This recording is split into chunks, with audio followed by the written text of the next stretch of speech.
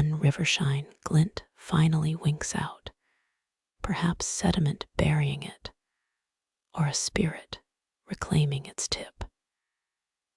You straighten your stiff back, cracking vertebrae, playing percussion to the wheel's creaky melody. Dew soaks your cuffs, cold claiming your ankles first. Tomorrow's tourists will shrug at this crumbling relic, too busy hunting Wi-Fi for plant identification apps. You wipe wet hands on moss, a natural towel older than your great-grandparents, then glance upstream. Currents fold over submerged rocks, endless liquid origami. No one pauses to applaud. 3 breaths, 4. The wheel keeps dripping secrets into dark water. Your fingers find a nail someone hammered here for forgotten reasons. Iron swallowed halfway by thirsty timber. No thoughts about mortgages or inboxes now. Just the Millrace's tired heartbeat sinking with your own worn gears. Some monks whispered blessings into the water before milling sacred grain, hoping prayers would bake into communion bread. You lack flour sacks or Latin hymns, so you hum half-remembered lyrics instead. The mill accepts this offering, squeaking slightly softer as night pools around your shoulders. Wind lifts your hair, air current sneaking from the pine forest behind you. You count frog croaks until numbers lose meaning.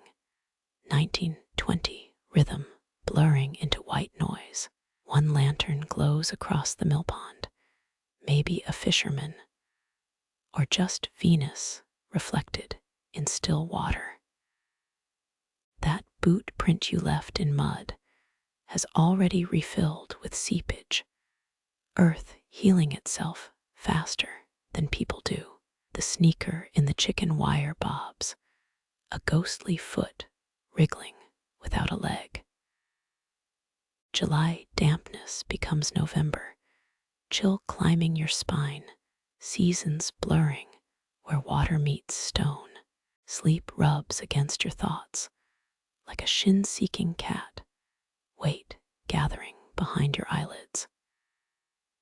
Those 3 fireflies return, dancing figure 8s above the Millrace's churn, winged ushers guiding you deeper. Dawn remains a rumor. Tomorrow, a problem for dry socks and coffee. You exhale, steam joining the river's mist, and let the wheel turn without witness. The water smacks worn wood, a wet slap keeping time like some drowned metronome.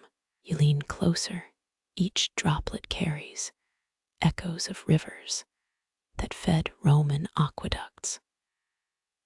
Remember, those conquerors loved their water power, even ground flour, with slave-driven mills before wheels got clever. Your finger follows a groove worn deep, centuries of current-licking rock like a determined tongue. Moss paints the timber emerald, cold velvet under your touch. Or maybe the mill grows its own pelt. A splinter bites your thumb, rude little hitchhiker from the olden beams below. You flick it off, watch it sail into the churn. Folks once thought splinters held curses, tossed them in fires to spite witches, never knew carpenters were secret exorcists, though historians still argue whether timber spells were prayers or threats. The wheel creaks, a low moan between rotations, rusty joints begging for grease. It sounds like your uncle's recliner after Thanksgiving dinner, all protest and grudging motion.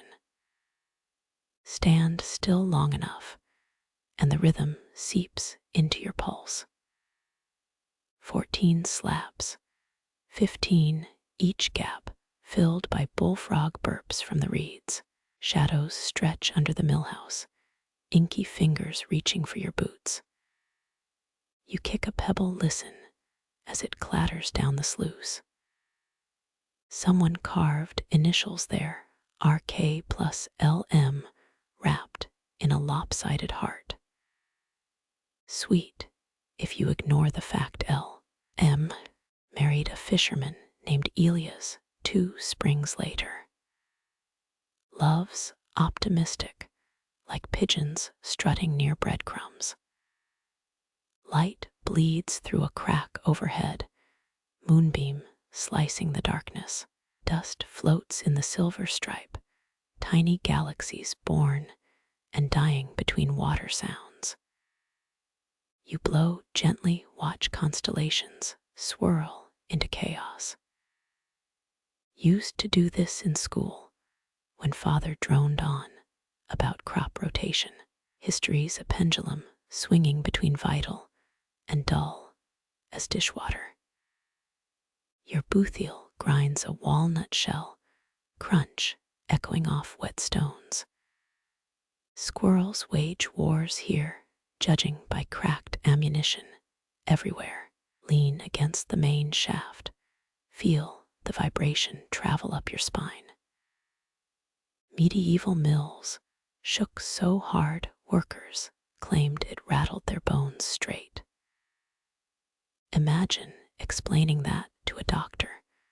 My spine's singing Gregorian chant, sir. Wood beneath your palm thrums, like the mills, humming a lullaby only timber knows. Historians still argue whether horizontal wheels whispered less than vertical ones. But tonight, both would sound like giants snoring.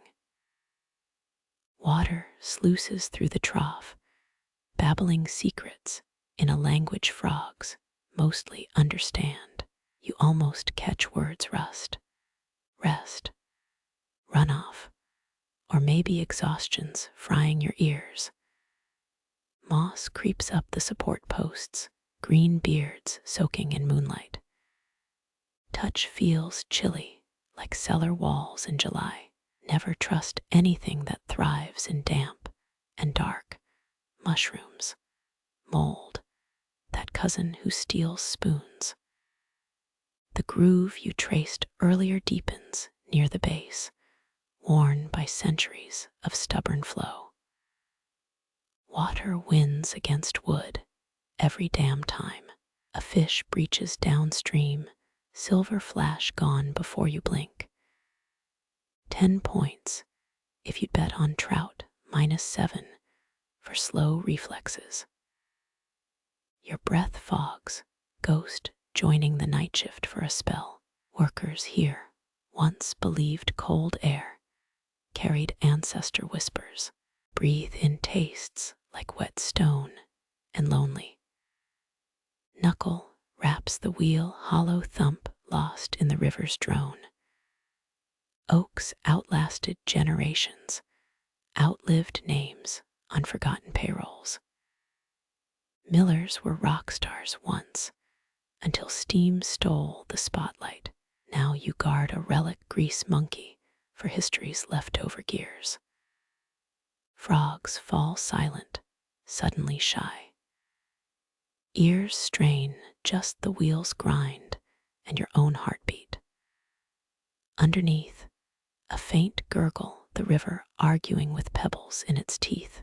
Press your ear to a beam. Hear timber's memories bubble up like swamp gas.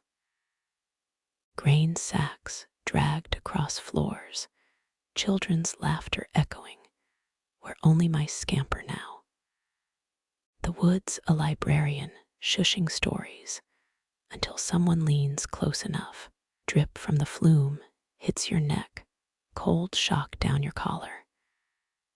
You jerk, elbow smacking the sluice gate. Iron's unforgiving always wins against flesh. Rub the bruise, blooming water chuckles at your clumsiness. Oil lantern across the pond winks, some night fisher hoping catfish bite better than boredom. Light bleeds gold on black water, ripples, unraveling the reflection.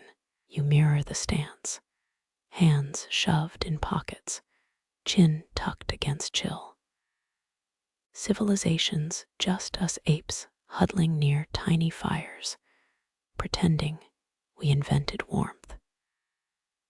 Wheel slows, gap between creeks stretching longer, debris in the flume, twigs choking the flow.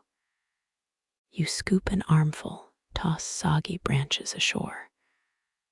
One leaf sticks to your wrist, maple skeleton from last fall. Persistent little thing, clingy as debt. A bat scritches past, wing beats softer than moth steps. Your nape prickles, but it's just night's harmless teeth grazing skin. Workers called them leatherbirds, thought they stole wool scraps for nests. Imagine bat sweaters, ridiculous cozy. Moon climbs higher, frosting the mill's roof in weak silver. Shadows shrink, hiding under the wheel like scolded dogs. Your shadow stretches thin, pale imitation, bundled in a coat 3, sizes too big for its ego, river size, current nudging the wheel into motion again. Timber groans, resumes its endless climb and fall. History's looped track, same ache, same flow, just different hands tending the gears. You press a palm flat against the moss-speckled rim, say nothing at all. 7 lanterns gutter weak gold, shaking light across damp brick walls. You count them twice, each flame fighting drafts, sneaking through cracked mortar. Their tin casings wear lacework rust, patterns like dead ivy choking wrought iron. One sputters, almost dies, before swelling bright again. Folks used fish oil in these, stinking up the night shift, worse than low tide. Persian mills burned sesame, instead, buttery light worth a king's ransom. The third, lantern's missing its hook, hangs cockeyed from a bent nail. You straighten it, fingertips smudged black with ancient soot. Touch tastes bitter, like licking a burnt pan. Workers claimed lantern soot cured warts, rubbed it on, while chanting donkey rhymes.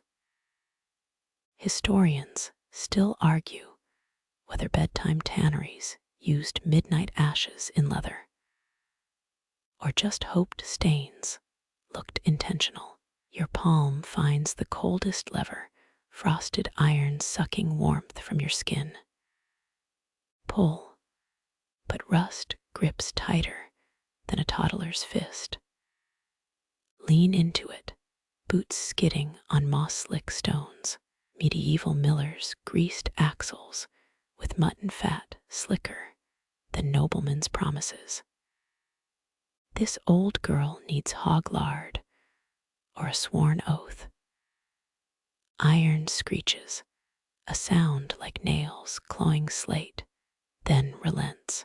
The lever drops into place, thud echoing through floorboards. Some gears yawn awake, others grumble about interrupted sleep. You half expect the wood wheel to spit like a cat disturbed from a sunbeam. Moonlight leaks through roof holes, speckling the lever's pitted surface. Shadows pool in its dents, tiny inkwells for writing bad poetry. That middle hinge wobbles like a drunk dancer at harvest festival. Funny how every mill's got one part held by faith and spiderwebs. Cobwebs drape the crank handle, silken hammocks for dozing spiders. Don't wreck their homes. Night shift deserves rest too. Besides, 8-legged roommates eat mosquitoes dumb enough to buzz near lanterns. Drop a crumb from your pocket, peace offering for any porters. Your thumb traces a dent in the lever, deep gouge from some forgotten tantrum. Maybe a foreman slammed it down, angry about wet grain or cheating wives. Iron remembers fury longer than flesh, stubborn as a debt ledger. 6 other levers sleep unused, their handles mummified in dust and disinterest. Knuckles wrap the control board, hollow rhythm lost in the wheel's drone. Panels oak, same timber as Viking longboats, if you squint past rot. Norse shipwrights whispered to planks, believed wood's spirit steered truer than rudders. This plank just sighs when kicked, seems downright ungrateful. Lantern number 5 dims, wick starving despite oil pooled below. You pluck its wire bale, swing it gently till flame gulps air. Wipers trick from 94, back when men carried watchman sticks. Observant folk notice fire needs breath same as beasts, hungrier too. A draft snakes down your collar, ghost fingers testing your resolve. Shiver, but the lever stays put. 17th century millers nailed horseshoes upside down, here caught good luck like rain barrels. Check above the lintel, nothing but wormholes and someone's scratched tally marks. Count 73 grooves in the lever's shaft, machine-made ticks, marking nothing useful. Maybe tallying full moons, or a bored apprentice's prison sentence. Historians adore such marks, spin whole careers from carpenter doodles. Bet he just hated counting bushels. You hum, low noise threading through the gear's grind. Lever vibrates under palm, answering in rusty Morse code. Oak beams hum harmony, creating a chorus only dust motes applaud. Cathedrals got pipe organs, mills got better acoustics. Lichen crawls up lever 7's base, flowerescent green in the half-dark. Touch spongy flesh colder than grave dirt. Folks believed night lichen fed on whispers, plumped up with gossip. Press an ear close, hear nothing but your own pulse thudding. Pull the lever again, its journey smoother now, like coaxing an oath from a priest. Metal warms where your grip lingers, stealing body heat like a thief.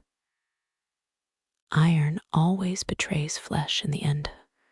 A loose cable whips free, brushes your cheek soft as moth wings. Startle, then laugh, jumpy as a goat on brew day.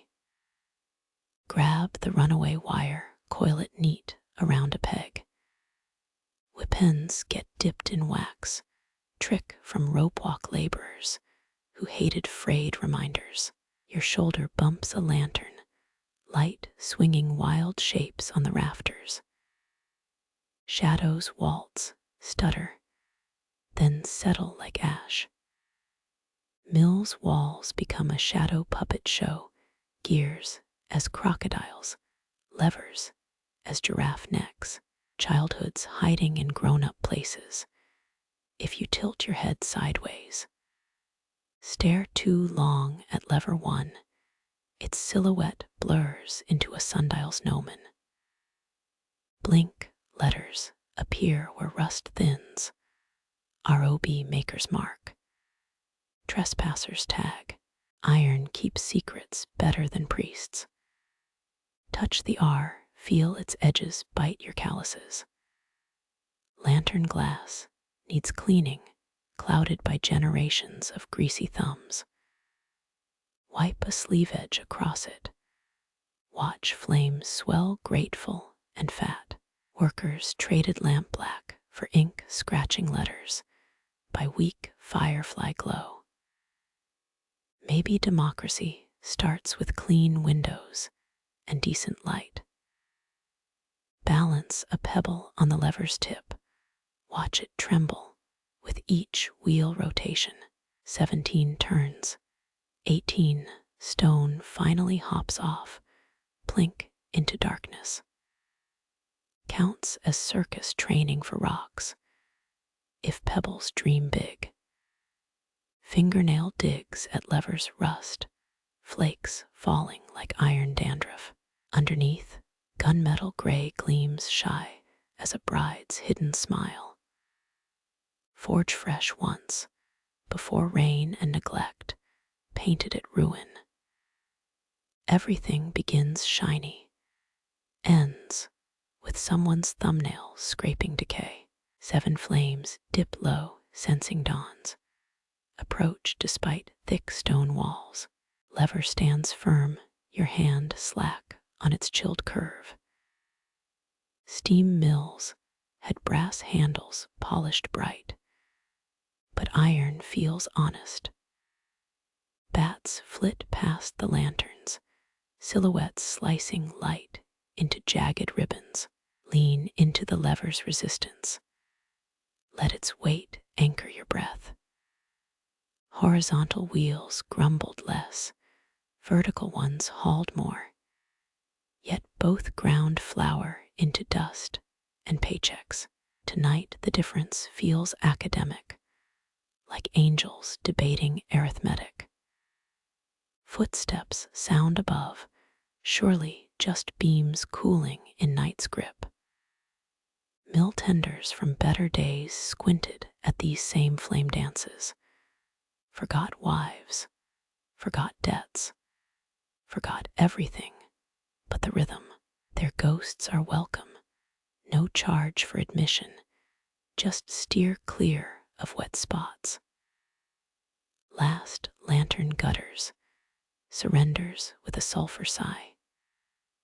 Only moonlight paints the lever now, pale blade rising from shadow.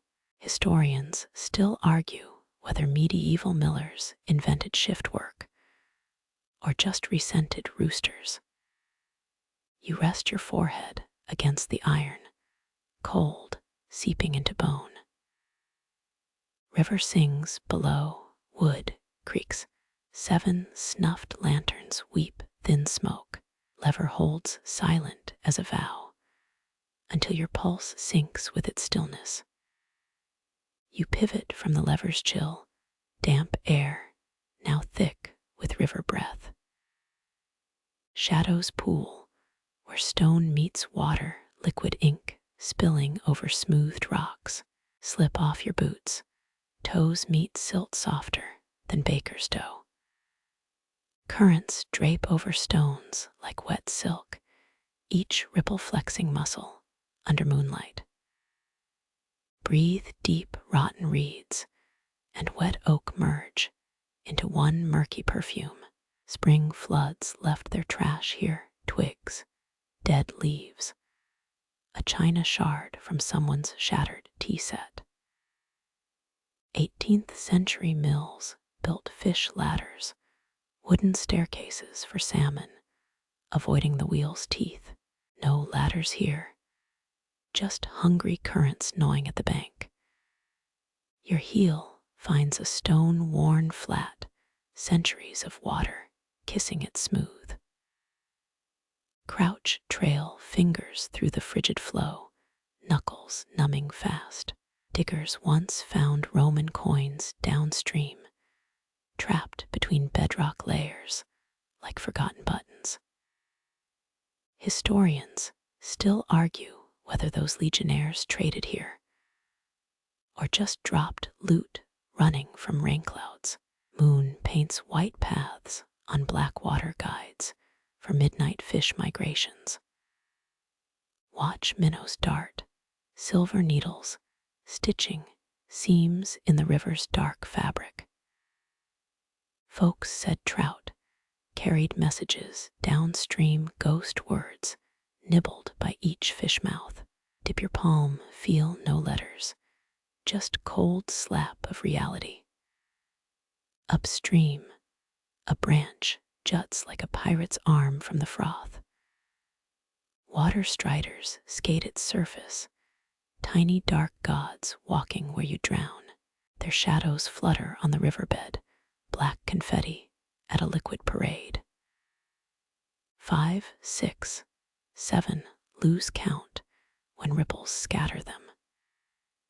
Kneel, river soaks your knees, denim drinking chill straight to bone. Listen, the mill wheel's groan harmonizes with river's hush, a duet conducted by gravity itself. Egyptian kings diverted whole rivers to flaunt power. This one bends for no one. It carves its path, grumpy elder, ignoring upstart dams. Moss blankets a midriver boulder, green pelt shivering as flow combs through it. Touch, slick threads cling like a drowned man's hair. Wise women used river moss in poultices, cooled fevers and gossipy tongues. Yours just leaves your fingerprints gloved in wet velvet. Rotting planks mark the old pier, stubby fingers rotting into the drink. Test your weight on the least sunken board. It groans like a stepped-on cat. Pirate crews stored grog on such piers, drank it warm with weevils for garnish. Tonight's drink is river mist, less buzz, fewer legs. Pluck a waterlogged twig, draw circles on the surface like a bored pharaoh. Ripples yawn outward, sluggish rings, bumping stones the way drunks bump lampposts. Norse myths claimed rivers were Emir's veins, giant blood turned to freshwater. This feels less divine, more like leaking plumbing. Your reflection wavers, face chopped into cubist chunks by the current. Blink, river rearranges you, nose where chin should be, eyebrows eating your hairline. 7 attempts to wink at yourself all end up looking like seizures. Childhood's funhouse mirrors had better manners. Something brushes your submerged ankle, slick as oiled rope. Yank back, but it's just pondweed riding the tide. Local tales warned of nixies here, water sprites dragging loafers under for tickle torture. Realities less thrilling, just green slime with commitment issues. Press a river-rounded stone to your temple. Its chill dulls the mill's throb. Rocks remember every flood, every drought, every boot that kicked them. This one's warm where your skin touches life, leaching into dead weight. Geologists would lick it for data, but don't. Frogs hiccup from the reeds, 3 bass notes, then silence. Wait, another answers. Higher pitch, amphibian Morse code for go away. 19th century ladies kept frogs as lap warmers. Fashion's slippery, slope the creature likely hated. Wade deeper, current tugs your hem like a needy toddler. Water swirls around thighs, pulling, pushing indecisive as a hungover judge. 7 steps out. Silt sucks your feet deeper with each heartbeat. Feels less like walking, more like the rivers digesting you slow. A leaf boat drifts past, oak casualty, riding the night's slow exhalation. Add your twig as cargo, watch it list sideways, then sink. Viking funerals burned ships. This leaf's doom is wet and indifferent. Upstream roar deepens, new rapid flexing after spring rains. White foam claws at rocks, furious lace on the river's collar. Roman engineers measured currents by throwing in sticks, timed their exit past pillars, yours already drowned, bad data floating belly up. Dragonfly's arrow past, helicopter bodies rattling like shaky chandeliers. They pivot midair, jeweled drones mapping your soggy trespass. 7 years as larvae down there, 7 weeks flying up here. Fair trade. Ask their crumpled bodies on your windshield come August. Mud squelches between toes, each step a rude symphony of slurps. Pull free. The river bottom burps bubbles smelling of swamp breath, marsh gas.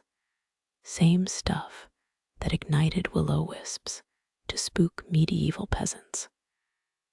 Tonight just smells like something died farting. The mill's reflection shatters, water tearing its shape into abstract scraps. Stone walls twist like melted candles, windows bleeding light downstream. Art critics would call this bold, you call it broken. Fish breach, arc silver in the moonlight, then vanish with a wet smack. Their worlds flipped, surface a mirror ceiling showing nothing true. Surface dwellers envy their depth, but what's down there? Rusty hooks, old tires, your car keys from last May. Scoop water, let it bleed through your fingers, liquid hourglass, with no patience. Dry hands later will crack maple bark skin, telling river tales. Elders soaked hands in urine to harden them. Pass on that spa tip. Hoarfrost creeps along the bank. First crystalline fangs of dawn's hunger. Ignore it. River won't freeze tonight. Too busy chewing shorelines. 19th century ice harvesters sawed blocks from frozen rivers, sold winter back to summer at markup. Turn your hip bumps, a half-sunk barrel swollen with river bloat. Flick its swollen wood, hollow thunk echoes like a dead drum. Maybe held pickles, maybe gunpowder. Now just holds water and regret. Historians love such mysteries. You love not catching tetanus. Silt clouds your wading, murky blooms where feet disturb the bed. 5 steps, 6 rivers swallowed your ankles whole. No witness, but crayfish. Folks panning for gold here found pyrite, fool's gold, and emptier pockets. Frog song swells, 3 notes, praising dampness and poor life choices. You answer croak low, they pause, then mock your terrible accent. Amphibian diplomats demand better envoys next time. The far bank's willow dips branches, green hair combing the current. Its roots clutch the shore, knuckled fists, holding earth hostage. Druids thought willows sang during storms. Tonight's breeze gets no encore.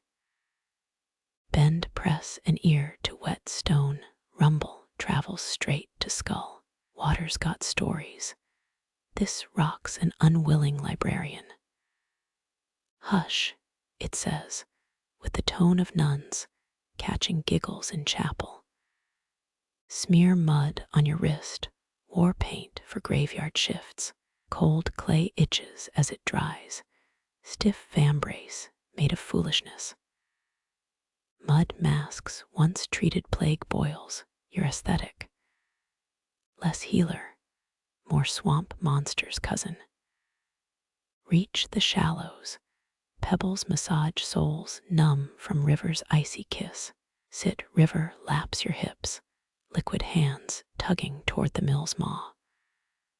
Water baptizes millers, same as priests, just with more leeches. Clouds eat the moon, darkness floods the banks like spilled ink. Blink, wait, eyes adjust slow as glue drying. Pinprick stars reflect upside down, snared in water's net with nowhere to flee. A log drifts by, waterlogged giant shedding bark like dirty bandages. It spins slow, caught in some lazy whirlpool's daydream. Sailors feared such driftwood, harbingers of shipwreck to come. You, just grateful it's not a snake. Rain prickles the river, count each drop's circle expanding, merging, gone. Water lives communal, shares every stumble with its brethren. The mill wheel's applause sounds louder now, fat drops drumming the paddles. Monks used rain gutters to measure piety. Got 40 days of data last March. Teeth chatter uninvited percussion to the river's sluggish beat. Climb onto the bank. Grass blades stab your shins like jealous pins. Wrap arms around knees. Watch dark water erase your footprints fast. Rivers forgive nothing, forget everything. Bait sellers once worked these banks, worms dangling like awful necklaces. Their ghosts linger between mayfly hatches, still hawking wriggling doom. Moon escapes the clouds, sudden spotlight on your shivering nest. River exhales mist, veils swirling over its midnight skin. Fogs, just low clouds on vacation. Waterfront properties, overrated. Your torn hem drinks river cotton darkening as water climbs threads. Fabric bloats, dead kelp clinging to barnacle legs. Colonial laws find folks for muddying public waters. Good thing tonight's judge is an owl. Stand, damp pants cling cold denim shaped to legs like regret. Walk upstream, pebbles slick underfoot, balance traded for speed's hollow promise. Workers often fell in drunk, fished out cursing next morning. You're sober, yet wobbling like a two-legged stool. Flotsam catches on a rock, tangled twine snarled with duck feathers. Untangle it, threads melt in your grip, remnants of some kid's lost kite. Childhood wrecks on adult shores, nothing new.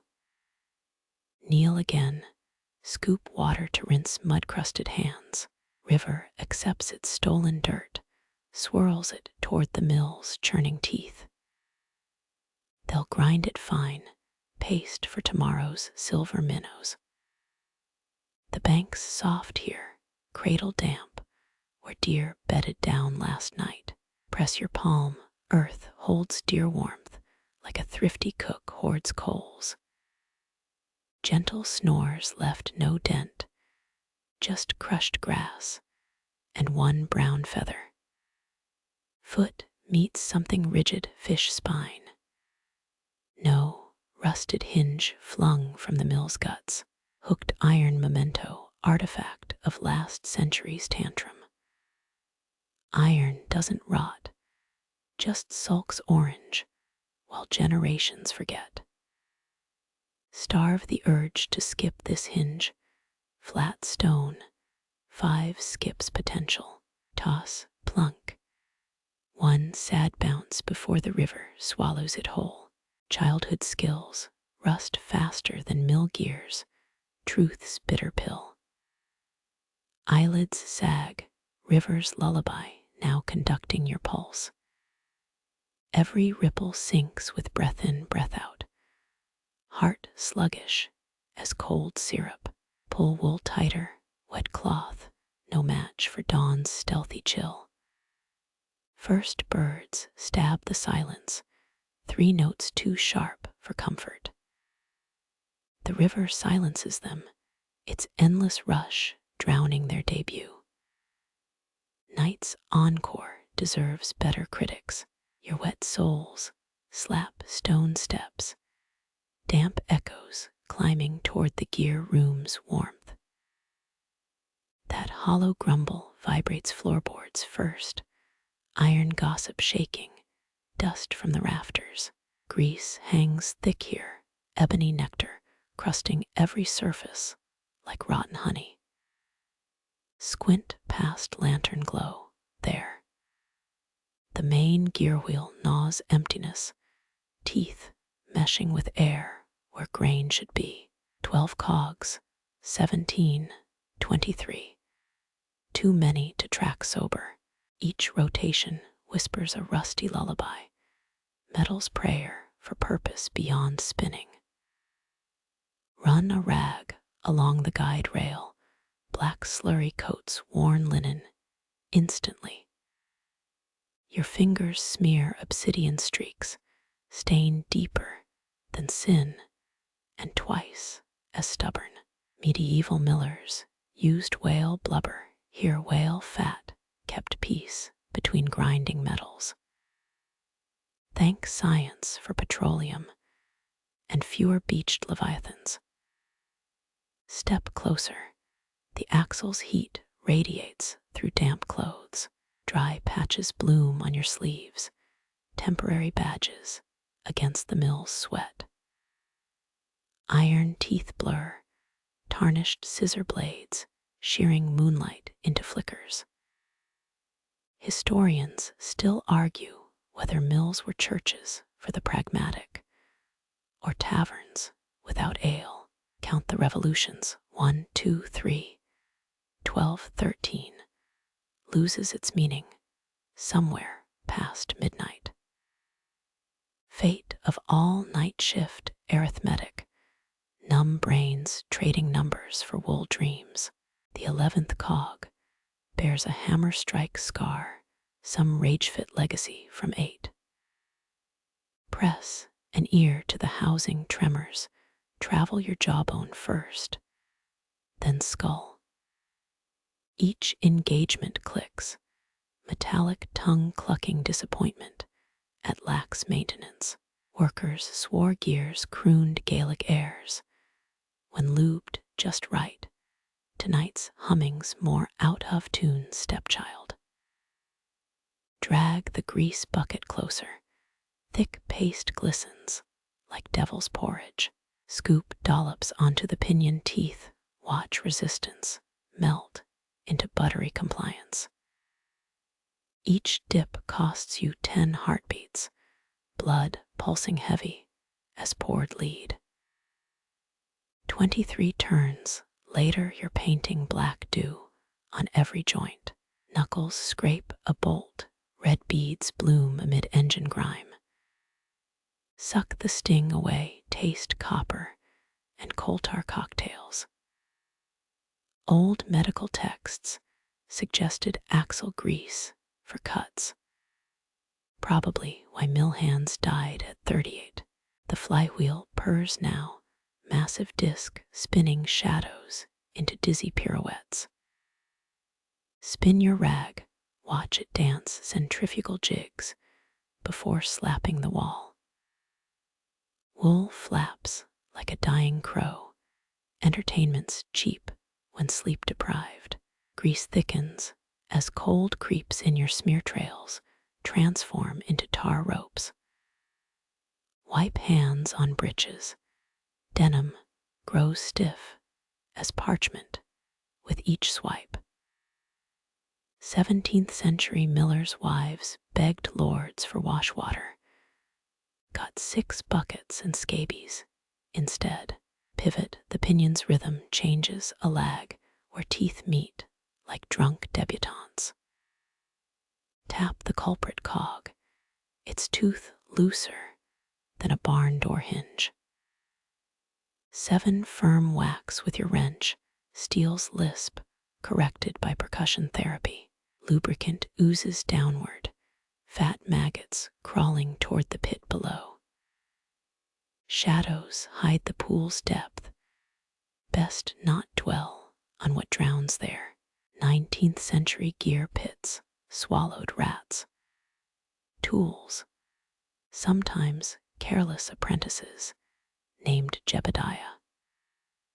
Your heels find the observation ledge, granite worn concave by decades of overseers. Lean back.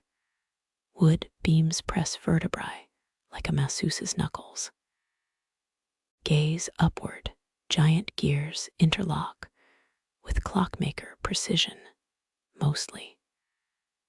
The 7th rib spar lists left, sagging under the folly of hungover carpenters. Breathe deep, oil fumes layer over river damp, still clinging to your collar. Inhale machine sweat. Exhale fatigue's gray veil. 19th century doctors blamed mill sickness on bad air. Missed the real poison, 14-hour shifts. 3 lanterns gutter, moths battering glass in suicidal devotion. Their tiny thuds sync with gear clicks' insect metronomes, keeping chaos at bay. Your eyelid twitches, left one, always the left. Pebble dash constellations, pepper the ceiling, crumbled mortar mocking star patterns. Connect the dots, not Orion. Something snaggled like a hound's grin. Zodiacs for the sleepless, astronomy with squints. Drag fingernails across the ledger gouged tallies from harvests long eaten. 10,000 sacks ground here one autumn. Wheat became flour, became ghosts.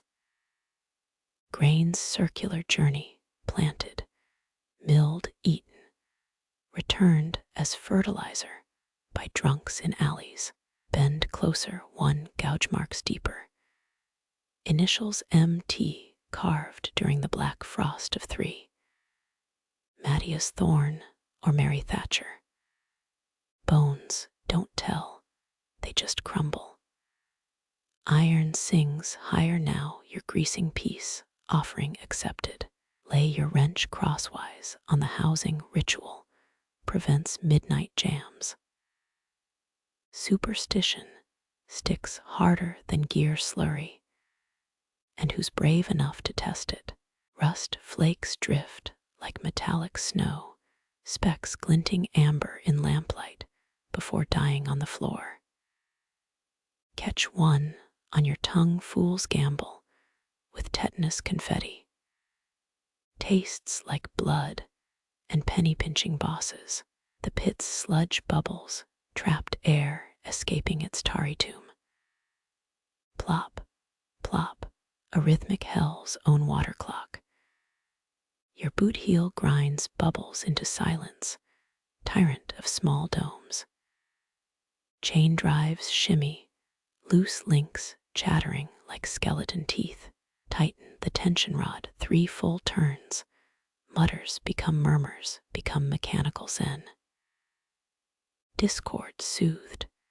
Temporary armistice declared in the war on noise. Chill intensifies.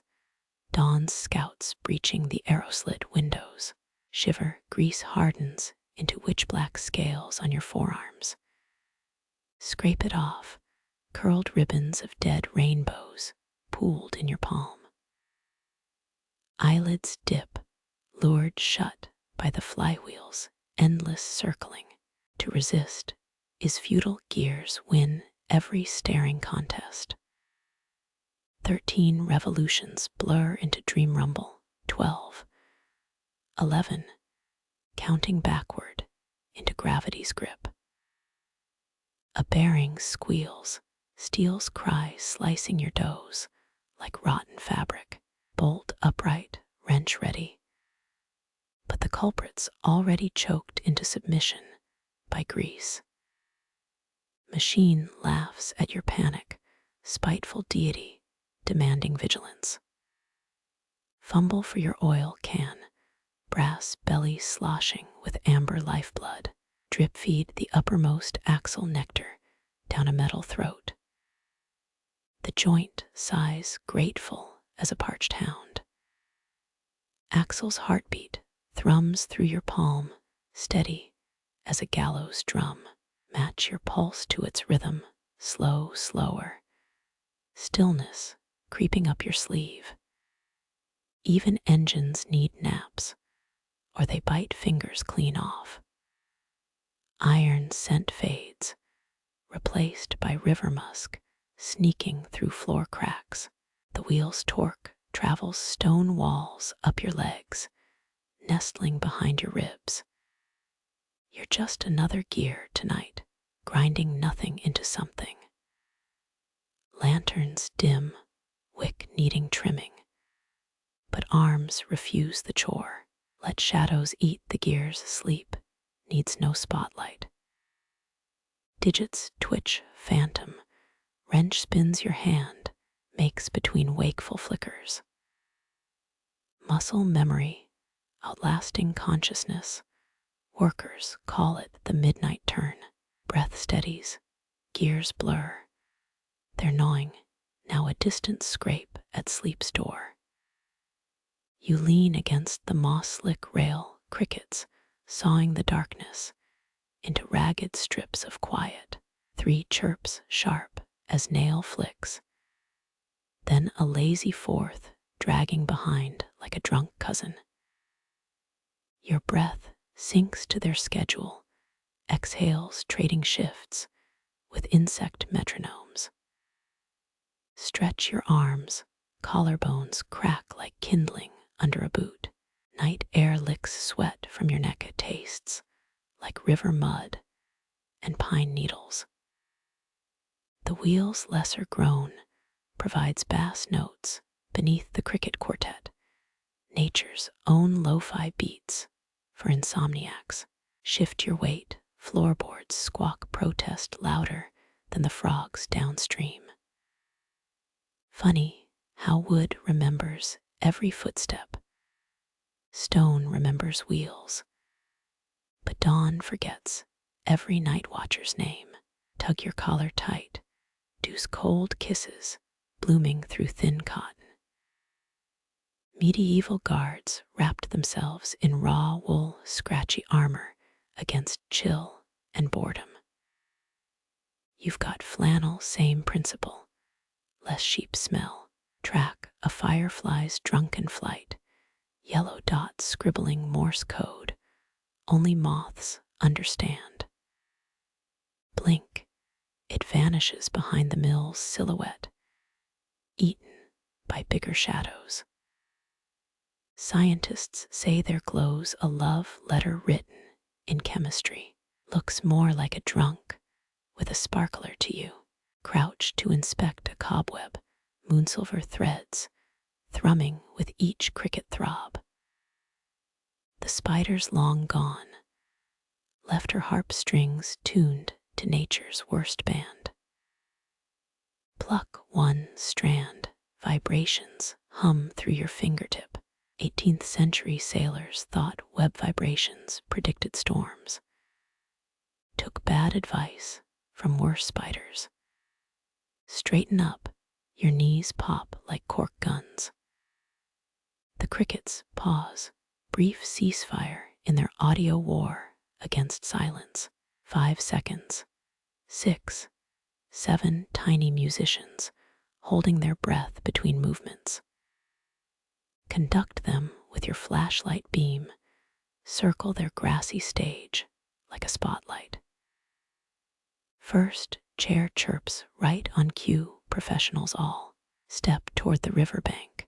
Pebbles skitter underfoot like scared beetles.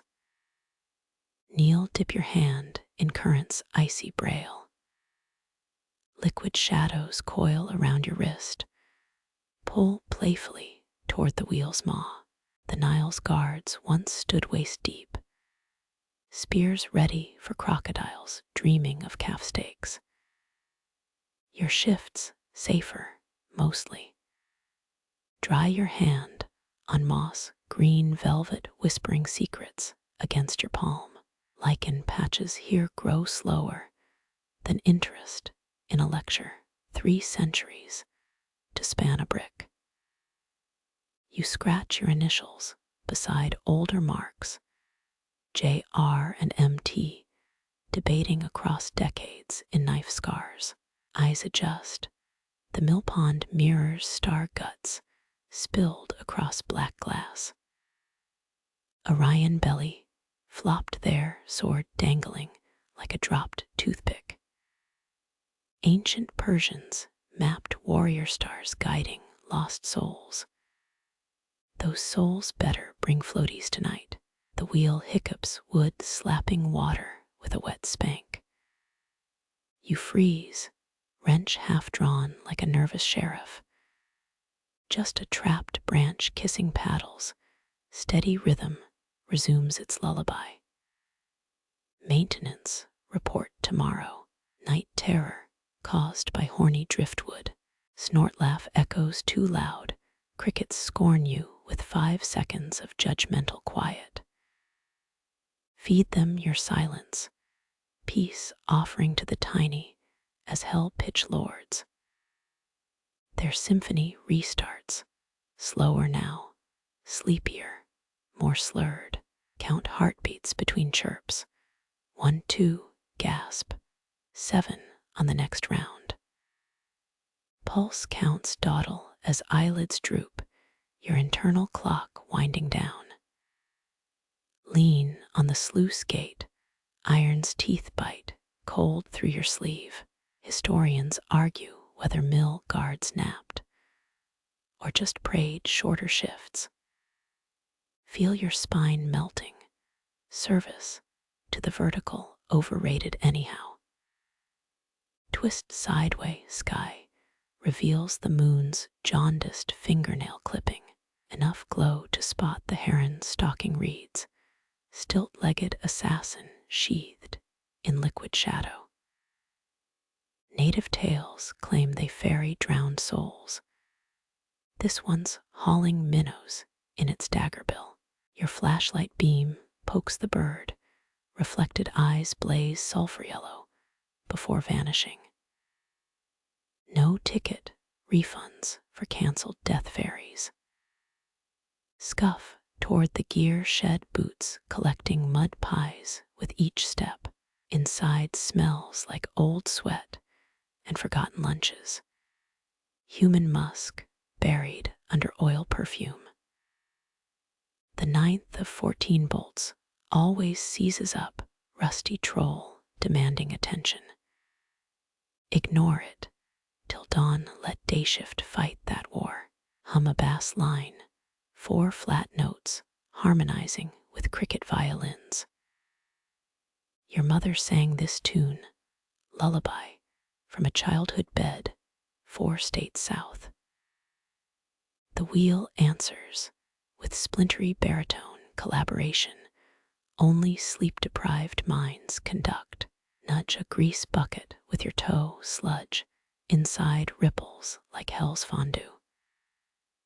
16th century lubes used sheep fat and lead powder. Probably why everything smelled like barbecue nightmares. Blink, suddenly seated on the foreman's stool. No memory of bending knees. The cricket's rhythm blurs, stutters, resumes at half speed. Air thickens, blanket woven from river sighs and frog belches. Tilt your head, the Big Dipper scoops darkness above the mill's chimney. Ancient farmers planted by its tilt. You plant your own thoughts in star dirt. None sprout fallow, brain resting between gears. Drag a stick through gravel, crooked line marking time's clumsy crawl. Watch the horizon ignore appointment. Stubborn night clinging like grease under nails. Some guard you are more like a scarecrow loafing at its post. Bats Stitch moonlight between water oaks, leather scraps sewn with echolocation thread. One dives snatches your imaginary cigar smoke like a tiny dope. Pine resin scent punches through the damp, clean knife, slicing through bog breath. Roll the smell under your tongue. Summer trapped in tree blood. Workers burned sap logs during strikes. Sweet smoke signals bosses couldn't smother. Slump lower, chin nesting on collar, while eyelids stage a mutiny. Let them fall. Crickets furl their bows. The wheel coughs into its fist. Your last thought tangles in the rasping grass. Then silence. The night guards its rhythm, and you guard the night. You straighten, dust motes cascade from your shoulders like flour shaken from a baker's apron. Old sacks slump against the far wall burlap, bellies swollen with grain that never met the millstone. Their stitches split wide, whispering the dry breath of barley souls. Medieval mills stored harvests mixed with wormhood, bitter sentries against mice and mold. Modern pests laugh at such defenses. These sacks surrendered years ago. Press your palm to coarse fabric, rough weave scrapes skin like a stubble-chinned ghost breathing through the weave. Inhale sweet rot and sour sweat tangle in your nose. The aroma of forgotten lunch pails abandoned mid-shift. Some cultures kept sourdough starters for generations, yeasty pets bubbling eternal in cellar crocks. This air tastes like those starters died screaming. Knead the sagging burlap. Your fingers sink into spongy decay beneath the surface. Something shifts inside, grain shifting like hourglass sand reversed. Egyptians buried bread loaves with pharaohs, staff of the afterlife, dipped in honey and ash. This barley's afterlife smells like wet socks. A hiss shivers overhead. Rafters creak under the weight of settling shadows. Look up, rafters sag like arthritic spines. Cobwebs drape ancient pulley ropes, ghostly harp strings unplucked for decades. Workers once balanced there, knee-deep in airborne chaff, their coughs threading through dust clouds, thick as curses. Step back, your heel grinds spilled kernels into stone. The sound echoes like a woman snapping green beans, rhythmic and sharp in the still air. Historians still argue whether millers' wives shaped dough here or just spooned soup into tired mouths. Cold drafts fondle your neck, a presence skating fingertips along your collar. Turn, nothing but moon slats cutting through boarded windows.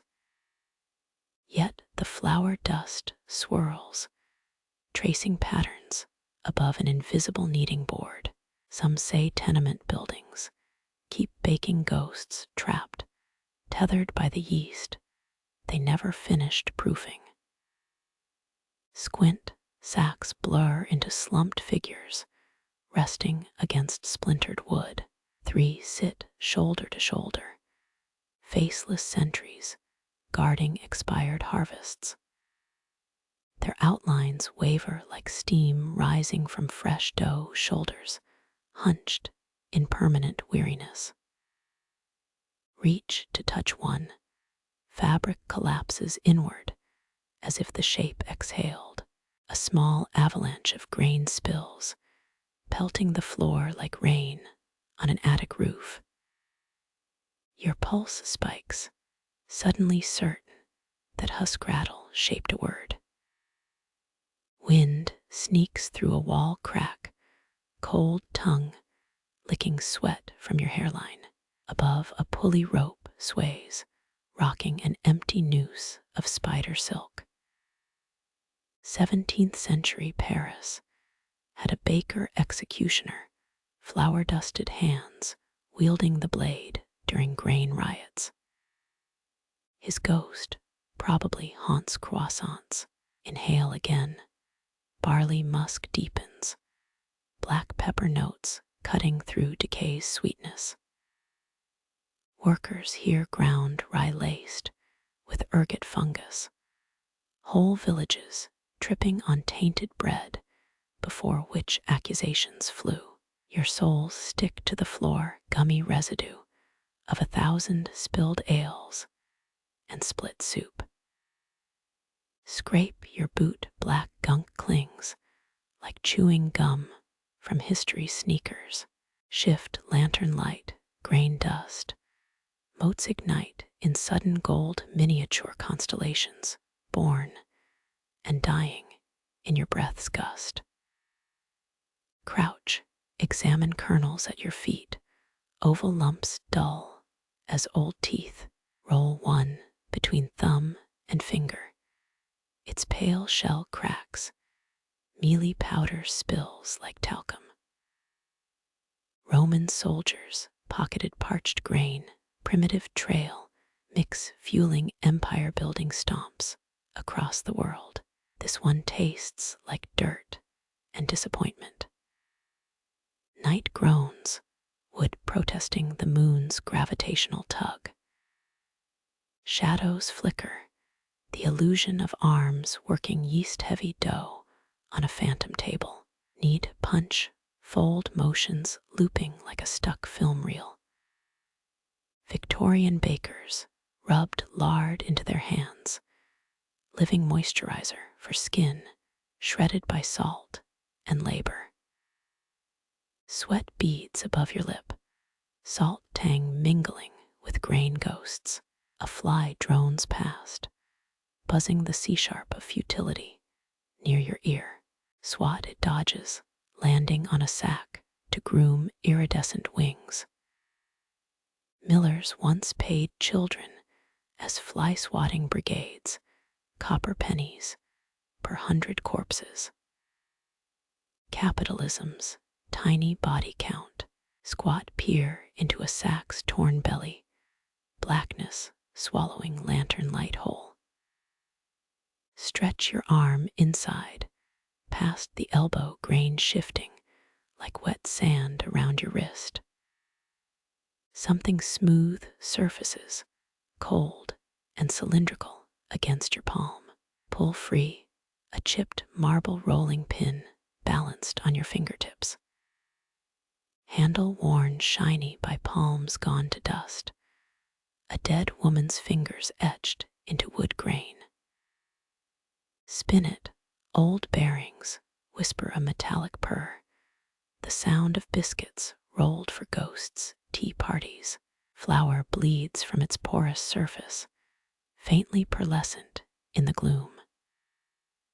They say bakeries built over cemeteries yield fluffier croissants, spirits leavening dough while bakers sleep. The rolling pin drags, tugging toward the floor, as if pulled by invisible dough. Release it, clatter shocks the quiet into jagged pieces. Fly abandons its feast, zipping out a crack in the north wall. A groan answers from rafters, weight shifting across weary beams. Stare up, straining for the baker spectre needing air. Only darkness presses back, dense and yeasty, ready to bake you inside tomorrow's loaf. Back toward the doorway, floorboards whimper under your tread. Moonlight outlines the entrance, freedom swimming in silver, just 10 paces ahead. The smell follows, barley sweetness clinging to clothes and nostrils like a dead ode to dead millers. Historians still argue whether famine bred tasted worse than the void inside hungry bellies. You'll take hunger, no hauntings included. Wind punches through. The kneading motion resumes behind you, hands working dough faster. Now, angry slaps against a board, only shadows see. Resist looking back. Phantom, dough needs no witnesses. Steel blades spin in the main room, millstones singing their circular hymn. Maybe hungry ghosts grind midnight flour here, sifting time itself into powdery seconds. You prefer your toast unblessed by dead bakers. Hold the ectoplasm. Wipe your palm on your thigh. Marble dust streaks the denim like a war paint smudge. Funny how hands remember motions long after the mind forgets the task. Muscle memory, outlasting love or grief. Some mornings you wake shaping invisible roles, dreaming of ovens that never existed. Nudge the door wider. Cricket song floods in, washing away flower ghosts with river-cooled notes. Breathe through your mouth. Now, trap that grain dust haunting in your sealed lungs. The rolling pin lies where it fell, quartz gleaming like a bone gnawed clean by rats. Let it rest. Some tools outlive their users. Some hungers outlast the starved. One sack shifts, dented surface shuddering, as if poked from within. Mice or memories. Locals swore this mill's cats grew fat on ghost crumbs. Your spine prickles. Step fully into moonlight's bleach. Rubbing your eyes hard, dislodge the phantom bakery from your mind. Retinas flare red, chemical firework residue staining the insides of your lids. When vision clears, the doorway yawns empty behind you. Just mildewed sacks starving gently in eternal gloom. You swear the shadows need bread. Or is it wind? Kneeling hurts. The mill floor forgives nothing. Stone bites your kneecaps, payback for forgetting its age. Icy sweat beads the foundation, blocks rock weeping from some glacial pressure deep below. Touch one, lick dampness. Your fingertip recoils. That's not dew, stone milk drawn from the earth's cold diet. Press your ear to a weeping slab. Granite hums stories in glacial Morse code, clacking inside. Pebbles rolled through ice rivers long before pyramids pierced Egypt's skyline. Ancient builders chiseled granite with bronze and vinegar, sweat equity at 10 strikes per hour. Historians still argue whether slaves sang work songs or just wept into their chisel wounds. The foundation's breath laps your cheek, rotten fridge air mixed with geological flatulence. Fog invades your nostrils. Nose hairs stiffen instantly. Medieval millers stuffed moss between stones, primitive insulation against winter's bite. Modern lichen doesn't take bribes, payback for all those polished suits ruling skyscrapers. Slide down back against the cold stones. Let your spine absorb their vertebrae ache. Rocks remember weight, centuries of oak beams crushing down like a sumo wrestler's grudges. Some Baltic myths claim stones grow heavier when adulterers sit on them. Your thighs feel sinus pressure. Palms spread flat, search for the heartstone rumored under every Saxon mill. Your left thumb finds a groove, carved sigil worn smooth by scared millers petting it at midnight. Freemasons etched similar symbols, secret geometry, to trap whispers in angles. This one feels like a forgotten mute button. Lean closer, examine the mark, triangular depression edged in black mold. Touch it, frost rime dusts your nail. 19th century druids held seances here, allegedly communing with the mill's stone familiar, named Bartholomew Pumice. His advice proved rocky grow moss, ignore plagues, consummate only with quartz, a skittering noise, centipede legs, tap dancing between mortared gaps, woodless retreat armored tourists regretting their spelunking vacation. Roman concrete contained volcanic ash, self-healing magic, lost to time. Your foundation prefers tuberculosis coughs, wet and consumptive in the damp dark. Pebbles clink below, sudden shifting in the gravel bed. Local tales swore the mill slid downhill, each full moon snake-like migrations toward softer riverbanks. Check the corners. Fungus lines trace no relocation. Millstones stay put, unlike your childhood home after the divorce.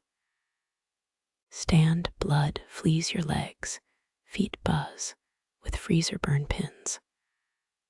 Hobble along the wall, fingertips reading braille messages in the rock. Chisel scars form letters T, Brigswaddle 1713, a date etched over an older rune. Workers loved graffiti, historical middle fingers to future renovators. Trace Brigswaddle's name rough divots where pride outlasted muscle. He died at 64, buried with his trowel and a pouch of stolen mortar mix. Epitaph red dust to dust's subcontractor. Dark humor tastes flatter after midnight. Kick a loose stone, it arcs into shadows. No satisfying thud answers. Foundation voids gulp sound hole. Acoustic black holes hungry for dropped hammers and curses. Someone once lost a wedding ring down there, spent 63 days fishing with magnetized string. Got the ring, and 3 mouse skeletons holding paws. Shiver cold migrates to your marrow, now frost blooming under skin, like squid ink in water. Blow warmth onto trembling hands, breath clouds betray your weak human furnace. Vikings hugged monoliths for warmth, their version of cuddling geoparks. Eyes adjust, greenish light leaks from phosphorescent moss above. Weak glow paints the stone's moldy avocado, depressocore ambience for crypt dwellers. Bend peer into a crack, blackness stares back with gravitational pull. Childhood ditches hummed, don't jump down wells. But adult, you contemplates spelunking anyway. Crouch, press your cheek to the floor. Cornerstone's breath exhales meat locker stink. Inhale anyway, stone lung butter spread across your sinuses.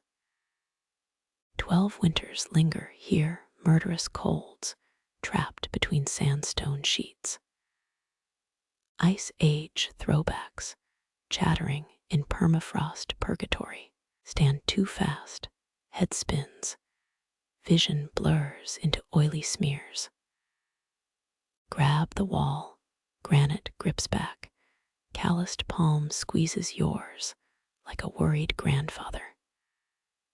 Mortar crumbs snow onto your boot, construction dandruff from stressed infrastructure. Someone should check the building codes, preferably someone warm and employed. Stomp, kickstart circulation. Toes scream inside trapped socks. Echoes come late. Sound dawdles here like teens, avoiding chores. Charles Darwin studied barnacles for 8 years, his version of this glacial pacing. Not everyone gets their eureka moment. Enjoy the mildewed journey. Moonlight slants through a high grate. Silver axe chops. Dust motes mid-drift. Follow that light puddle of mercury on the floor. Your shadow stretches inside it. Alchemists chased liquid metal dreams. Quicksilver promises to cure millstone arthritis. Your cure involves fleece pajamas and a space heater. Water droplets ping your scalp, sullen metronomes counting geological time. 1 plinks your nose, salty trespasser melting off your face. Taste it, iron tang and limestone aftershocks. Pennsylvania aquifers, finest export. Berliners prefer their tap water. You prefer not swallowing sedimentary hiccups. Scrape boot soles. Pump fake warmth into dying toes. Socks slosh. Each step squelches, like trout mating in wet socks. Not your kink, but medieval peasants swore wool insulates, even soaked. They also died at 40. Marketing hides grim truths. Sudden memory. Grandpa's root cellar smelled like this. Potatoes rotting in silent resignation. Shake it off. Sentimentality freezes faster here. Nostalgia is gasoline. This mill prefers diesel soot. Check your watch. Night still owns the hour hand. 3 a.m. is vampire's brunch time. Your stomach growls like an undead critic. Leftover granola bar. Crumbs mock you from coat pockets. Feast like the Romans. Single almond wrapped in lint. Crouch again. Sound summoned by stone gravity. Your body tired of vertical pretense. Palms ground you counterweight against basement vertigo.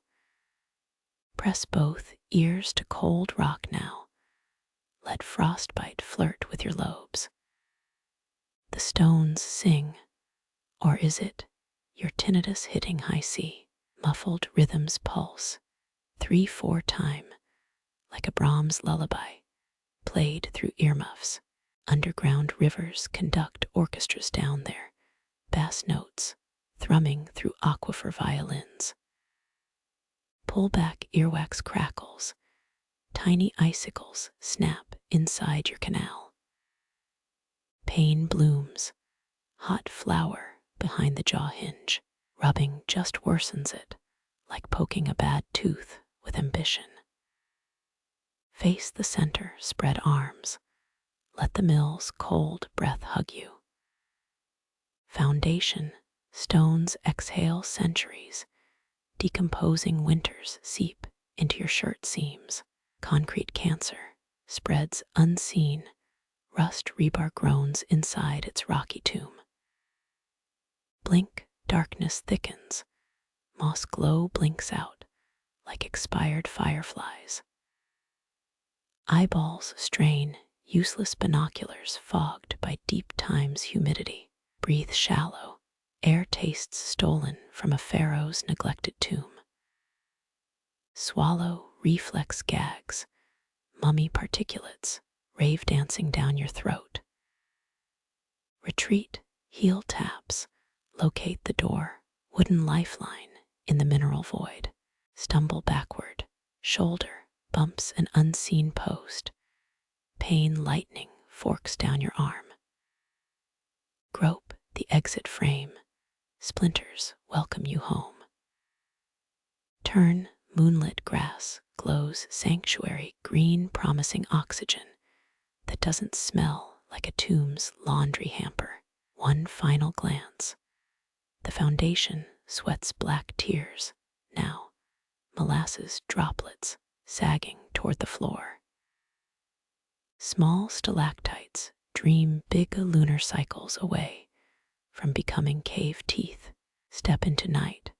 Foundation's chill clings like wet silk pajamas. Your knees creak louder than diseased gears, suddenly empathizing with the mill's complaints. Lick your lips dust and salt linger, geological lip gloss with zero glamour.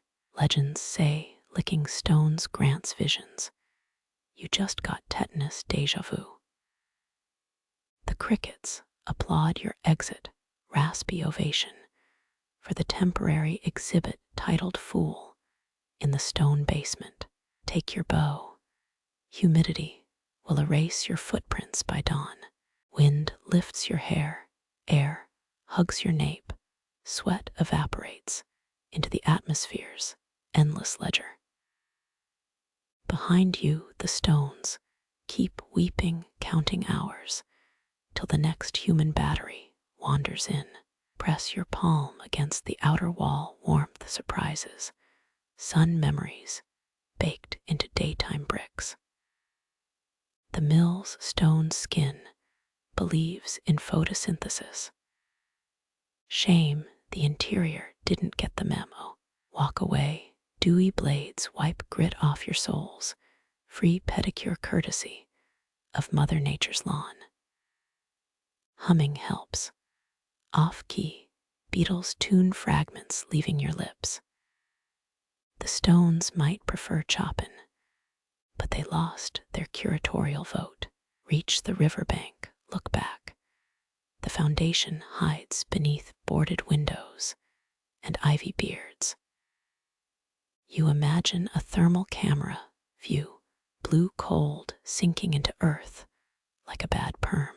Kneel, dig fingers into mud. Let earthy warmth soothe stone-numbed joints. Worms squirm, blind refugees, fleeing your clumsy excavation. The Danube once flowed here, ancestral river, whose bones birthed this Millrace. Straighten pebbles trickle from your cuffs, geological souvenirs you never ordered. Brushing them off feels cruel, sending tiny migrants back to their concrete gulag. For several seconds, silence swells, your ears void of subterranean choirs.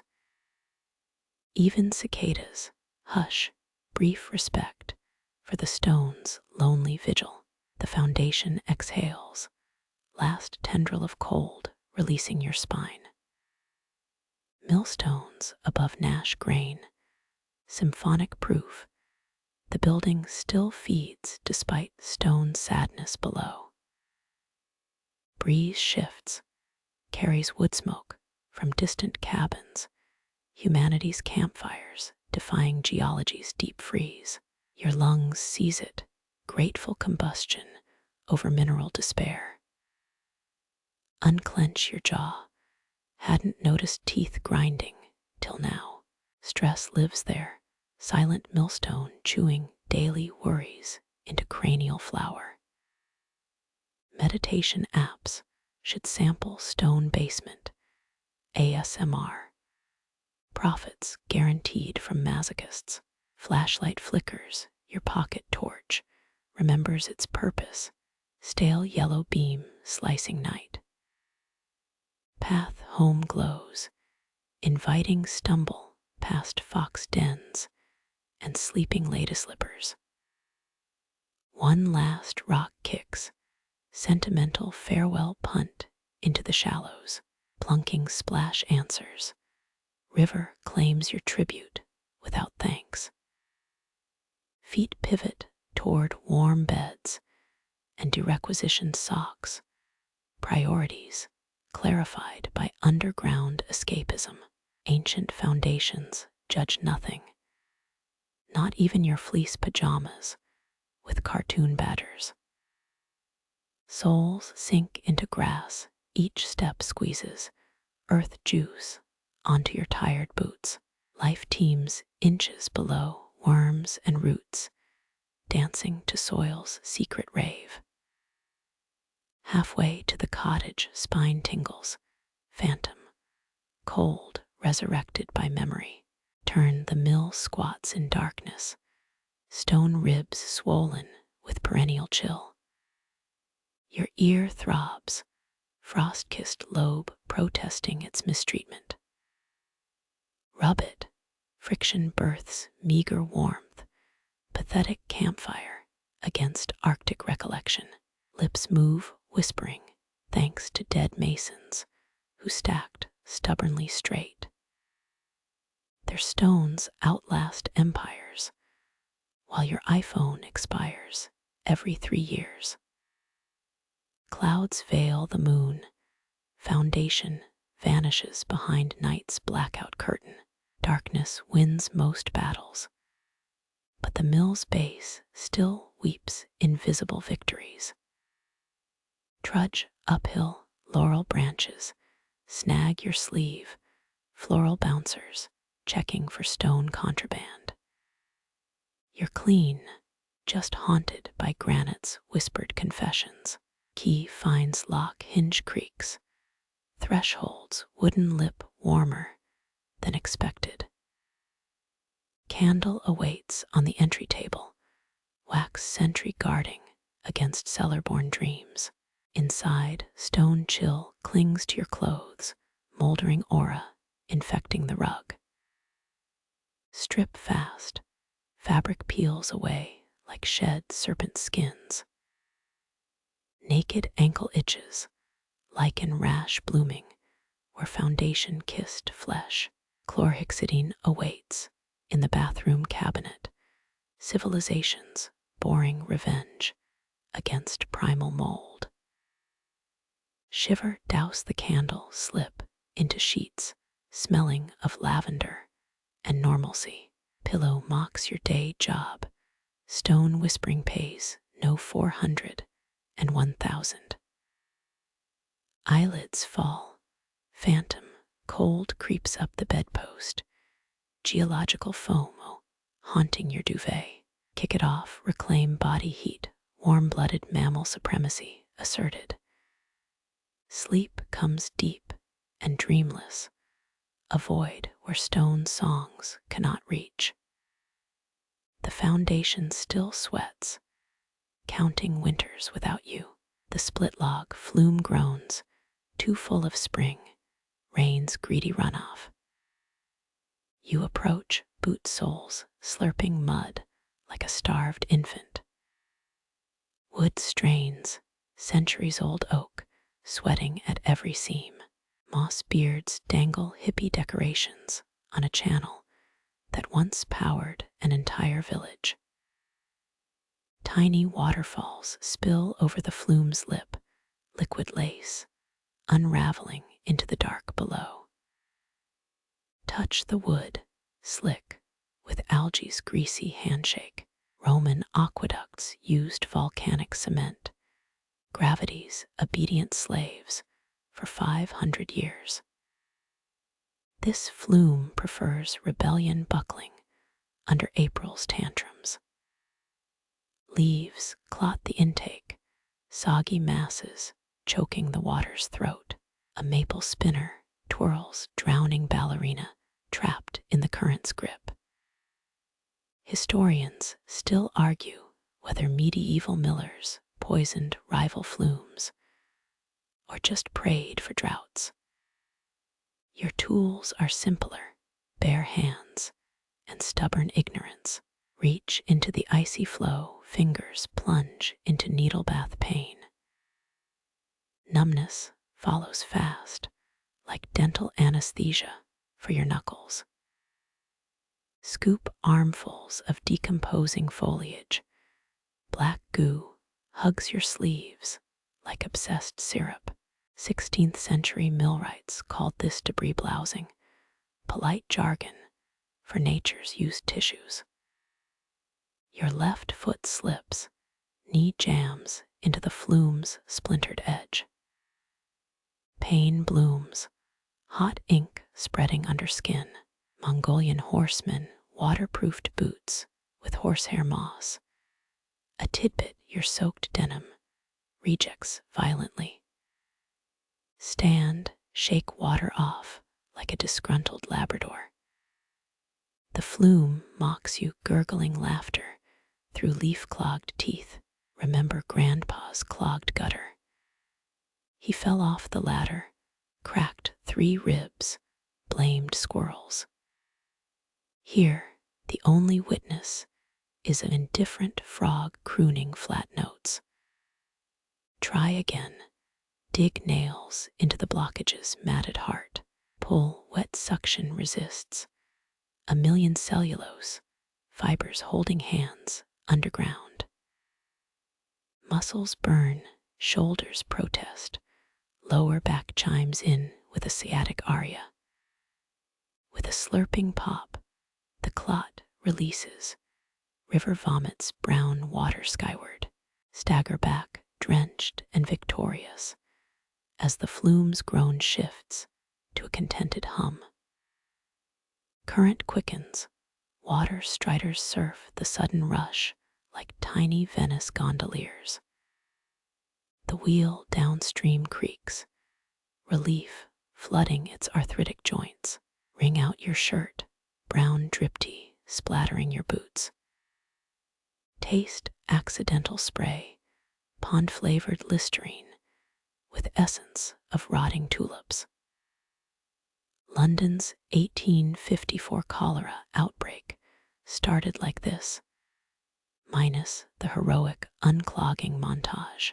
Lean on the flume, wood vibrates like a purring lynx. Palms red grooves, axe marks preserved in dendrological amber. Each groove memorializes some Saxon woodcutter's breakfast, probably barley gruel and regret. The moon emerges, silvering the flume's spine, a mercury river suspended 6 feet above ground. Dragonflies mistake it for heaven, skimming the surface with iridescent delusion. Their wings hum power chords, nature's tiny amp turned to 11. In your pocket, a bruised apple from yesterday's lunch. Bite sour juice mixes with flume water residue, foraged kombucha brewed in your mouth. Toss the core. It sails into the mill pond, beaver snack, or future cider villain. Numb fingertips probe the flume's seams, moss squishes like unwashed scalp. Some moss species grow only on rotting millworks, botanical groupies chasing timber fame. Cataloging them could make a PhD thesis and attract federal grant ridicule. Press your ear to the wet wood, liquid whispers rush through hollow veins. The flume dreams of alpine springs, snowmelt freedom before captivity. In this timber trench, splinters pinch your earlobe, payback for romanticizing its exile. A leech spirals past, undulating question mark, hunting warm mammal flesh. Prodded with a stick, it dances sideways, slimy tango partner without legs. Their actually distant beetle cousins Linnaeus wept when he found out. Breeze gusts, water slaps your cheek, flume's idea of playful banter. Dry off with leaves, failed bid at dignity. Oak pollen coats everything, yellow snow on a spring crime scene. Stretch back pops like champagne, uncorked at a sad party. The mill wheel's rhythm steadies, thump creak thump lullaby for insomniac herons. Its song says clean flumes at midnight, sleep like crushed valerian root. Knuckles bleed, 2 shallow cuts, weeping diluted red, suck the wounds, iron tang mixed with ecosystem filth. Immune system's weekend training camp. Wish it came with overtime pay. Squint downstream, the unclogged current flexing its muscular flow. Ripples braid moonlight into Celtic knots. Liquid artistry, you're too numb to applaud. Those Viking soap operas got one thing right: water always wins. Unbend your spine, vertebrae grind like mismatched gears. Straightening feels reckless, like challenging gravity to a limbo contest. Millennia hence, future archaeologists will find your chiropractor's bills. Pity your skeletal stress fractures. Toes curl inside squelching boots, prune wrinkled and mourning their dry past. Swap socks tomorrow, fuzzy heaven awaits behind the laundry pile. Slide down the bank, mud greets your butt like a memory foam toilet seat. Let the flume's new song wash over you, choir of splashes and timber sighs. The trees sway approval, slow clap from a deciduous audience. A fish leaps, silver dart, piercing the mill pond's skin. Ripples distort your reflection, funhouse mirror version of tonight's leaf warrior. Vanity drowns in brown water, along with your last dry thread. Overhead, satellites carve white scars through starfields. You track one, wondering if astronauts get flume duty on their spaceships. Doubtful, but who cleans Uranus gutters? Fog slinks from the river ghost fingers, testing your warmth. Embrace it, mist sympathy for the soaked and shivering. Its consolation prize, humidity frizz for tomorrow's hair. The bleeding stops, scabs forming nature's crappy band-aids. Flex your hand, knuckles protest, hammers replaced by bruised marshmallows. Piano recitals are cancelled, Morse code taps only. Stand water streams from your cuffs, pathetic fountain craving tourist coins. Wring your hem, liquid sacrifice for the mud gods. They're unimpressed, demand louder squelches. Moonlight catches the flume's overflow, now a tame curtain of silver threads. Mission accomplished. If mission means smelling like a bog's armpit, turn toward the cottage body listing like a drunk schooner. Legs invent new limp styles. Arthropod chic meets zombie core. Even the crickets gossip about your gait. Behind you, the flume keeps singing, happy gutter snipe with its typhoid cleared. One night's peace bought with numb fingers. Fair trade in insomnia's economy. Grass tickles your calves. Earth's scratchy towel drying mud prison escapes. Each blade writes go home in botanical braille, motherly advice with rooty kindness. You're halfway up the hill when the flume gurgles louder. Not a plea, just a watery farewell belch.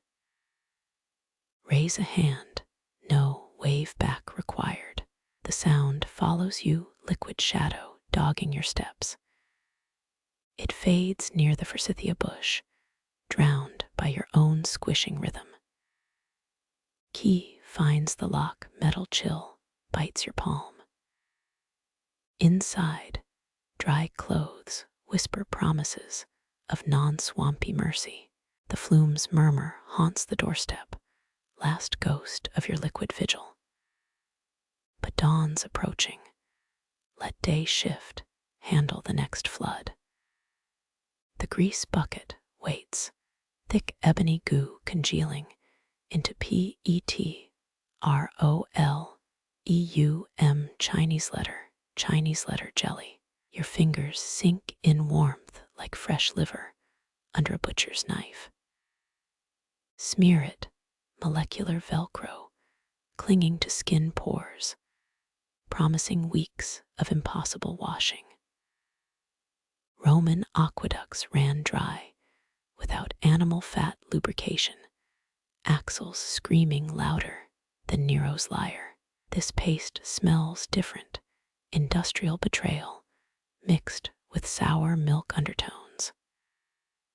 Scoop a glob, it strings between glove and bucket, like Satan's mozzarella.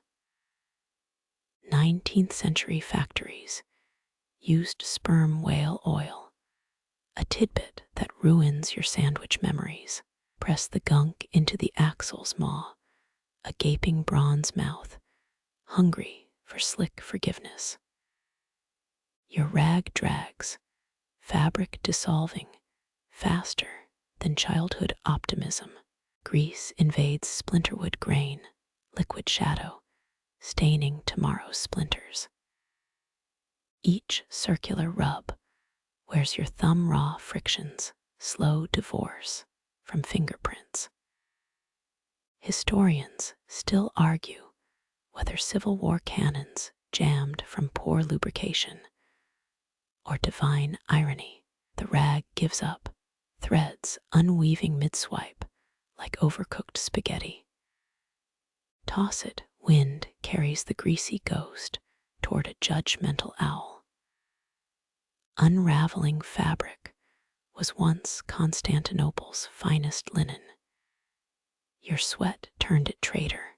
Dig barehanded now, palms scraping metal teeth hungry for old attention.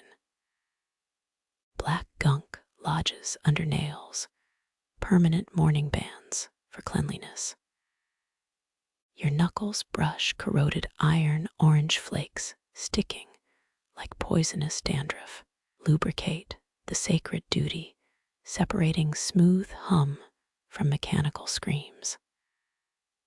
Wipe sweat grease migrates to your temple, unplanned goth makeup for dawn's approach. Feel the axles sigh, resistance softening like butter left on a July windowsill. Victorian engineers added powdered fish bones to grease, an ingredient your nose now confirms. Kneel, pebbles stabbing your kneecaps, improvised acupuncture for the damned. Grease streaks your pants, motor oil Rorschach tests, predicting relationship failures. This chore feels older than religion, Adam's third job after naming squirrels and regretting figs. The wheezing wheel quiets its grind muted to a cat's purr. Your reward. Thick sludge creeping into boot seams future blisters, composing complaint sonnets. 10 more revolutions. 20. Knuckle skin threatens to join the rag's martyrdom. Somewhere, a historian theorizes Pompeii citizens greased their hinges with olive oil. The Main Street Bakery's charred pivot hole supports his case. You prefer modern blasphemies. This black gunk's staying power outweighs guilt. Smear the last reserve bucket bottom, scraped clean as a pauper's pantry. Pinkish metal peers through old grease, axle blushing at exposure. Rotate the wheel, silky spins whisper gratitude through every timber joint. Success, temporary as lipstick on a dive bar whiskey glass. Your forearms glisten, axle juice catching moonlight like toxic constellations. A firefly mistakes your elbow for a mate blinking betrayal when grease snuffs its glow. Wipe bald spots in the grass, nature's towel disapproves with chlorophyll stains. Overhead, jet trails dissect the Big Dipper. Imagine pilots slathering engine parts mid-flight, airborne grease monkeys cursing at cloud levels. Your office job friends envy this rustic charm, their keyboards safe from petroleum baptisms. Stand gravity tugs grease down your shins, obsidian tear tracks for an ugly ballet. Bones creak louder than the wheel once did. Lubricate yourself next.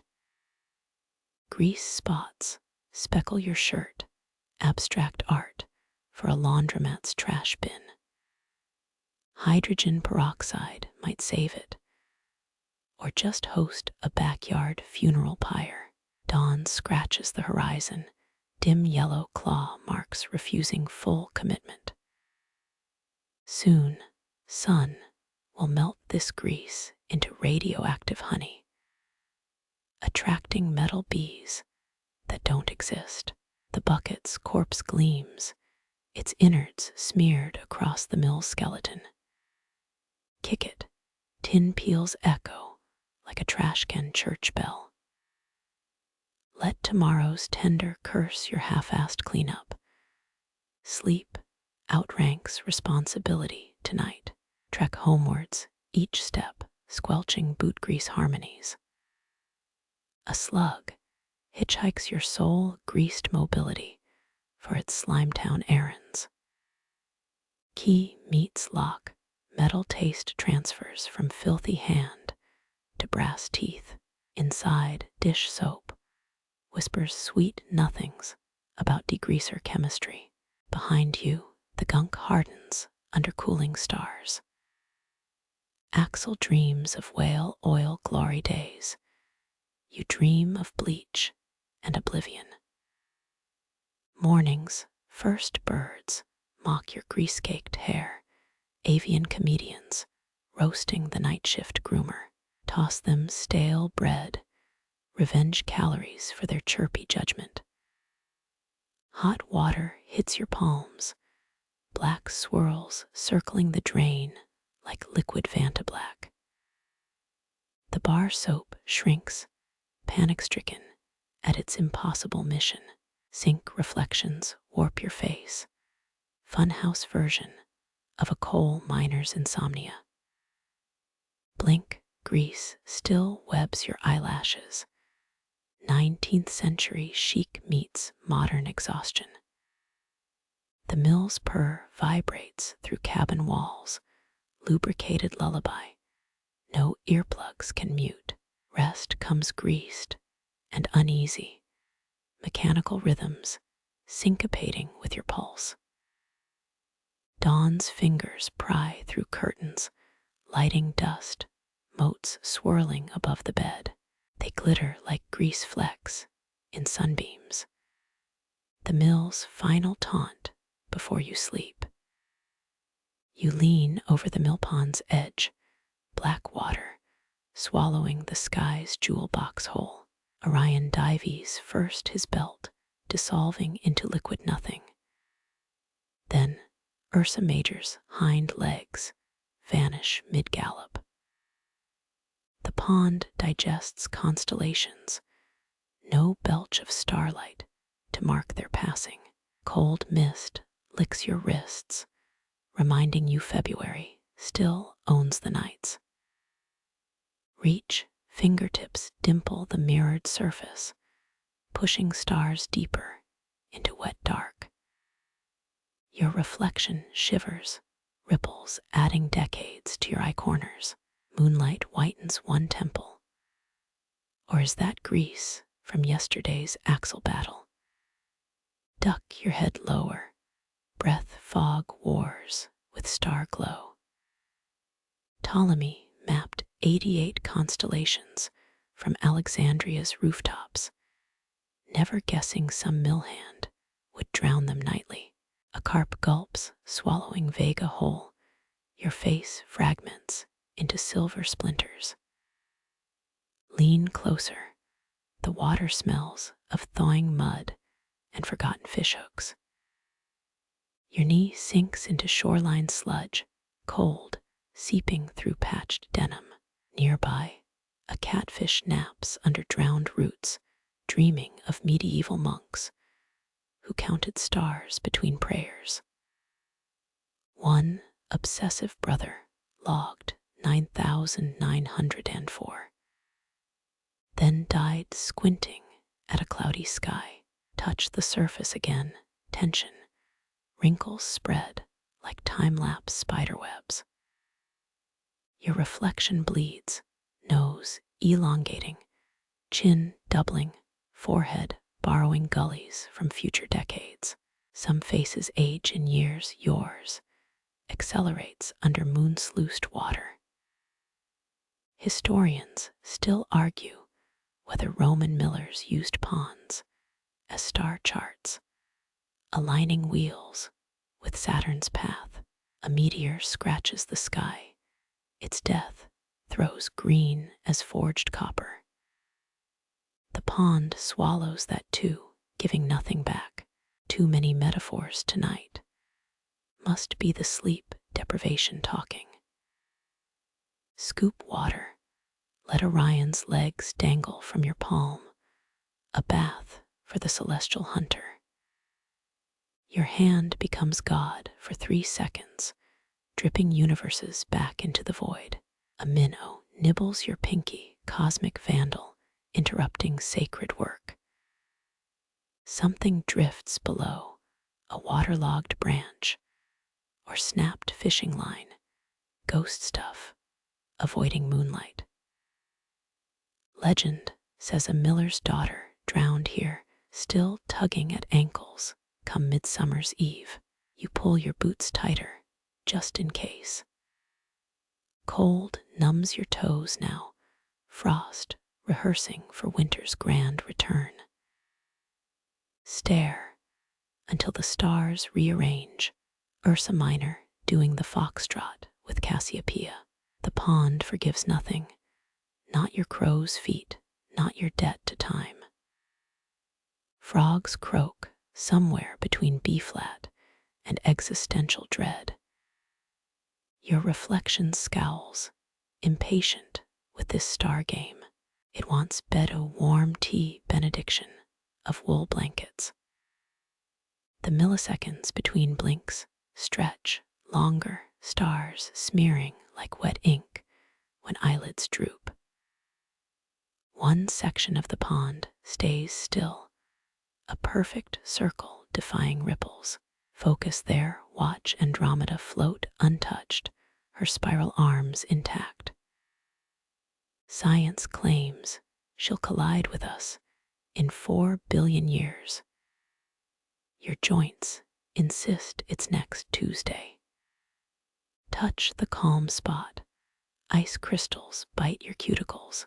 Ancient Egyptians thought stars were candles in Ra's nighttime boat, less stressful than nuclear furnaces.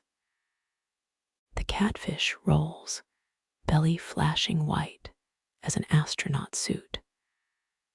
Fog thickens, stealing the Big Dipper's handle. Your reflection blurs, now borrowing your father's jawline, now some stranger's tired eyes. Water's truth stings worse than any insult, offering no compliments at closing time. Sound travels clearer now. The mill wheel groans 300 yards upstream. Fish fins whisper secrets against lily pads. Diatoms scurry like microscopic roaches. Somewhere, an owl critiques your life choices with 4-note solos. Kneel until your jeans soak through, playing chicken with pneumonia. The pond wins. It always does. Your pockets fill with pebbles, not for drowning, just to weigh you here. Each stone dropped in kills a star. Plink, plink, tiny black holes swallowing light. Dawn's a rumor now, gray, tinging the far tree line. Your reflection pales, starlight leaching from its pores. Lean closer, until nose tip touches nose tip, breath fog merging with liquid sky. 50 years from now, this face will remember tonight's chill. The pond promises nothing, but shows everything. Your damp sleeve catches rough wood, pulling you from star-swallowed water to splintered reality. The mill's main beam looms, pocked with scars no flood could carve. Closer, centuries of bored workers etched their vanity into grain. Initials bloom under fingertips, JR's jagged letters, MT's cramped curlicues, like in feasts on their pride, green fuzz softening J into a smudge. Shadows pool where the chisel bit deepest. Oil lamps once highlighted these boasts. Industrial revolution. Mills paid workers in tokens, not coins, trapping them in company store debt. Fingernail tests. The LB gouge, gritty resistance, betraying oak's 70 winters of hardening. Tools lay claim easier than people. Wood outlasts bones every time. A feud hides here. PW scored diagonal lines through D. Case heart. 50 years of rain blurred it into abstract art. Forgiveness by weather. Toadstools erupt near the beam's base, their red caps gleaming like miniature tavern signs. Macabre joke, or nature mocking human hunger. Flick one cap, it bounces like dice tipping off a table. Press your thumb below ES plus RT, double initials wrapped in a lopsided circle. You're not the first to imagine happily ever after shifts. Did they share lunch pails? Swap middle biscuits? Historians still argue whether these marks documented courtships or just camaraderie during 14-hour shifts. No payroll records list ES. The mill devoured workers, full identities long ago. Your sleeve untangles a spider web, its architect rebuilding near the M Northern European mills, hid carved hex signs, warding off flower explosions and fey mischief. This beam holds no such symbols, unless JR stood for Jupiter's resolve. Rub defiant sap seeping near KY, still sticky after decades. Tree blood refusing surrender. Light shifts, revealing faded numbers under initials, 8193 debt tallies. Shift counts. A sudden gouge mars all records, axe strike, or lightning hatred. 3 grooves, shallow deep shallow, and Morse code warning lost without context. Lean closer. Moss cushions your forehead against timber. Dust mites dance in shafts of fractured moonlight. Thumbnail finds virgin wood, smooth stretch, unspoiled by history's graffiti. Press, white crescent blooms in the grain, your own transient mark. Weaker than chisels, softer than lichen's patience. The beam creaks, vibrations humming through your teeth, shifting ownership yet again. Somewhere above bats debate in ultrasonic clicks whether you count as future ghost. Your knuckles brush cold iron, the first hinge scowls like a stepped-on cat. Tin screech claws your ear canal. Someone forgot basic kindness here. 18th century millwrights swore by whale oil lubricant for a whale-sized revolution. This hinge resists modernity, iron oxide teeth chewing their own misery. Squeeze the dropper, black goo streaks rust as ink bleeding through vellum. Bear down, stubborn metal resists, your wrist sings protest. A final shove, and the plate surrenders, swallowing every drop. Silence stretches, thick and doubtful, then drips mockery into the puddle below. Grind dust mutes your effort, mocking echoes of ineffective fanfare. When did machinery gain comedy instincts? The second hinge plays dead, salt-pitted eyes staring at cobwebs. Petty iron suicide, preferring decay over usefulness. Oil traces its hinge pin, a slow massage along the frozen joint. No protest this time, just frigid silence broken by your rag's rasp. Historians still argue whether Victorian engineers preferred beef tallow or linseed, arguing over greased ghosts. Metal groans, a bass note shivering up your arm. Not surrender, truce maybe, seasoned with grudging respect. Test the swing, hinge yawns open, quiet, as a moth's wing unfolding. Proper lubrication once halted the Tay Bridge disaster. Those bolts stayed mute till they drowned. This hinge won't share their honor. Third hinge sits higher, caked in greenish corrosion, like toxic cake icing. Scrape away reveals Cyrillic lettering, Soviet-era replacements during some paranoid repair. Gulag-era humility. This metal remembers colder winters than yours. Spill extra oil compensation for exiled service. Volga black gold for Siberian sorrows. Swallow that, comrade. Your elbow bumps, loose a ceiling plank. Dust blizzards onto oil-slicked fingers.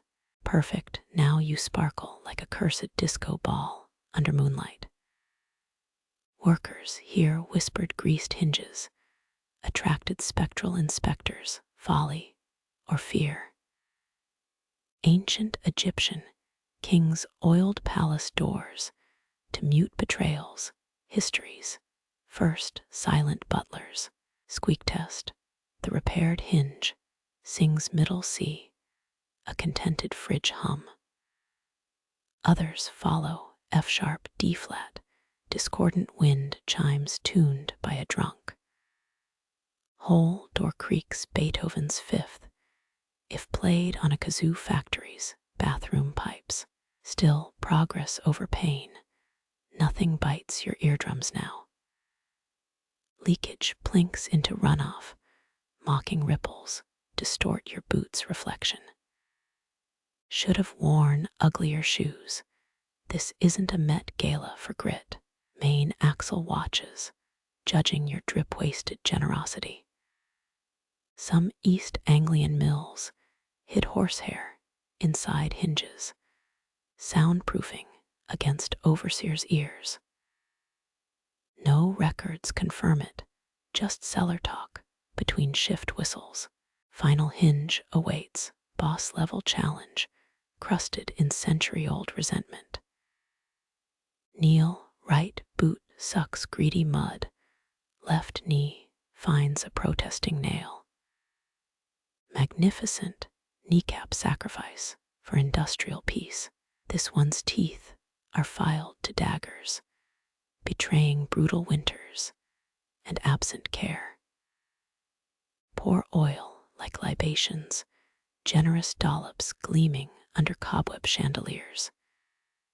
Inhale the funk, petroleum's perfume, nothing compared to Ionian olive groves. Wait, no movement, just iron's glacier-like patience. Press full weight, wood cracks, joint shears sideways, smearing your sleeve with failure's slick tattoo. Hinge surrenders, abrupt shriek dropping to buttered purr, shamefaced and oily. Victory clumsy and asymmetric, but yours alone. Now the north door swings free, revealing 5 more hinges on this frame alone. Your oil-stained fingers hover above the mill pond, black streaks dissolving into moonlight's ripple. Silver shapes dart under the wheel's shadow, trout noses bumping waterlogged timber like tiny inspectors. They know your clumsy human presence, yet twitch in place, scale armor catching every sliver of light. Dew soaks your knees as you crouch, the cold bite ignored. Watch those curved backs, muscle coils flexing against the current's drag. Medieval monks farmed trout in monastery ponds, fasting food with fins. These wild ones owe no allegiance to abbots or kings. One bold fish approaches, gills flaring, as it samples your distorted reflection. Moon-caught, eyes stare up, unblinking portals to somewhere older. Historians still argue whether pre-Roman Britons considered trout sacred or just tasty. Tonight, they seem like liquid philosophers. Your shadow falls across the water, triggering a flash of fins. 3 trout spin away, argent streaks cutting VS through black silk. They regroup downstream, flickering arguments beneath the flume. The Romans slapped fish with rods before eating them, believing it tenderized the meat. No rods here, just mutual curiosity. Press a fingertip to the surface. Cold shock races up your arm. The fish pause, then resume their circular patrol. Like monks pacing cloisters, endless loops around sunken stones, 123 revolutions. You lose count when an owl hoots upstream. Could they be tasting rust from the repaired hinges? Iron and river tang mix in their water world. They nibble algae from the wheel's paddles, silent communion with rotating wood. Their version of tending the mill, cleaning what you grease. Team effort, sorta. A ripple distorts the biggest trout, stretching its silhouette into a pike's nightmare shape. It darts, snatching a mayfly too drunk on moonlight. 10 seconds later, bubbles rise where the insect met fate. Efficient diners, these fish. Your elbow slips, splashing the quiet like dropped china. Fish scatter, then regroup farther out, mocking your lack of grace. Should have brought breadcrumbs, the universal apology for clumsy giants. Workers here tossed barley cakes to them, centuries of accidental aquaculture. Moonlight shifts, revealing pale bellies suspended midwater. They hover like forgotten coins in a wishing well. 3, 4, 5, hard to count when reflections double everything. Bet they'd ace those how many fish. Carnival games.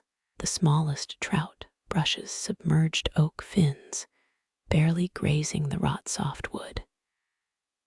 Ancient fear or trust? That debate.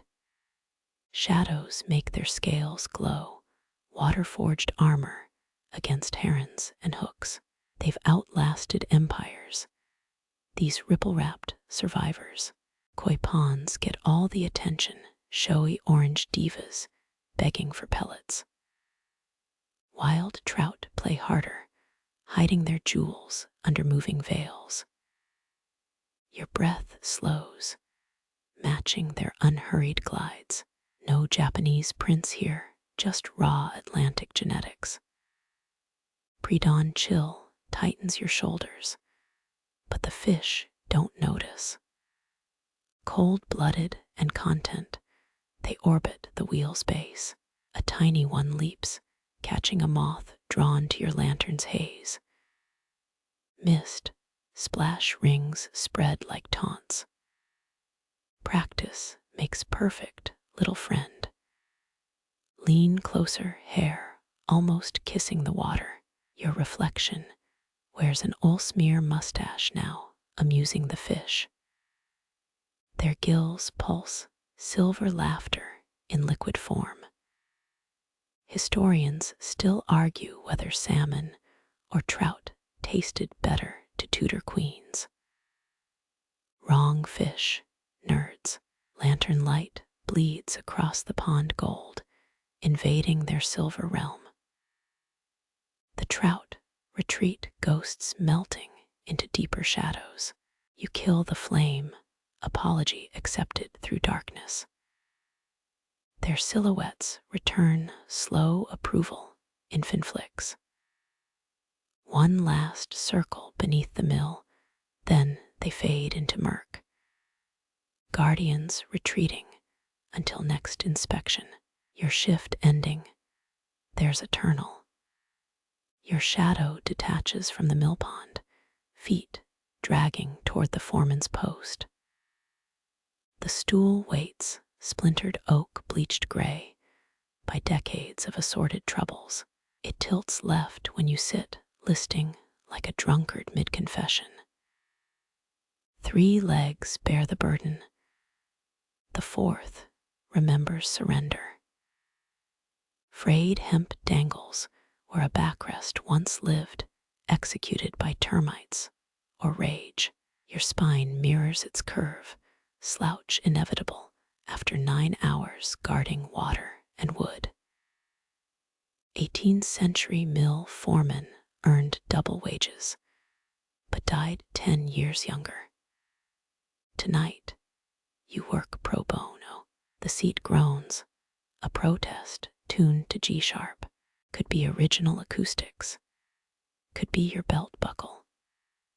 Dust puffs rise, ghosts of barley flour and pipe smoke. The last foreman here hummed sea shanties, always one note flatter than the waves demanded. Historians still argue whether off-key singing improved Victorian productivity. Your palms grip the edge, the right smoother than the left. Countless foremen ground that polish into the grain. One gouge near the front tells stories, maybe a dropped chisel or a fist meeting wood. Moonlight arrows through a knothole, hitting your thigh like a feeble spotlight. The stool's legs splay outward, resembling a dehydrated spider. You shift weight, timber creaks a familiar complaint. Mill workers believed splinters carried curses if pulled out after midnight. Probably why your palm itches now. Beneath the seat, initials scar the crossbeam. TR 1892, nested inside a lopsided heart. Thomas Rigby, Tabitha Rose. Records burned when the owner's mistress torched the ledger shed. No ghosts tonight, just your denim absorbing 40 winters of chill. One leg sports iron reinforcements, pitted and speckled like diseased skin. Blacksmith's attempt at pity. The repairs outlived the smith and his entire bloodline. You tap the metal, it sings a damp thunk. Proper nouns get commas, even in death. Samuel, Covington, 3rd. Dew creeps up the legs, lapping at your boot soles. The tilt worsens, gravity's cruel joke on tired tailbones. Should have brought a cushion or swallowed pride. Foremen never used them, macho martyrdom soaked into the grain. Your knees protest, standing would hurt less. But defiance feels noble. 8 minutes seated, record time for fools. Mill accidents halved when foremen stood, everyone too nervous to slack. Accidentally, good management. Lean left, the stool's tilt evens. False equilibrium. A splinter pricks through your jeans, payback for mocking its posture. Workers affixed nails here, hanging lunch pails or ill-gotten flasks. Your canteen stays grounded, unwilling to test antique carpentry. Footsteps echo not yours, just the mill's heartbeat transferring through wood. The stool vibrates, resonating with the water wheel's grind. Your bones become tuning forks, humming sub-bass notes. Victorian engineers hid copper wires under foreman seats, early productivity monitors detecting naps. Conspiracy theorists credit aliens. Breathe deep, the stool smells like forgotten rain and crushed rye. Some foremen wept here, others plotted revenge affairs. Timber absorbs more than weight, it hoards secrets in marrow dark rings. Shift hips, another groan answers. Symphonic furniture, if the orchestra tuned in a swamp, you mimic the foreman's hum, a cracked rendition of Drunken Sailor. Off-key solidarity. Song bounced off these walls for 80 years, now just your wavering voice. Drag a heel, the stool scrapes forward 2 inches. Progress. Wagon wheels outside repeat the sound, time-layered screeches. The founder installed brass casters, first swore they'd glide like skates. Mud ate them inside a week. Moonlight shifts, spotlighting initials carved underneath. EP lies scored deep, grudge preserved like insect amber. Ernie Peel, Esther Pratt, dead either way. Resentments outlive romance, especially in oak. Pressure builds where the seat digs, right buttock staging a revolution, should have sprung for reinforced pants. Colonial foremen wore leather breeches lined with sheepskin, luxury now lost. Your spine discovers a new slouch, vertebrae stacking haphazardly. The stool approves, settling deeper into depression. Grinding stones once turned under this perch, 200 tons of fury harnessed. Now, just your exhaustion holding court. Knuckles wrap the seat, dry echoes answer. Termites vacated long ago, evicted by woodworm aristocrats. Tiny nobles nibbling democracy into dust. Stretch sideways, joints crack like roasting chestnuts. The stool groans, one leg sinking further. Mill foremen had higher herniated disc rates than coal miners.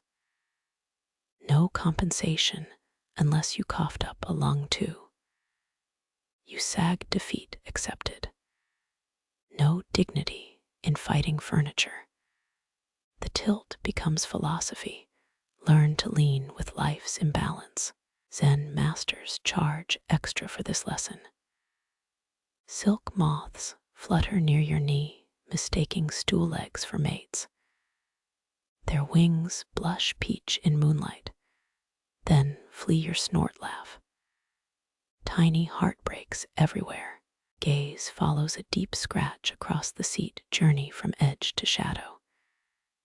Did a spur gouge this? A runaway chisel? Historians still argue whether mill foremen carried weapons beyond bad breath. Fingers trace the groove smooth as an old scar. Stories worn soft by time and backsides. Oak remembers every insult, then softens them for strangers. A splinter embeds itself, heroic, stand against your invading denim. tiny martyr. Tweezers exist miles away in your kit. This pain stays, souvenir from the past's passive aggression. Rain starts needle taps on the mill's roof. Drops hit the stool, dotting gray wood with dark freckles. The legs won't swell, they're too tired to change.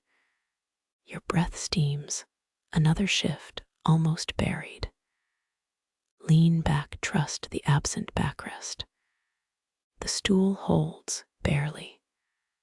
Loyal as a three-legged dog, mouse droppings litter the floor beneath, ancient and odorless. Throne of decay. You'll sweep them tomorrow, maybe. Foremen decide what's beneath notice. The wind dies, silence floods in. Your humming falters, then stops.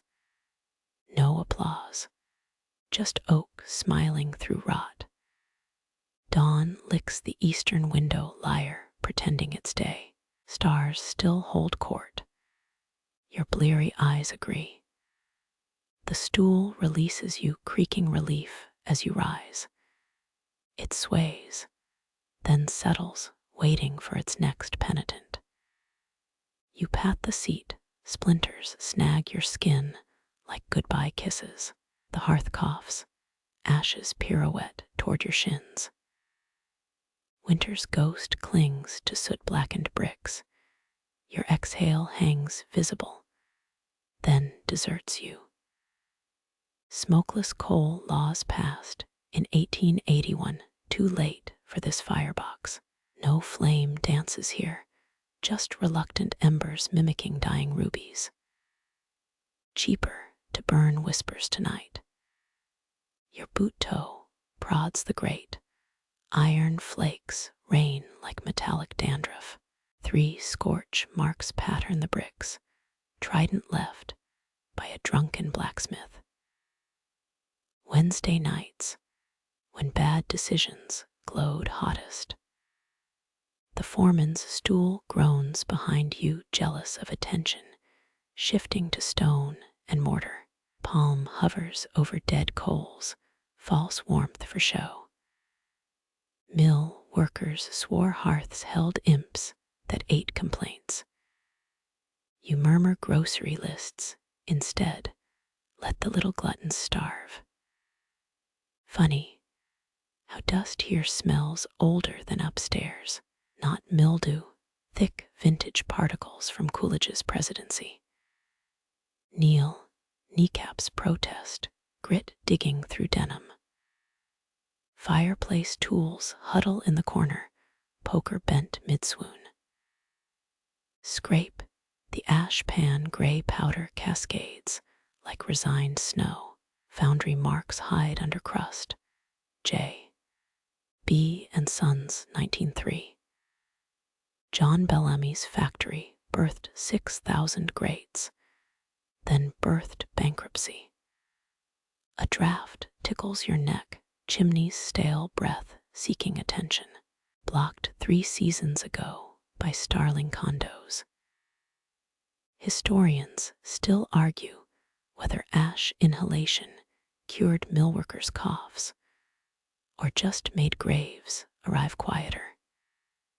You hold your breath anyway, feed the great pine needles from your pocket, smuggled past river's edge. Green smoke unfurls, sap-scented hallucinations. 19th century wanderers burned fingernail clippings to confuse tracking hounds. Your contribution feels equally absurd, yet ceremonial. Iron door squeals shut echoes down the flue. Maybe some apprentice's last act before enlisting in 1917. Below the ash, half-charred ledger pages cling like confessions. October 12th, production down, wife suspects. Ink bleeds into cinders, stories dissolving mid-sentence. Scratch the back wall brick, your nail unearths glossy soot. Victorian lamp, black reborn. Harvest enough could repaint the mill door. Recipes required hog's lard and elbow grease. You've got neither. Light bleeds from the lantern outside, smeared gold across the hearth floor. Shadows pool where flames should leap. Grates need wives or whiskey. Neither volunteered tonight. Fingers trace mortar lines, lumpy as dried oatmeal. The original mix included ox blood. They forgot to tell the ox. Your thumb comes away rust-red. Probably just iron, probably. Lean closer, your reflection warps in the flue's damper plate. Funhouse mirror from Sears Roebuck's worst decade. Blink, soot eyelashes weigh heavy. Rubbing worsens it. Now you've got raccoon eyes for nobody.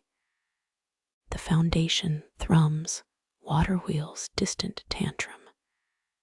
Ash trembles, spellbound by vibration. Coal grit coats your tongue, tinny aftertaste of dead industry. Mill kids stole nuggets for hopscotch markers, better than pebbles if you ignored coughing fits.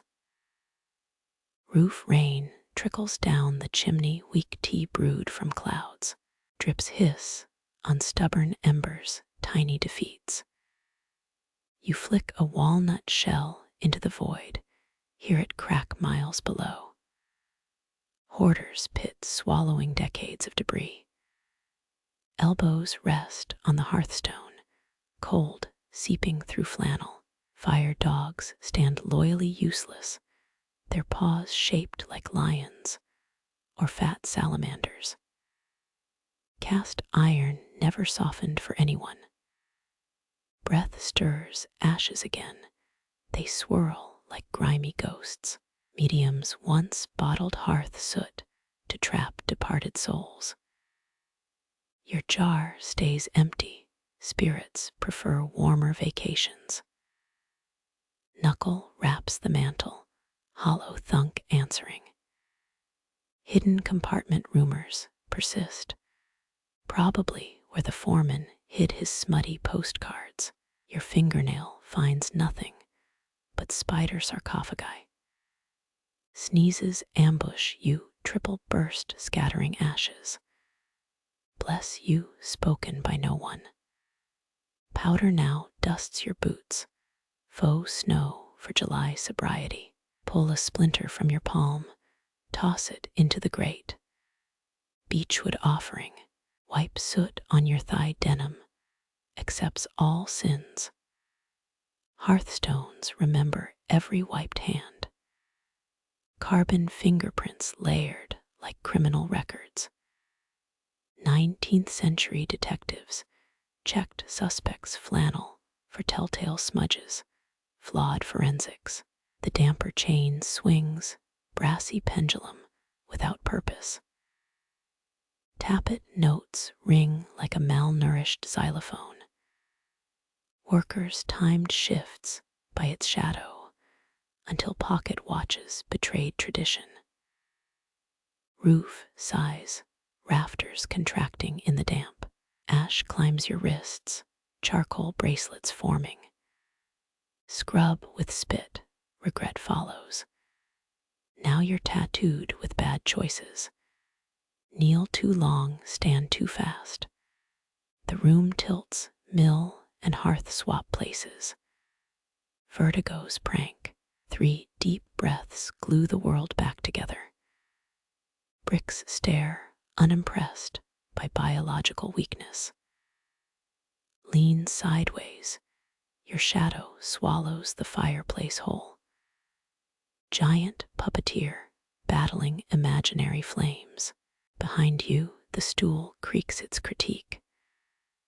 Applause remains scarce this shift.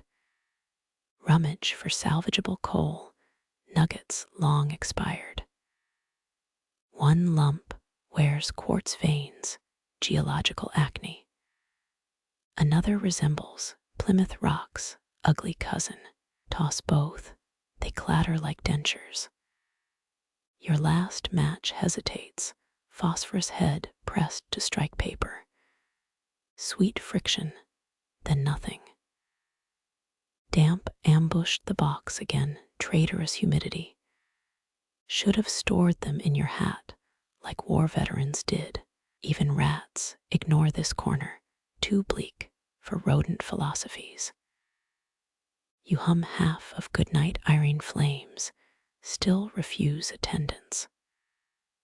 Voice echoes up the flue, lost duet with the wind.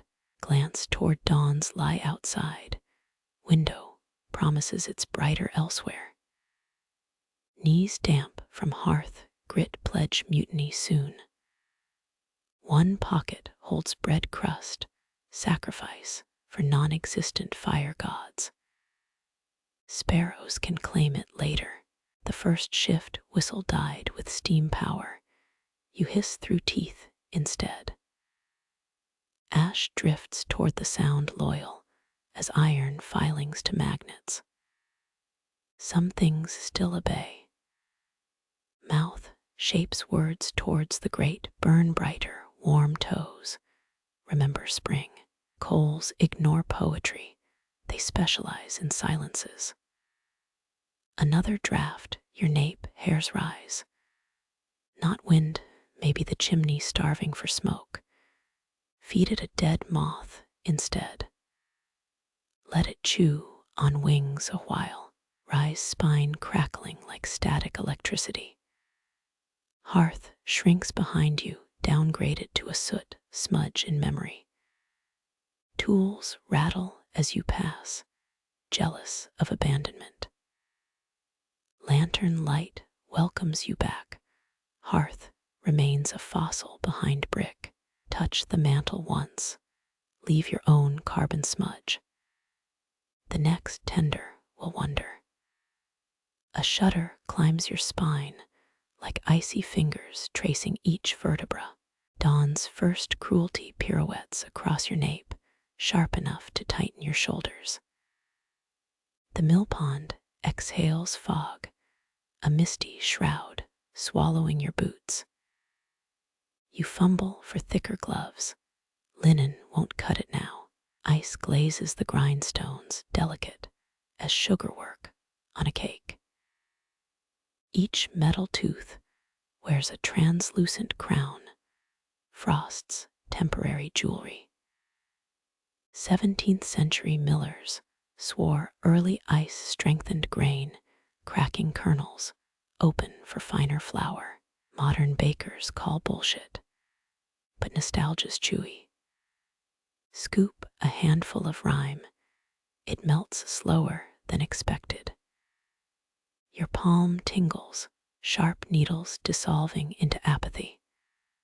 Workers once packed sawdust between grindstones, improvised insulation against cold snaps.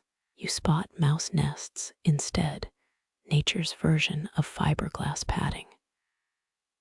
Tongue touches the gearbox, an experiment in foolishness. Instant regret, metal filches moisture like a thief. Mill apprentices did this for dares. You're just an honorary idiot.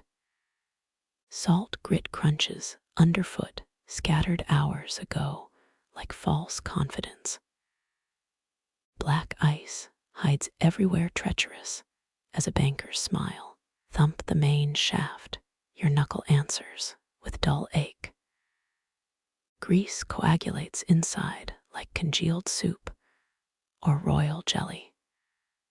Royal jelly, that sticky goo bees feed their queens, works better than bacon fat for stuck hinges, according to eccentric apiarists in the 1890s. Try explaining that to your foreman. Your exhale hangs, smoke signals without translation. Breath crystals bloom on your scarf, melt into damp constellations. Historians still argue whether winter frost preserved Roman mills or just made workers' arthritis legendary. You flex your fingers, knuckles crack, a reluctant protest. Flume water slows, thickening like cold gravy. Trout beneath the wheel move languidly, drunken lords in liquid manners.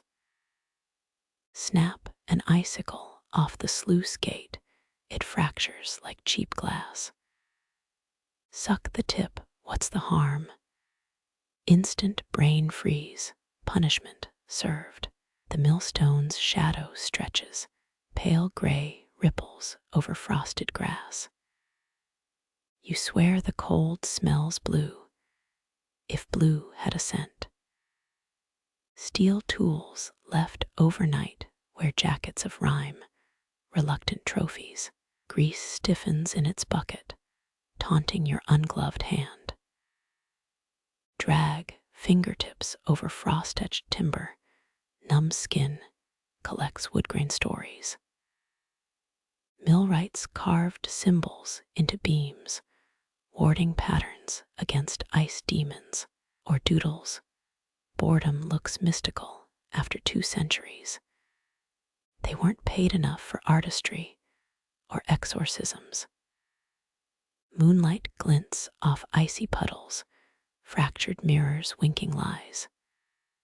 Step wrong, your heel slides toward humiliation. Catch the lever just in time. Rust greets your palm. An old burn on your wrist throbs, cold resurrecting old grievances. Your heel slips again. Gravity shoves you toward the wheel. Nail catches on a timber knot, fingernail bends backwards. Vision blurs, not pain, just watering eyes. Warmth swells under your nail bed, a tiny rebellion. Frost patterns bloom on windows, fern forests in negative. Press your nose to the glass, watch breath, fog the artwork. 19th century schoolteachers taught that frost fairies drew these honest lesson plans, pre-thermodynamics. The science is better, but colder. Coffee in your flask cools too fast. First sip's decent, second tragic. Should have packed whiskey or molten lead. The lantern's flame gutters, thin protest against the freeze. Pull your collar tighter, each button done wrong. Why do mornings punish haste? Turn toward sunrise, awkward guest, arriving too early. East glows ambivalent yellow, apology, wrapped in fog. Your shadow stretches 40 feet, witchy silhouette clutching tools. Think chimney smoke might warm it, but the hearth's a mile behind. Ice scales flake off the sluice gate petals from glass flowers. They shatter at your feet, storm of false diamonds. Workers' ghosts, supposedly cursed, anyone stealing ice for gin chilling. So you pocket 2 shards anyway. Rebel without applause. Your scarf stiffens, frozen snot near the fringe. No one mentions this in frontier romance novels. Rub your nose raw, regret follows. Borrow a cleaner spot near the collar, dignity's dead here anyway. The wheel creaks, slow revolution grinding resistance. Ice fractures below, a xylophone played by bad weather. You kick a chip toward the water, it skips twice. Skaters used mill ponds in 1800s winters, paired blades strapped over boots. Today, pond ice stays, untested, teeth chatter, bony castanets applauding dawn. Your jaw clenches, muscles tight as fiddle strings. They say millers chewed cedar bark to stop chattering, numbing trick from lumberjacks. Only spruce grows nearby, less effective. Examine the thermometer, mercury huddles at the bulb's bottom like a hermit. Then You notice it's upside down. Flip it, degrees climb, but morale plummets. New rule, no science before sunrise. Grindstone rhythms slow. Each rotation drags like a courtroom sentence. You lean closer, hear ice crystals screaming under pressure. Poets compared this sound to glass harps. You'd call it dentist drills. Beneath the frost, last autumn's leaves cling to gears. Skeletons of oak and maple resurrected by cold. Pry one free, it crumbles like old parchment. Wartime scribes wrote dispatches on frozen leaves, desperate stationery for desperate news. Shake your boots, pebbles and brittle ice fall out. Left heel's damp, sock, wicking moisture inside. Mill lore says wet feet led to 5% of fatal falls. Drowning claimed the rest. Sunlight finally crests the ridge weak as watered milk. Frost retreats cowardly army evaporating under fire. You scrape residue off the grindstone, chips glitter guiltily. Tomorrow's ice will come thicker, and you'll be here. The mill takes what it wants, cold or sweat, makes no difference. Your fingertip traces a thawing groove, water beads like sweat. Day wins, but barely. Your hand brushes frayed hemp coarse fibers, whispering against your palm. The rope dangles like a dead vine, still curved from its last firm grasp. You press fingers into its grooves, trace the ghost of a grip frozen in time. Mill hands called this rope memory, fibers holding shapes long after hands left. Scientists call it hysteresis, less romantic. Frost clings to the strands, tiny diamonds melting under your thumb. Each thawing drop glides down, splits around stubborn twists in the rope's braid. 18th century riggers soaked hemp in salt brine, supposed to prevent rot, made the ropes chewable during lean winters, or so tall tales claim. Your tongue tests a fiber, regret arrives in 3 seconds flat. Force your knuckles into the sagging curve, push until tendons protest. The rope resists old habits, fighting new pressure. Your skin lacks the calluses this groove expects, no decades of hauling sacks. Workers' palms hardened like leather permanent ridges, etched by rough twine. Some wrapped hands in birch bark, earliest bandages against friction burns. Lean closer, breathe in dust, trapped between strands. It smells of sweat and soil, and something sour underneath. Historians still argue whether mill ropes carried plague fleas from town to town. You catch yourself scratching your wrist, psychosomatic betrayal. Wind plucks the rope's end, tap tap against the support beam. Morse code from the grave, or just bad knots unspooling. Sailors swore ropes retained their makers' moods. Kinked cords meant angry weavers. Millers dismissed that as superstition. Yet oiled knots smoother than others. Wrap the hemp around your fist twice for good measure.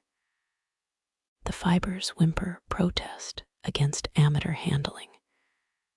Your forearm strains, muscles quivering like plucked strings. The rope lifts nothing, hangs slack again, asleep in its old duty. Glance at your palm, pink dent from the tight twist. Gone worker's hand probably laughed had such baby marks. Robert's, initials RT carved above the pulley, had thumbs thick as walnuts. Census records show he lost 3 fingers at 29, kept hauling anyway. Grit grinds between rope and skin, black specks like ground pepper. Grease from past repairs, or coal dust floating from the chute. Some mill kids hid coins in the hollows of hemp coils, nickel savings, accounts against hard times. You probe the braid, find only splinters and disappointment. Knead the stiff fibers, warm them back to suppleness. Your nails collect hemp dust, crescent moons of grime. Victorian workhouses punished loafers with rope twisting duty, 8 hours of mindless braiding. Cheaper than actual chains, just as demoralizing. Sudden snap above, the pulley jerks in its bracket. The rope sways, brushes your cheek like a rough caress. Heart stutters, adrenaline rinses sleep from your veins. Gaze upward, rusted hardware clings to rotten wood. Last summer's storm weakened the beam. Repairs never came. Thumb finds a smooth patch, worn thin by endless friction. This spot knew Roberts's grip best, polished by desperation and salt. His wife sold his gloves at the town auction, halfpenny for cloth scraps. The auctioneer kept the fingers inside, ghoulish souvenir or mistake.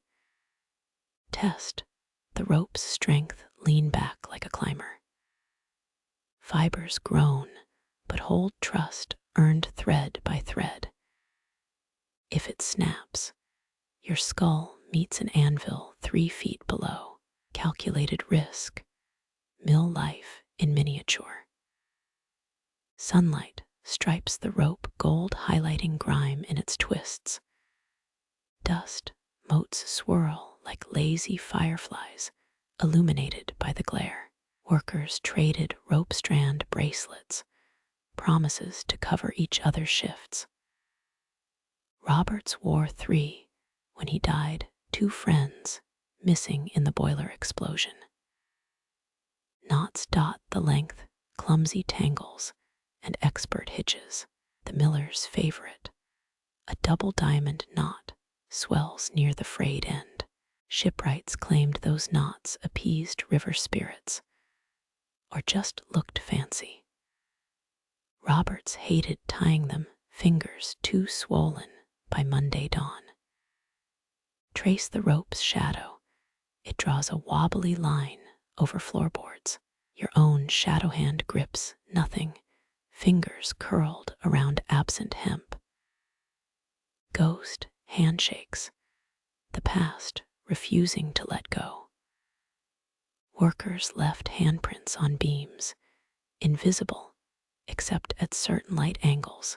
Yours won't linger. Modern sweat lacks commitment. Sneeze, hemp dust attacks your sinuses mercilessly. Second sneeze bends you double ribs, protesting the convulsion. Old ledgers listed rope cough as occupational hazard. Right after crushed limbs, modern OSHA would have a field day here. Tug the rope again, play at labor without laboring. Pulley squeals, high-pitched complaint from unoiled bearings. You half expect Roberts's voice to shout down, mock your pathetic effort. He'd laugh, then show the trick wrist flick for lifting grain sacks. Spot initials carved into the beam RT inside a lopsided heart. Wife's doing, or some tavern romance forgotten by dawn. Decay nibbles the edges, lichen reclaiming the declaration bite by bite. Your grip slips, Rope burn stripes your palm red. Suck the sting, coppery taste mingling with hemp grit. Stupid mistake, Roberts made it weakly. His palms stayed scarred, road maps of carelessness and grit. Light shifts, clouds throttling the sun's enthusiasm. The rope's shadow fades, dimming memory by degrees. Soon, only touch will prove its shape remains. Historians prize written records. Sometimes grooves outlast ink. Rain patters outside, drops hitting the mill's slate roof.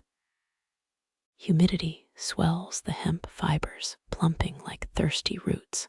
Wood creaks, secret conversations between timber and moisture. Roberts swore the mill talked during storms, muttered warnings in its joints. Last tug, muscles finally warming to the task. The rope lifts, barely, but something shifts in the rafters. A rust flurry snows down, sparkling in stray sunbeams. Your lungs seize, half expecting a collapse. Silence follows, mill's lungs still breathing. Unwind the rope from your hand, pink pressure marks linger. Pat its frayed end, odd tenderness for dead fibers. Someone loved this tool once, oil and care given freely. Most ropes ended as kindling. This one defied expectations. Calluses begin as blisters, then harden into armor. Yours won't survive your next shower. Roberts's lasted past his grave. Life's uneven bargain. Some hands carve stone, others just push paper. Your phone buzzers, modernity invading the moment. Ignore it. Let voicemail handle civilization's demands. Ringtone dies, replaced by the rope's creak against wood. Roberts never answered bells, just kept hauling until the whistle blew. Rain stops. Wet ropes now drip steady rhythms. Each drop hits floorboards, countdown to mildew or dry rot. Fibers darken with moisture, age spots showing clearer. Hemp lasts longer than cotton, not that anyone thanked it. Release the rope, let it sag into its habitual slump. Memory persists, but patience thins. Duty binds tighter than any knot. The foreman's whistle would blow soon, shift ending, whether grains ground or not. Boots scuff sawdust, retreat from the rope's dominion. Warmth creeps into your fingers, blood remembering its purpose. Behind you, fibers whisper against timber, old lullabies for stubborn ghosts. The mill keeps its dead clothes, woven into every strand. Turn toward the exit, numb toes protesting, inside damp boots. Your shadow stretches ahead, reaching for sunlight beyond the door. Rope's shadow lies motionless, curled where Roberts left it at final bell. One last glance, its grip unchanged, fidelity outlasting flesh. Dawn sounds distant here, like trouble brewing past the ridge. You hum Roberts's favorite tune, flat notes swallowed by rafters. Your ragged voice sounds wrong, sacrilege in a hymn's clothing. His ghost doesn't complain, or maybe laughter drowns it out. Step into weak sunlight, rope's braid imprinted on your palm. Fading already, brief communion, undone by motion, rememberings a fragile act. But repetition builds its own calluses. The mill mill's great wheel groans, pushing water like an old argument. You mimic Roberts's, wave goodbye, 2 fingers touching temple. Habit outlives its maker, echoes, needing no audience. Hand lowers, rope sways once in answer, or just breezes mischief. Rain slicks the cobblestones outside, reflecting sky as gray as the millstone. You pull your collar tight, fabric fights, the rope burns. Stride away each step, erasing fingerprints left on the hemp. Boot heel catches on a loose stone, your stumble looks choreographed. Right hand claws air, finds nothing but damp wind. Roberts would have laughed loud enough to scatter crows, reward for clumsy exits. Dirt path sucks at your soles, mud claiming its tithe. The rope disappears behind you, just another shadow in the mill's belly. Your palm pulses where grain sacks left their last lesson. Walk slower, something weighs your ankles, maybe phantom rope coils. Around the bend, the mill sinks behind trees like a setting moon. Ahead, steel lampposts instead of lanterns, asphalt instead of cobbles. Your breath fogs, still smells faintly of hemp and salt. Historians catalog grand machines, forget the ropes that moved them. Calluses soften by dinner, failure of modern conditioning. Fingertips brush the pink marks, heat fading now. Mill's heartbeat thumps distantly, water wheel grinding time to flour. The rope holds its curve, waiting for hands that won't return. Cars hiss on wet roads, town noise swallowing mill silence. Your trailing hand twitches, still feeling the twist of fibers. 21st century awaits, but Roberts's grip lingers. Lamplight turns puddles into greasy rainbows, pale imitations of frostwork. Steps echo louder here, civilization's drumbeat smothering softer rhythms. Your wrist aches, rope's farewell gift throbbing beneath skin. Glance back once, mill roof peeks through skeletal trees. The rope stays, holding the shape of work, the curve of absence. One final shiver, not from cold memory's teeth, nipping your spine. Traffic light changes, green permission to rejoin the living. Crosswalk stripes blur your boots, leave damp prints on asphalt. Each step erases them, town shrugging off your mill dust trail. Office workers hurry past, coffee cups steaming like tiny engines. Palm tingles, pressure of phantom hemp still biting flesh. Reach into your coat, fingers close around phone keys. Then pause. Let the mill keep this scar, proof you touched what lasts. Shake your head, coax focus back to crosswalks and deadlines. The rope waits, faithful as tides, for hands willing to learn its shape. Humidity swells, rain threatens, round 2, always does here.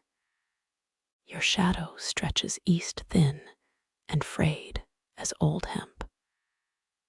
Rain runs its fingers through your hair, chilling your scalp. Boots meet granite, slick and demanding respect. Stone rises underfoot, each slab set 300 years back. The quarry's birthmark presses through your soles, rough love letters from the earth. Bend, fingertips graze a crag in the sidewalk.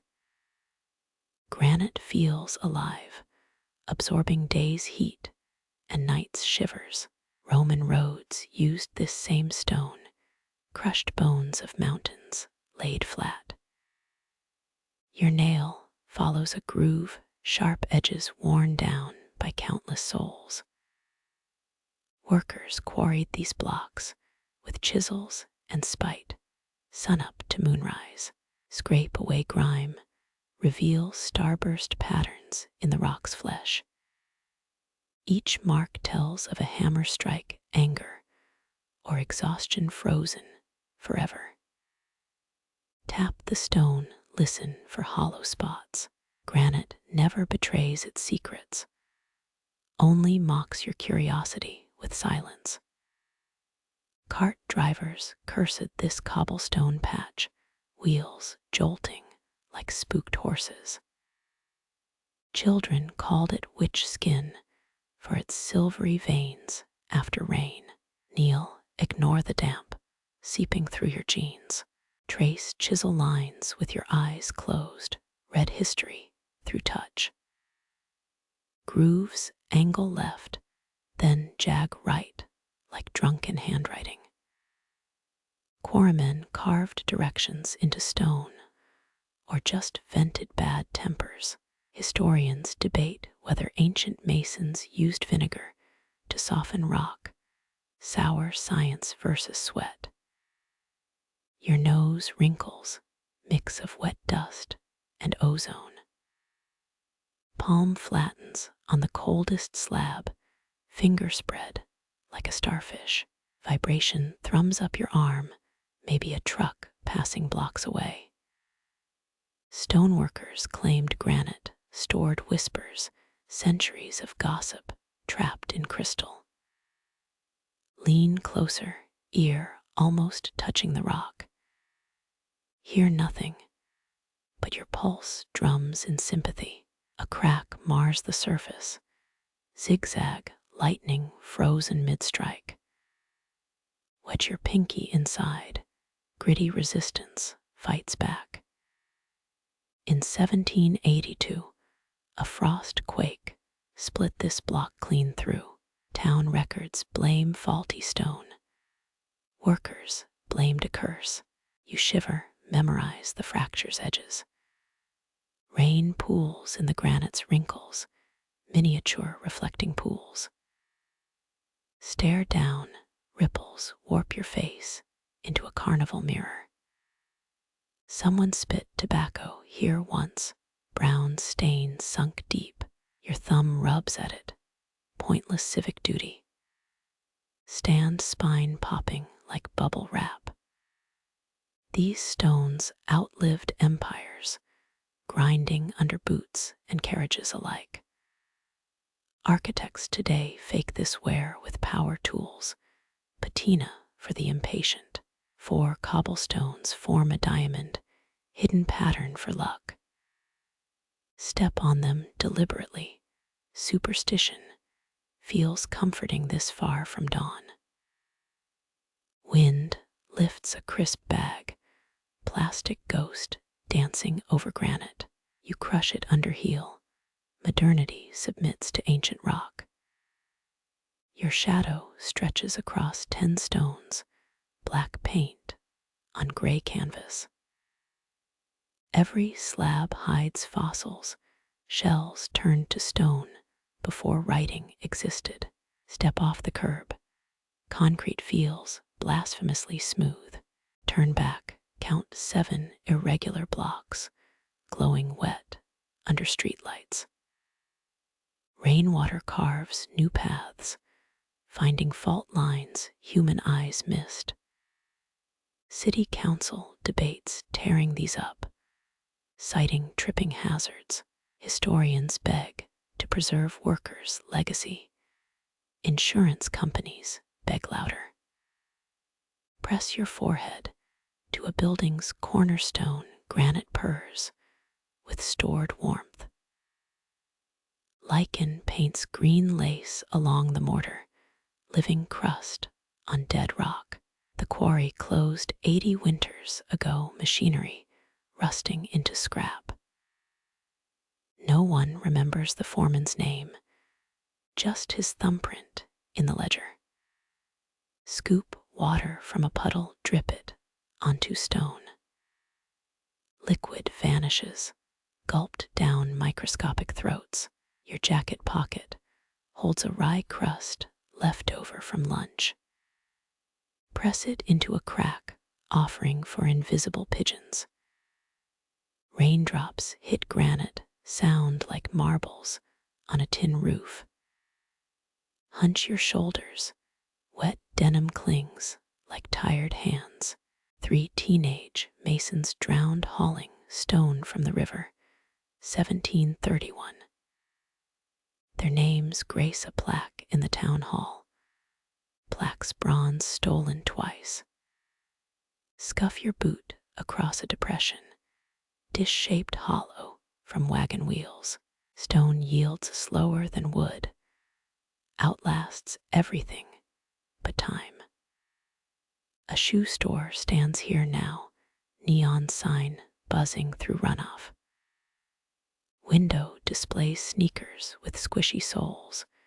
Granite laughs in slow motion. Touch the wall again, this time with your cheek. Cold bites through skin, shock breath hisses between teeth. Stonemasons warmed rocks in winter bonfires, prevented frost cracks during laying. Your face forgets the gesture's history.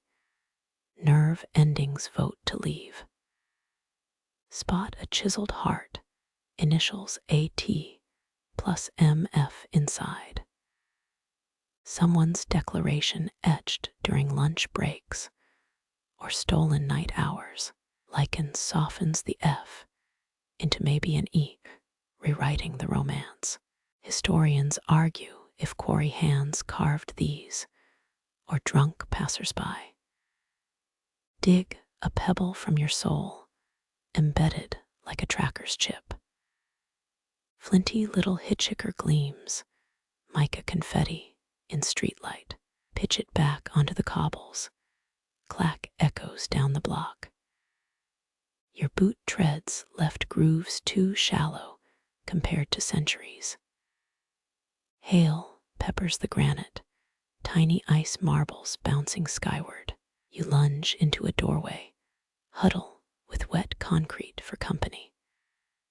Cars whisper by, orange light smearing across soaked stone. Skateboarders tried grinding these slabs last summer. Got bucked like rodeo calves. Dawn leaks gray at the horizon, false promise of sun. Granite drinks the light, turns it into something mournful and patient. The quarry's dust still hangs in town lungs, generations breathing yesterday's labor. Your heel grinds a cigarette butt into stone, modern votive candle. Watch a delivery van bounce over cobbles, suspension, groaning theatrically. Driver flips off the road, spits curses at the stone's parents. The granite takes it, same as king's carriages and farmers' carts. Endurance looks like stillness, feels like violence, absorbed and forgotten. Reach down, press your palm against the coldest slab. Skin sticks slightly, stupid dare from your childhood instincts. Some freeze their tongues to poles. You graduated to granite. Separation rips. Hot sting follows. The stone keeps a skin sample, DNA trophy. Light rain returns your jacket, surrenders to saturation. Pick a pebble from between cobbles, jagged gray thumbnail. Pocket it, solid memory, waiting damp fabric. Quarry trucks hauled these stones 12 miles, each load taking 2 days. Drivers sang filthy songs to pass time, lyrics lost like steam. Shift your weight, knees protest granite's unyielding prayer bench. Standing feels safer, defers arthritis by another hour. Owls traded shifts with sparrows, dawn's bureaucracy in feather and claw. Your breath steams, visible proof of heat against stone's indifference. The shoe store's awning drips on your neck betrayal by modern shelter. Step back into rain, gritty baptism for your sin of convenience. Granite endures, asphalt buckles, priorities carved by different gods. Tongue traces your teeth, tastes grit and city rain. Spit dark splatter dissolves in a puddle's galaxy. Town sweeper will curse you at 7 a.m., his broom fighting your disrespect. Granite watches, unimpressed by spit or sanctimony. One block ahead, cobblestones surrender to smooth concrete. Civilization grades history into manageable slabs, boring and functional. You linger on the last granite stretch pigeon among statues. Squint at the eastern sky, clouds bullying the sun into submission. Granite glows briefly, false gold gilding its cracks. Forecast promised sun, stones predicted rain. Bet on the quarry's children, they know bones better than satellites. Turn toward the apartment, key already cold in your pocket. Phone weighs heavy 2-3 missed calls from human voices. The granite holds your shadow as you leave, inked on stone, till rain scrubs it clean. Stumble on purpose, let granite scuff your boot sole. Evidence you walked here, momentary scratch on eternity. Far ahead, a bus sighs at a stoplight. Your pebble warms in your pocket, small heart beating geologic time. Moisture beads on every flat surface, polished wood, cold iron, the back of your hand. Each droplet swells like slow glass tears, hugging curves before gravity wins. Your sleeve drags across the humidity gauge, metal shivering under damp cloth. The needle trembles at 73% nature's own soggy statistic. Dawn hesitates beyond the tree line, gray light, too timid to warm the air. You watch breath fog hang, ghost thoughts dissolving without answers. The Millrace exhales mist, river smoke coiling around timber pillars. Reach out like a dew-drenched beam. Tastes like creek water and generations of oak tannins. Spiders flee moisture, their silk hammocks sagging under liquid weight. One dangles from your elbow, 8-legged hitchhiker fleeing wet floors. Blow gently, it parlors into the gloom. Millers once drank dew for luck, dodging rheumatism with every sip. The trick's lost now, like most good magic. Press your wrist to the windowsill. Wood grain drinks skin warmth greedily. Condensation, patterns bloom like frost flowers, chain-link diamonds on cold glass. Historians argue whether Tudor mills hung fleece to collect dew, or that's just sheep propaganda. You peel a droplet off the pane, roll it between thumb and forefinger. Liquid defiance, refusing to fall till you let go. A puddle crowns the gearbox lid, miniature moat defending nothing. Tap it, wristwatch clicks against iron. Ripples distort your reflection into a wavering stranger.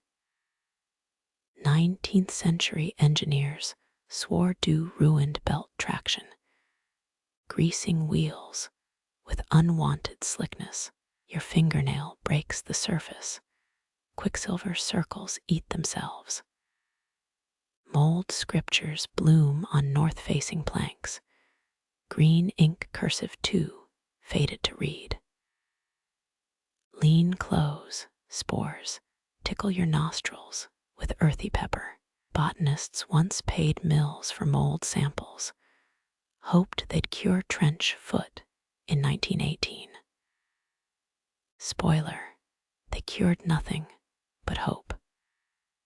Dew seeps into boot seams, cold kisses creeping toward your toes. Shift weight, leather groans like a stepped-on frog. Weather vanes used donkey bladders to predict humidity swelling till seams burst. Yours just trusts soggy socks as forecasts. The gauge needle twitches, 73 holding like a stubborn saint. Wipe it again. Cloth comes back darker. Humidity clings like a needy ghost, shoulders damp under your collar. Data loggers replaced human watchers in '84. But machines never taste the air. Your elbow knocks a dew-heavy cobweb, liquid pearls scatter like fleeing ideas. Silver strands cling to your jacket, nature's tacky glitter. Catch one droplet mid-fall. It bursts cold on your palm. Victorian poets called dew sky milk never worked a mill dawn shift. Ferns sag under water weight fronds, bowing like penitent monks. Peel a leaf, veins weep clear protest. Ancient timekeepers used fern curl to gauge humidity. Tight rolls meant dry spells ahead. This one's practically sobbing. Dawn pokes the horizon, weak lemon light through syrup clouds. Dew gleams suddenly, a billion diamond defenses against day. Blink, your retinas burn with temporary stars. Millers sang rain away, but welcomed dew free coolant for overheating axles. Hum a note, moisture hums back. Moss drinks deepest, sponge beards darkening as they swell. Press a fistful, icy runoff braids your fingers. 10 drops land on your boot toe each with identical splash theatrics. The foreman's logbook warps in its glass case, pages wavy as storm seas. Ink bleeds blue ghosts of production numbers. 19 horses, 3 workers, 50 sacks. Stats dissolve into damp history, legible only in drought years. Your cuff scrapes the moisture gauge again, ritual born of boredom. 73% mocks constancy, or maybe mercy. Sunlight finally punches through, dew beads blaze like fired synapses. Then surrender evaporating mid-gleam. Steam whispers upward, carrying mill secrets toward the indifferent sky. A dragonfly carcass floats in a roof gutter puddle, opalescent wings fused to water's skin. Prod it gently. The tiny wreck spins like a compass needle. Entomologists would kill for this specimen if humidity hadn't beat them to it. Lichen exhales dew, breathing out what bark drinks in. Touch a crusty patch. Damp powder stains your fingertip gold. Rain gauges once balanced on lichen cushions. Amateur science soaked in guesswork. The sun gains confidence, heat burning dew off metal surfaces first. Tin roof snaps like breakfast cereal, contracting as it dries. Your nape prickles, wet collar now a half-hearted noose. 73% drops to 69 singularity of 4 points.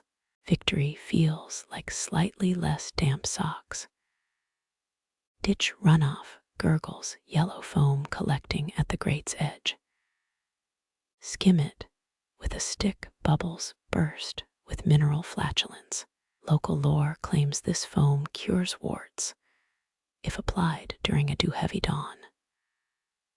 Rub some on your wrist anyway. Science fiction meets folk fiction. Your thumbnail etches a line in the gauge's dusty face, marking where 73 lived.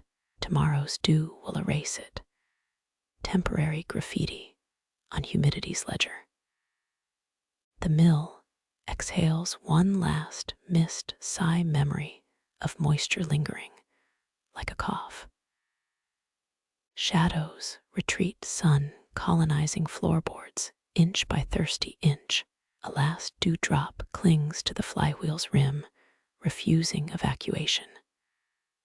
Watch it tremble, then leap toward the stones below.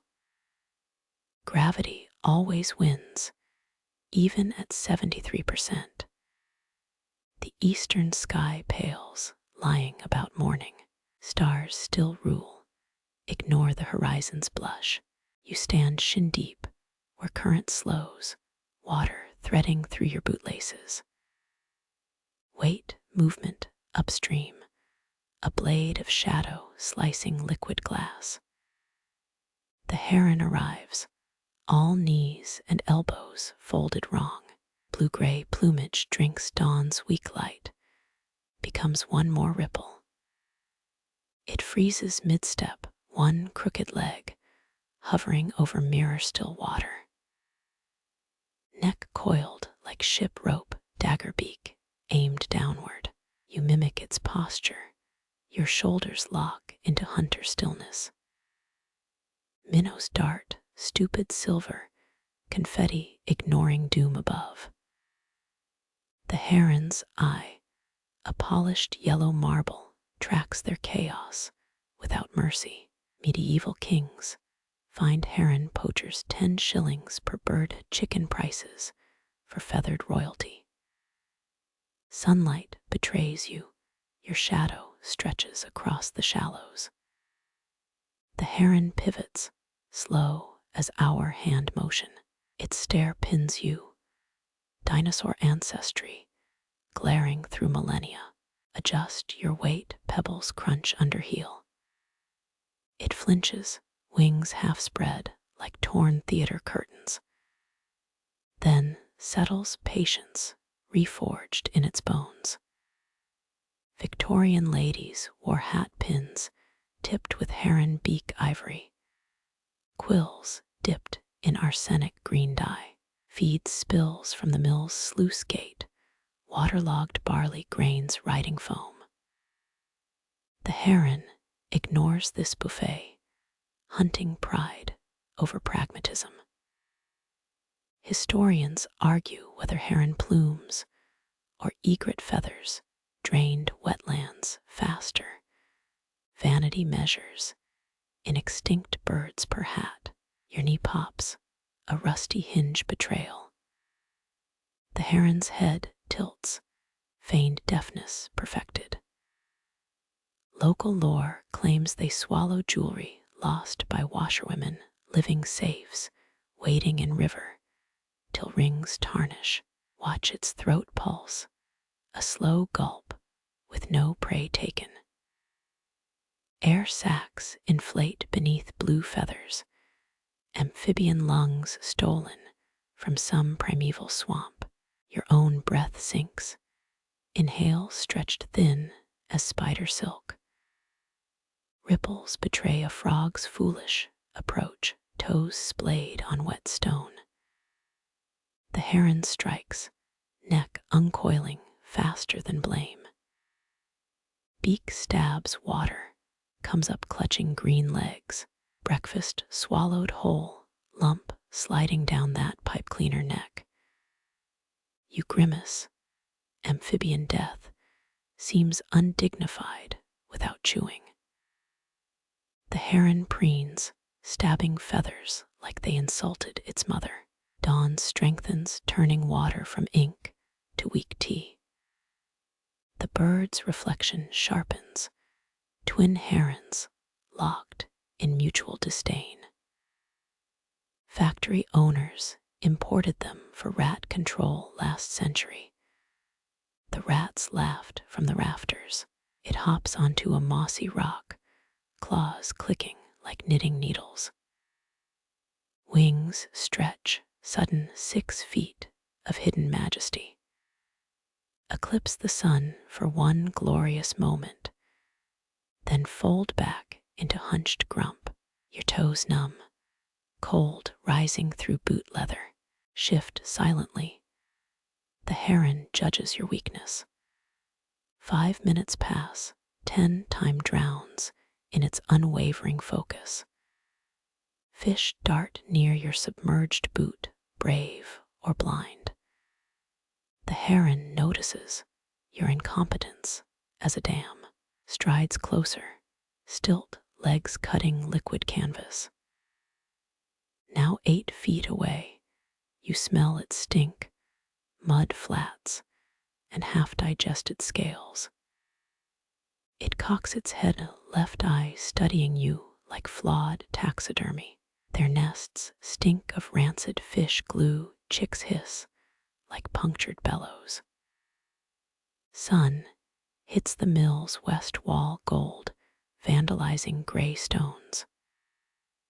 The heron flinches, light pollution offending its night-adjusted eyes, flaps once heavy as a thick ledger book slamming shut. Alone again, minnows relax their zigzag panic. Your knees creak upright, blood flowing back like reluctant visitors. The heron's stillness lingers in your muscles, borrowed calm before day's grind. Ripples erase where it stood, current stitching liquid seems whole. You walk away, each step heavier than the last. The Millrace churns, indifferent to hunters, and dawns false promises. Neck still stiff, you glance back, empty shallows, just sun-licked rocks and lying water. Maybe the heron was never there, just fatigue dreaming on legs. Dawn wins at last, scattering fish shadows to deeper refuge. Your hands hang loose, imitation wings folded and useless. Breeze riffles the pond's surface, a chuckle at your stillness.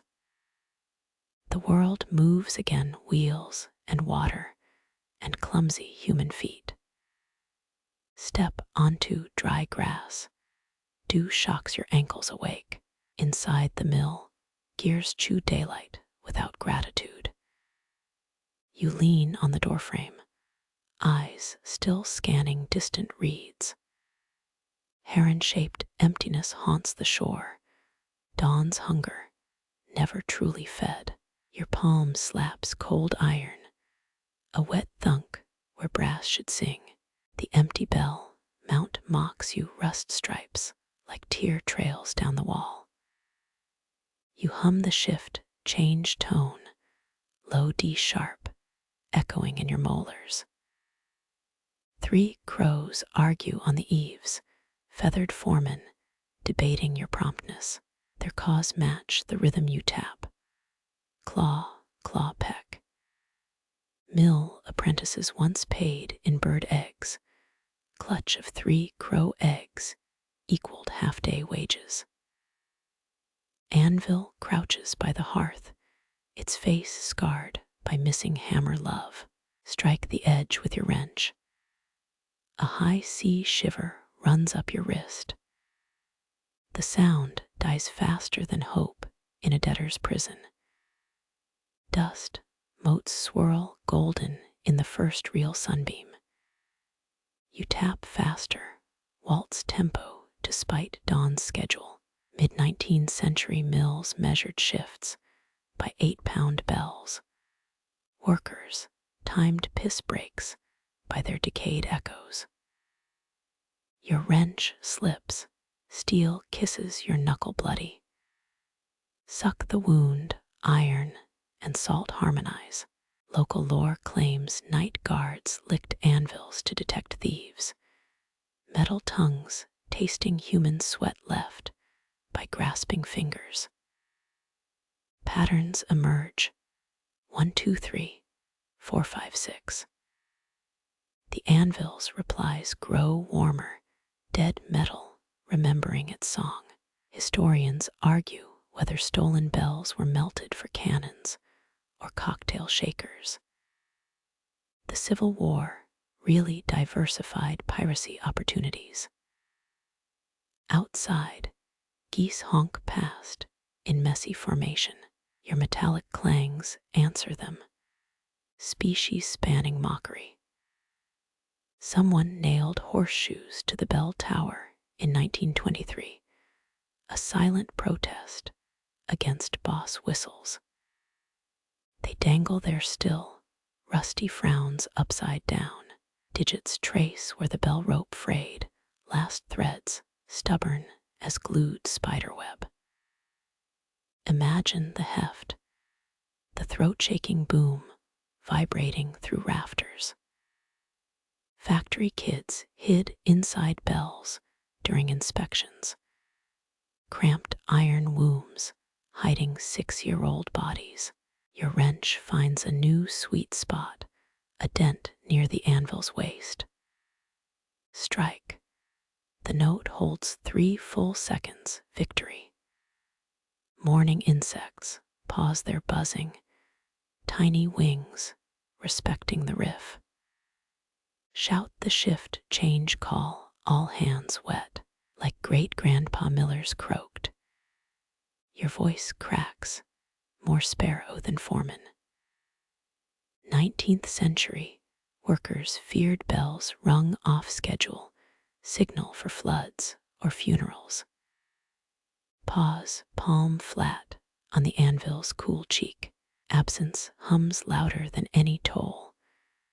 The missing bell's ghost lives in your jaw joints. Knock your heels on oak planks, hollow thumps like a weak heart mimicking strength. Light shifts, sun climbs high enough to stab your eyes. You throw a greasy rag at the window makeshift curtain, dimming the glare. 62 factories once lined this river. Now only their cornerstone curses remain. Reset the wrench, aim for the anvil's horn.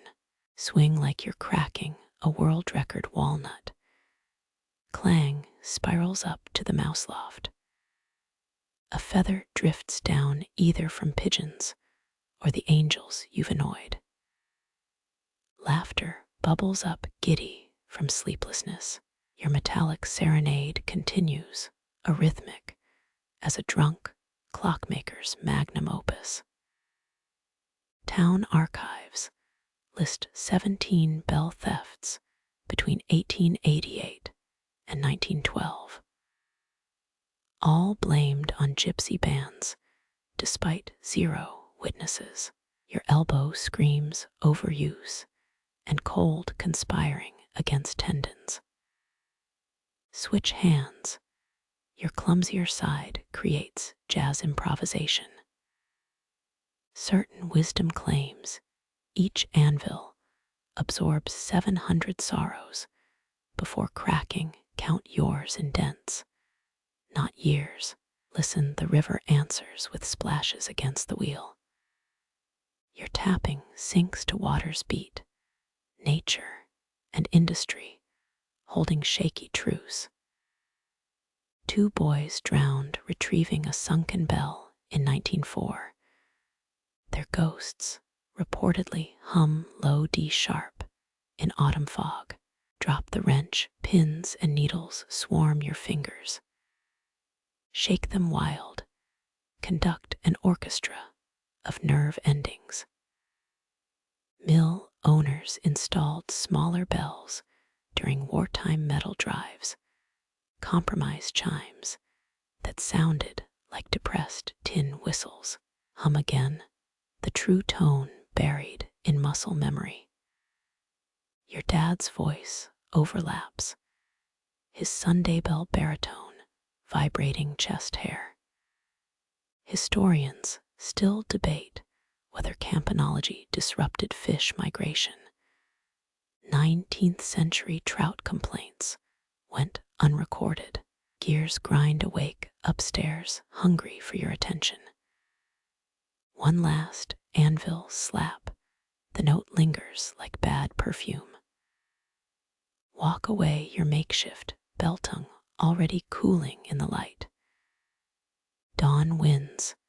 The shift starts whether clocks agree. Your wounded knuckle throbs its own rhythm, unstoppable as the millstones turn. Wipe blood on your overalls.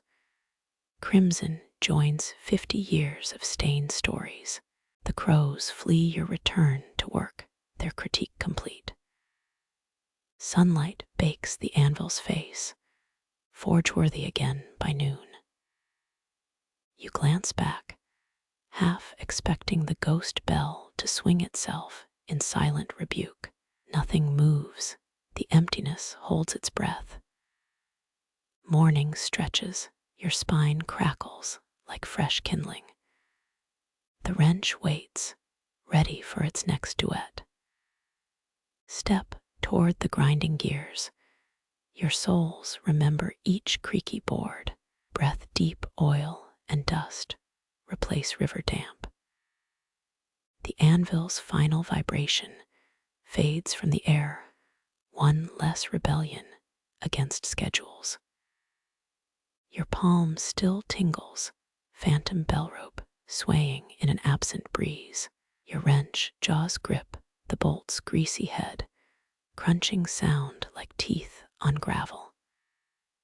You lean into the handle, muscles bowstring tight. 19th century millwrights forged bolts by hand, each one a wrinkled iron signature. This stubborn brute might have been hammered by a homesick apprentice in 1863. Sweat slicks your palm, the wrench slips again. Damned hexagon edges rounded by decades of angry mechanics. You snort. Imagine this fastener winning employee of the month. No plaque, just smug anti-glory in refusing motion. Factory workers named stubborn bolts after hated foremen. Old man Lurk lives in this one's defiance. Twist harder, your boots skid on oil-stained boards. Knees protest. Your spine sings tenor notes of regret.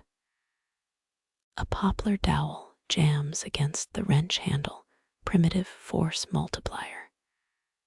The wood groans, fibers screaming their genealogy. This worked on 36 millwheel pins last autumn. Tonight it's spaghetti against stone.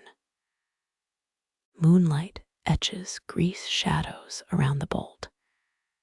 You squint, counting corrosion rings like tree years. Historians still argue whether frozen fasteners were mill sabotage or ghosts clinging to purpose. Both theories stink of desperation when your knuckles meet girder. Blood blossoms, crimson beads rolling down cold steel. Your hiss echoes off the water wheel's still teeth. No point cursing. The bolt absorbs insults like baptism. Workers once spit tobacco juice on stuck parts, sacrificial moisture to appease machine gods. You offer blood instead, a clumsy covenant. Breathe deep, dank night air floods your lungs. The river mocks your struggle with liquid chuckles. Your muscles surrender in stages, shoulders first, then elbows. Finally, the white-knuckled grip. The wrench clatters, rebellion complete. Tenderness floods your battered hand, nerve endings singing soprano. Flex fingers slowly, mapping fresh bruises.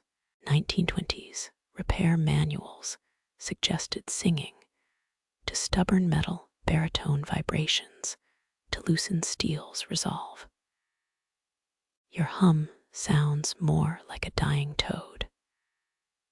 Fireflies blink around the Millrace, tiny green hecklers. They hover near the bolt, admiring its victory. You flick one away, its light drifts toward the wheel. Childish, but satisfying. Victorian engineers debated lightning bugs as emergency lanterns, failed due to inconsistent work ethic. A splinter waits in your thumb, vengeance from the poplar dowel. You pick at it, nail edge catching wood sliver. Tricky business. Blood makes everything slippery. Mill kids learned first aid splinter removal by age 6, whiskey disinfectant, and calloused moms stare at the bolt, now monarch of this steel kingdom. Cobwebs gleam silver near its base, throne decorations. You press your forehead to cold metal, no wisdom transfers. Only chill. The shadow shifts, moon drags night toward dawn. Still hours yet, but sleep tugs your eyelids. Fight it, river damp keeps you shivering upright. Bolt victories demand witnesses. Rotate the wrench handle, slow half turns to test grip. Successive failures wear down resolve. The tool grows heavier each attempt, as if absorbing your futility. 34 years since this joint last opened, probably sealed by a man now buried. Listen, geese again, flying some north-south argument. Their cries score your mechanical humiliation. One feather pirouettes down, white quill mocking surrender. Tuck it behind your ear, temporary dignity intact. Sweat cools on your neck, sudden breeze off the mill pond. Fish break surface, wet smacks applauding the bolt's win. You bow toward dark water, performer acknowledging cruel reviews. Your knees crack as you crouch, wrench abandoned like a fallen sword.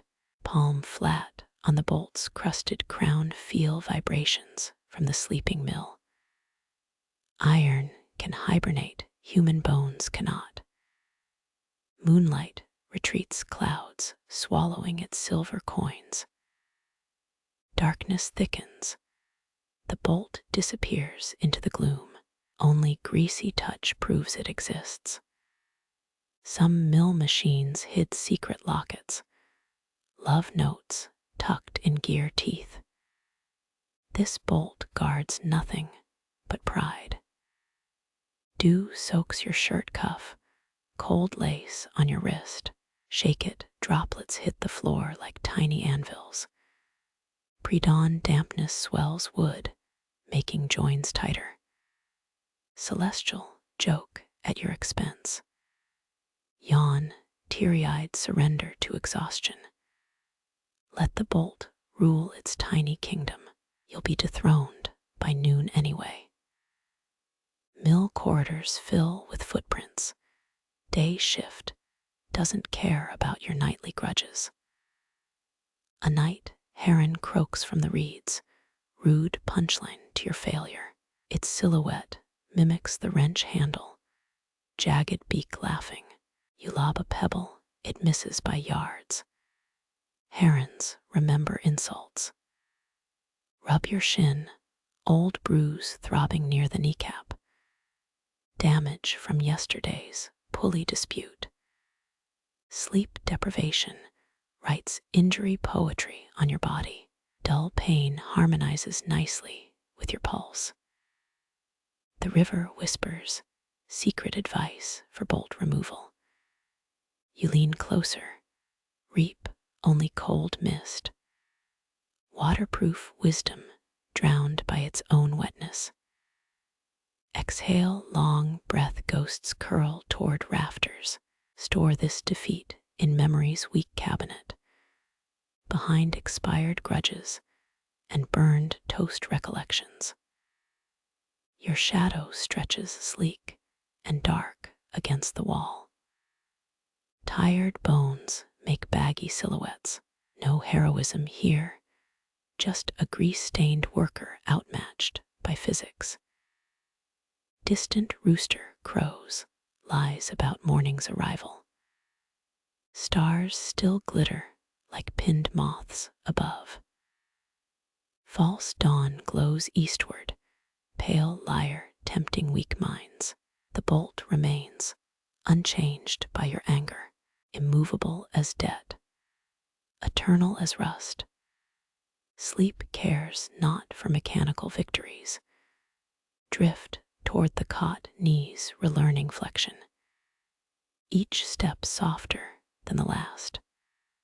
Let stubborn iron win, dawn shifts favor no champions. Cotton mattress sighs under your weight, sweet hymn of surrender.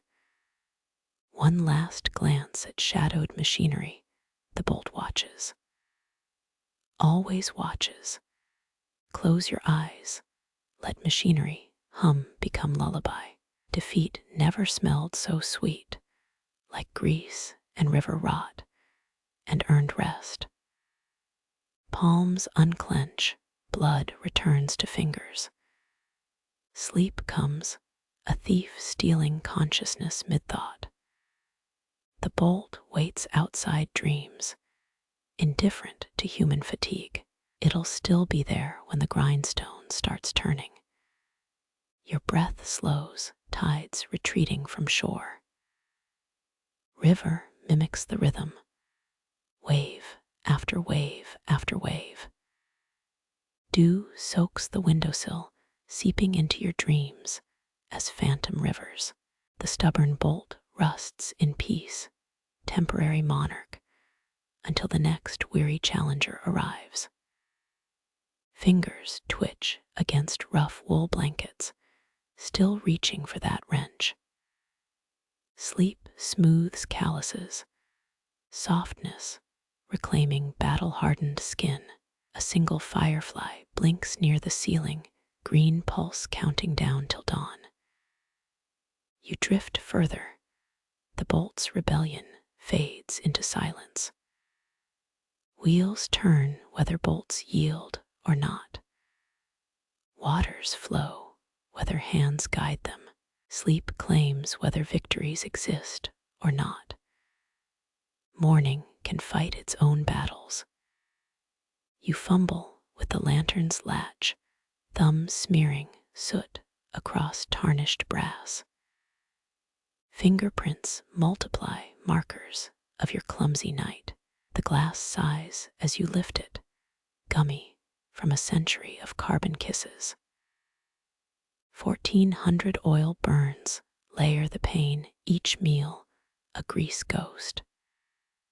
Factories once used whale oil for lanterns. Blubber rendered liquid light. Wipe a cloth corner over the clouded surface. Dry friction at first. Soot clings like a cat, refusing bathwater. Try the spit and rub technique. Works on tarnished belt buckles. Your saliva makes mud streaks. A toddler's finger painting on glass. Smudges rearrange, but refuse surrender. Historians still argue whether soot patterns predicted storms. Farmers swore crow's foot grime meant hail. Your forearm screams from bolt wrestling. Earlier tremors make circular motions drunken. Press deeper. Muscles recall greasing axles twice this size. The cloth snags. Nail catches linen weave. $5 bandana sacrificed to grime gods. 3 more wipes. Smoke stains retreat reluctantly. Moonlight pierces the cleared patches. Sudden brilliance stabs your retina. Blink away purple sunspots. Oversized firefly attack.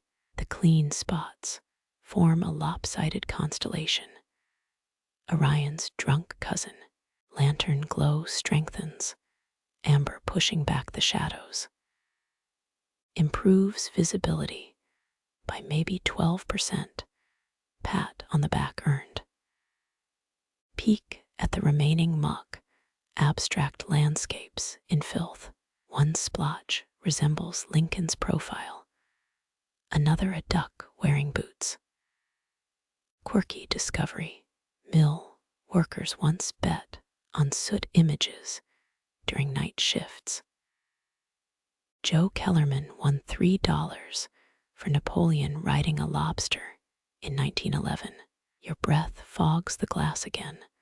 Erase victory with vapor. Groan louder than the rusty hinge beside you. Buff faster, callous singing, soprano from friction. 19th century manuals suggested vinegar for stubborn lamp haze. Too bad you packed bourbon instead. The wick sputters, flame starving in its glass cage. Turn the brass knob, a 1/4 inch clockwise. Fuel travels up cotton veins, fire revitalized. Watch the heat ripple warp remaining soot, Rorschach test for insomniacs. Debate, was flame flicker a shift workers' entertainment? Scrub the lantern's base, tarnish parts under pressure. Copper winks shyly beneath black crust. Mill syndicates stamped their logos here, swallowed by oxidation. Your cloth reveals a winged wheel symbol of the Tri-County Grinders Union. Extinct since 1938.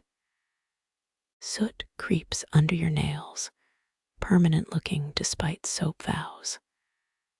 Blow on the glass, final dust bunnies, evacuate.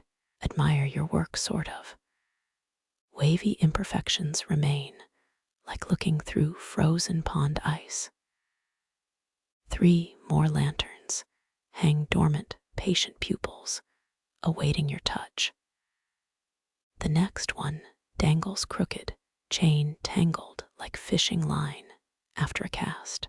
Unsnarl the links, cold metal teeth nipping your fingertips. Hold the lantern steady, sway defeated. Glass cleaner than expected, just dusty from disuse.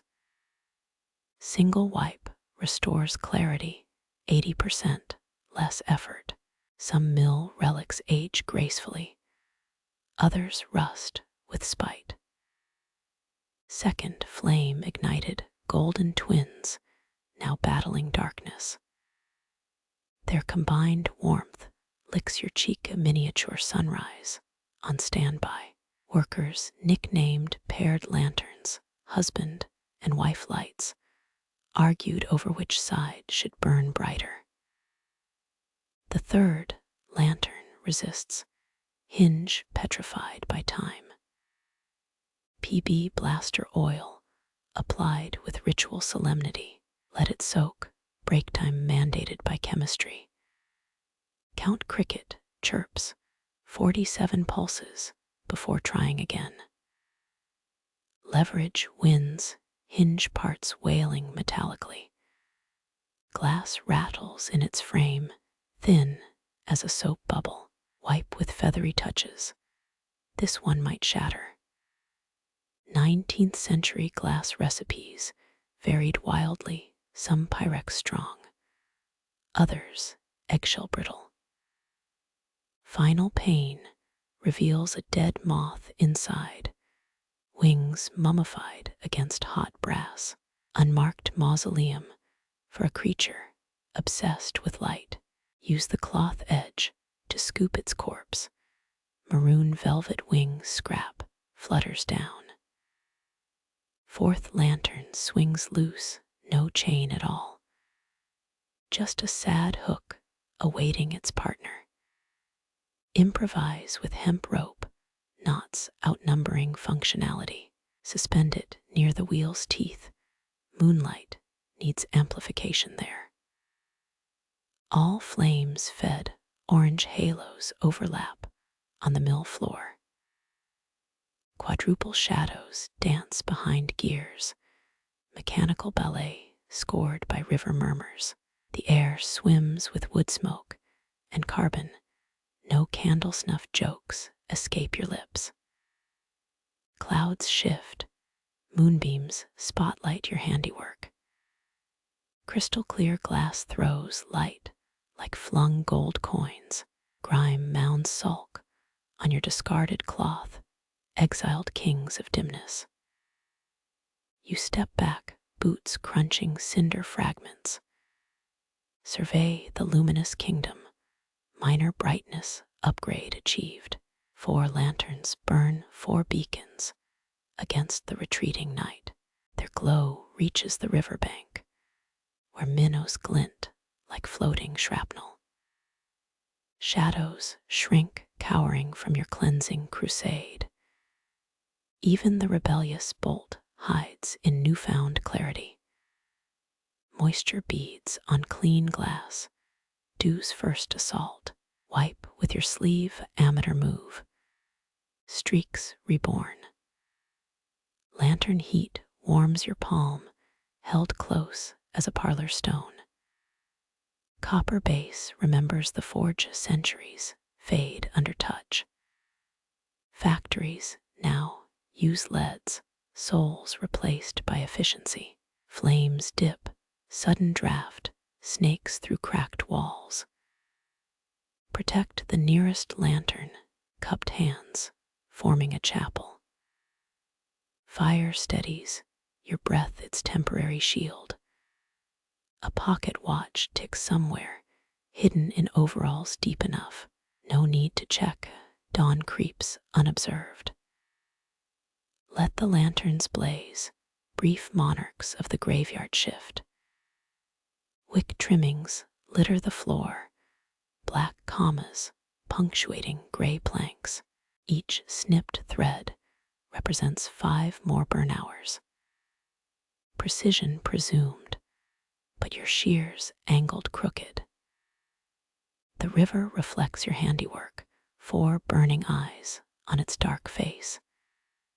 Wavelets distort them into fiery eels swimming upstream. Nature mocks your symmetrical goals. Soot stains linger under the thumbnails, tattoos of the night shift. Scrubbing intensifies the stains like guilt. Final adjustment, angle the lanterns toward the water wheel. Illuminate the moss-slick spokes, safety precaution for nobody. Habit persists where logic taps its foot. The cobweb above lantern 3 glows, silken net turned dreamcatcher. Centered moth grows a backlit shadow twice its size, front row seat for your light show. Blink slowly, lanterns smear into gauzy orbs. Fatigue paints halos around every flame. 4 become 8, 12, ocular betrayal. Pull a splinter from the windowsill, impromptu wick poker. Adjust each flame's height, uniforms in a golden army. 1 rebels, flickers spiteful when prodded. Lantern glass stays clean for now. Dawn's humidity already plotting its fog campaign. Your victory feels borrowed, on loan from entropy. Breathe the soot-tinged air, flavor notes of char and nostalgia. This mill last glowed with lantern rose in 1942. Blackout drills killed the tradition. Stretch skyward vertebrae popping like damp wood in a fire. Shadows mimic your reach, stretched giants on cedar beams. The river swallows the reflected flames, orange tongues extinguished by current. Light bends underwater, submits to the dark's dominion. You hum off-key reassurance to the lanterns. They tremble in response. Or is that your hand shaking? Wind dies, flames stand rigid as soldiers. Their glass prisons hold heat like captured suns. Fingers hover, close enough to tickle warmth. First birds mock your electric defiance, twittering alarms for the true dawn. Stars retreat, shift, change, called by celestial HR. Lanterns burn brighter against the paling sky-determined glow before the shift ends.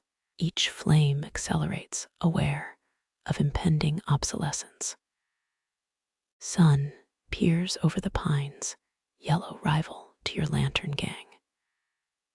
Both light sources squint at each other, tentative détente. Kerosene levels sink, a visible retreat in glass reservoirs. Wicks tilt sideways, final sips of fuel. The lantern nearest the door exhales smoke, flame extinguished with a sulfur sigh, replaced not by you, but sunbeams stealing its job. Second flame falters, dances a jig before vanishing. Carbon filament sighs into memory. You don't relight them. Artificial stars deserve rest. Their glass domes cool, sweat condensing like beaded curtains. Sun climbs, lanterns become daytime ghosts, transparent again, just glass and brass and yesterday's heat. Pull each wick down, charred tips retreat into shafts. Good night, or whatever passes for it in lamp language. Latches secured, glass hats placed firmly against midnights. Return 16 hours from now. The cleanest pane shows your reflection, oil-smudged victor framed in copper. Wink at the shadow-eyed worker staring back. Lantern duty done, dawn owns the mill now. Let the sun wrestle with its own shadows. You crouch near the collapsed flour sacks, knees cracking protests older than your birth year. Scritch-scratch rhythms echo behind burlap. Tiny feet debating urgent rodent politics. Mill cats once prowled these storerooms, medieval pest control with daggers in their paws. A torn sack spills antique flour pale as a powdered wig. Drag a fingertip through the dust, tastes like forgotten birthdays. Some millers mix chalk into flour, 19th century stretch tactic. Makes you chew slower, not that you're eating floor-aged carbs. The scratching intensifies, a squeaky filibuster under moon-washed shadows. Toss a breadcrumb toward the noise, culinary ceasefire offered.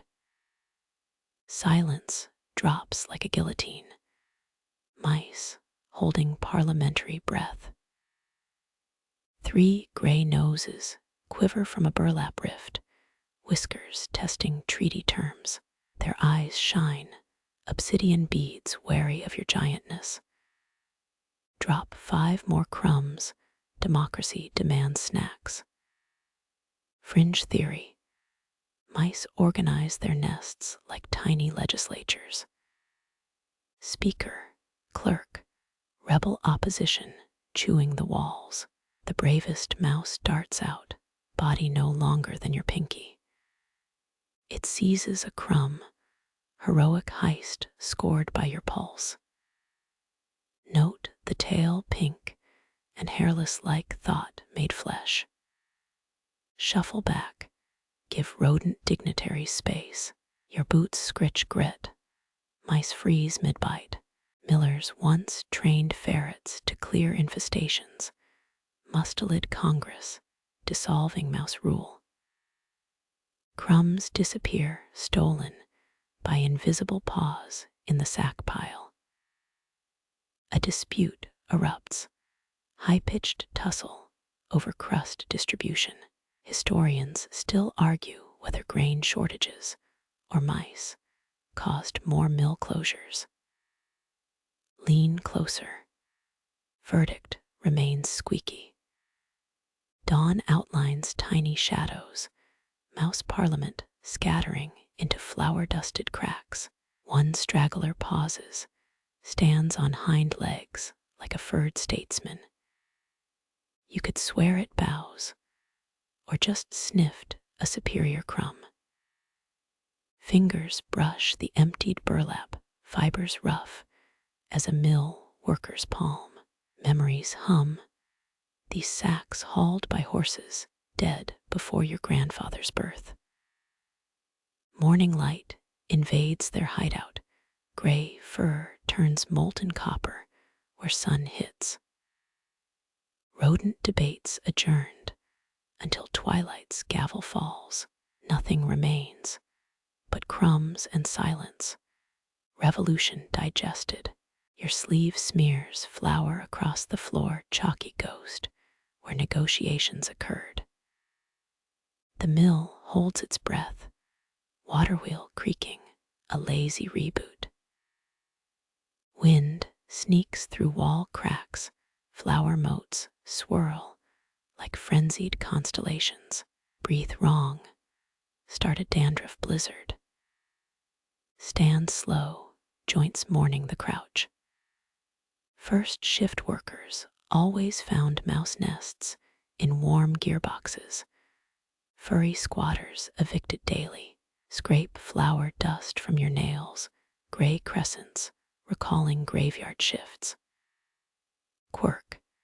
Victorian millers sometimes kept mice as luck charms. Believed they nibbled bad fortune away. The empty sacks sag spent lungs after a final wheeze. Give one a poke, ancient fabric disintegrates like sugar paper. Sun climbs higher, your shadow dwarfs the mice kingdom. They'll reconvene tonight, revising treaties in the wheat dark. Turn away, let their tiny bureaucracy rebuild. Floorboards squeak different without a crumb-based economy. Pigeons coo on the roof, winged diplomats, opening daylight sessions. Mouse politics adjourned, avian committee now in session. You whisk flour from your pants, clouds declaring defeat on your thighs. No victors here, just different hungers passing through. Walk toward the granary door, one last glance at the crumb battlefield. Not a whisker stirs. Efficiency learned from centuries of avoiding boots. Dawn owns the hour now. Mice sleep like minuscule sultans in flower palaces. Each heartbeat a tiny rebellion against daylight's rule. Morning shifts the mill's allegiance.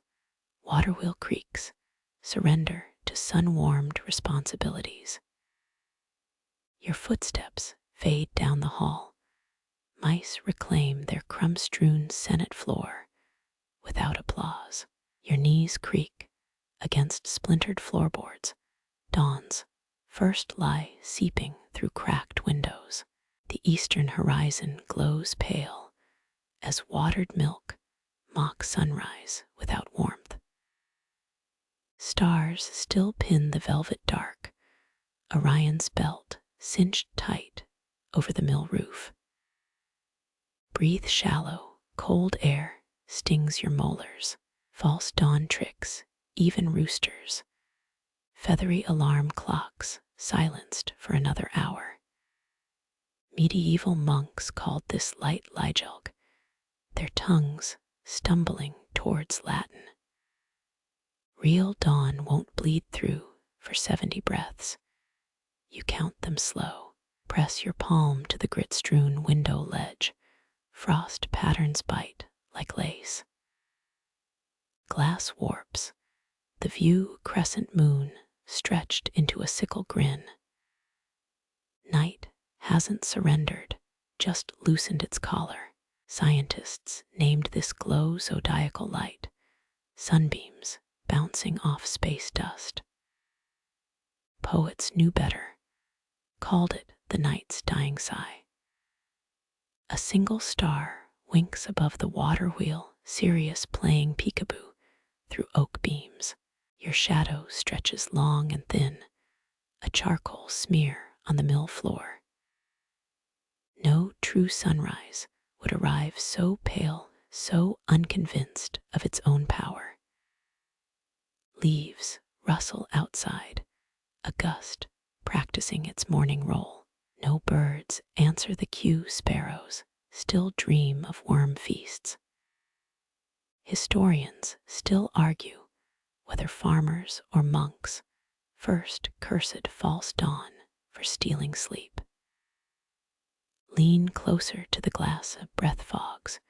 Reflect your tired eyes. Something splashes in the mill pond, a fish breaching or frog leaping.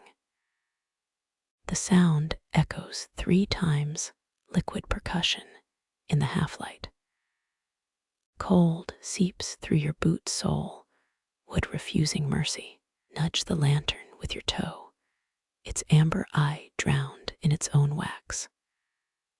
5 wicks died tonight, only charred tongues remain. Old Norse myth claims false dawn is Heimdall's yawn, the watchman stretching before blowing his horn. Skepticism feels warmer. Hug your elbows tighter. The wheel creaks, incongruent rhythm with your heartbeat. Water murmurs older, lies below, promises of flow without end. Your breath sinks against your will, in, out, ice crystals forming with each exhale. Dig a fingernail into the window's putty, crumbly as stale cake. Victorian astronomers swore they saw cities on Venus during false dawn. Smudged lenses and wishful thinking. Tonight offers only blurry pine shapes, sleep deprivation's Rorschach test. The horizon flushes peach, now a shy imitation of warmth. Ducks sleep headless in the reeds, feathered commas refusing morning's sentence. Cleopatra might have seen this same glow while waiting for Caesar's messengers. Empire building paused for astronomical shrugs. Scratch your neck, wool scarf suddenly itchy as conspiracy theories. Cold makes every thread harsher, weaving's betrayal. Turn away from the window. Let the farce play without witness. Night's last moths batter the lantern, dusty wings desperate for dead light. Fringe theory. Moths remember when moonlight was brighter, ancestral rage at modern dimness. Their papery bodies sound like aging love letters. The millstones grumble below, granite jaws chewing nothing. Touch the wall, vibrations tickle your palm. Every gear still shadows the water's push, mechanical obedience, ignoring the horizon's fib. Yawns crack your jaw, unwilling traitor to false sunrise. Eyelids weigh more than a sack of King Arthur's flour. Blink slow, let stars imprint their shapes on your darkness. 5 pine trees stand sentinel eastward, black teeth biting the glowing throat of night. Their branches sag with secrets, sap frozen mid-drip. Knees protest as you crouch, pebbles imprinting your palm like braille. Touch the floor's dust, grit that outlived empires. Early mill workers ground flour under this same lie of light, bone tired, while stars still ruled. The wheel's rhythm stutters, a branch caught in its aquatic clockwork. Stand up too fast, head swims with stolen oxygen. Wipe the window again, streaks blur Sirius into a comet. Your reflection ghosts over the glass, transparent as the dawn's promise. Silence pools in the corners, centuries of it preserved like jam. No creak of timber, no splash. Even the false dawn holds its breath. For 3 heartbeats, eternity hangs in the balance. Then a goose honks far downstream, rude alarm clock for the cosmos. Stars dim by microns, sovereignty slipping. Numb fingers fumble with your coat buttons, cold metal rejecting warmth. The mill exhales wood smoke scent, century-old aroma trapped in its beams. Turn your back on the liar's light. True dawn comes only when the last star blinks out, like candles snuffed by a butler. Until then, breathe the dark like vintage wine. You feel the false dawn at your back, cold liar pretending to be light, and turn toward the water's truth. The wheel looms black against lingering stars, its wooden bones groaning under liquid weight. Archimedes screamed eureka about water displacement, but this mill wheel just screams under 100 tons of river. Press both palms flat against the main beam, beechwood older than steam engines. Feel the tremor, deep hum climbing your wrists. Engineers credit watermills with sparking the Industrial Revolution. Those wooden giants taught us to harness nature's pulse. Roman aqueducts fed wheels like this one, though there's ground grain for emperors, not sleepy tenders like you. River current gulps the paddles. Each slap sounds like a whale's heartbeat.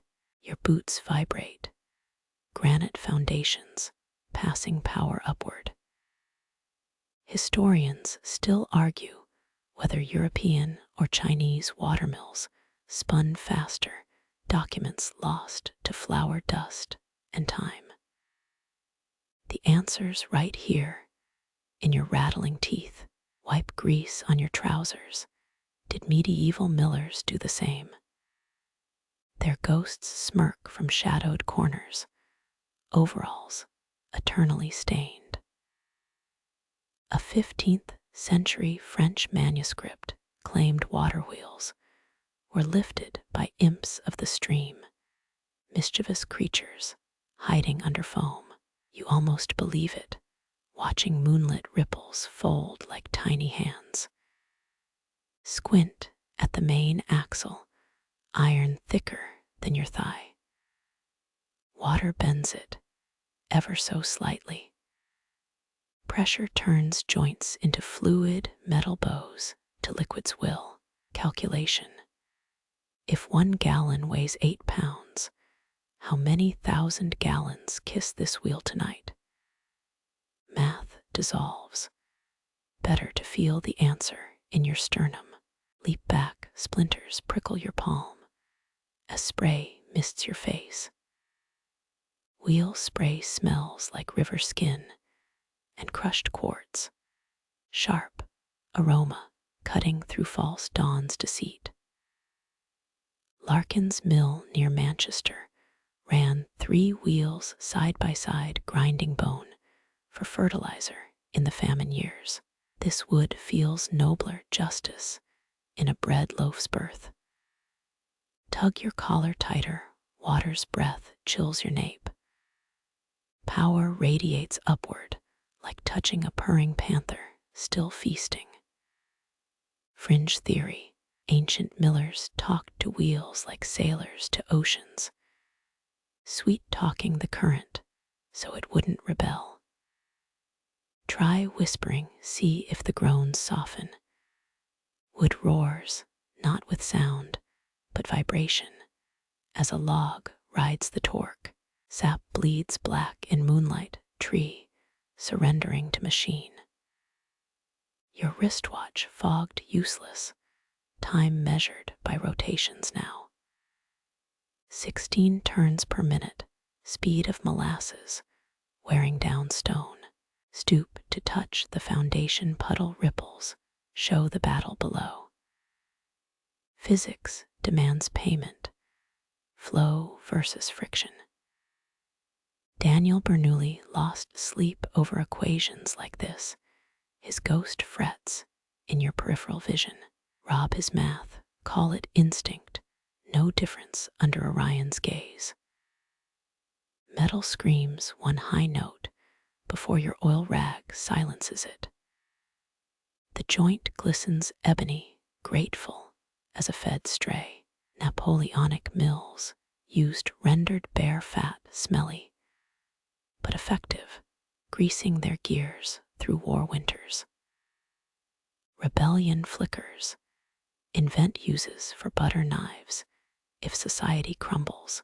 Nightshade flowers drip from the flume, purple petals drowning in transit. Poison turned decoration, death softened by hydraulic ballet. Touch one velvet face, it clings like a drowning child. Millers once harvested these for devil's tinctures, sleep aids or curses, depending on the customer. Brace against the sluice gate, metal tastes like pennies and inevitability. Historians still argue whether watermills killed more workers than coal mines. Numbers too fuzzy for ledgers. Debate floats downstream, replaced by immediate danger, your boot slipping on moss. The water wheel's song shifts, lower octave, as dawn's first blush steals darkness. Power doesn't care. It uses fading stars and rising sun alike. Press your spine against the shuddering frame. Let vertebrae count the horsepower thrum. Kneel in mud cold, seeping through patched knees. Mill pond swirls with stolen constellations, cosmic glitter devoured by industry. French royals powdered wigs with flour ground like this, entire courts dancing on torrents of peasant rivers.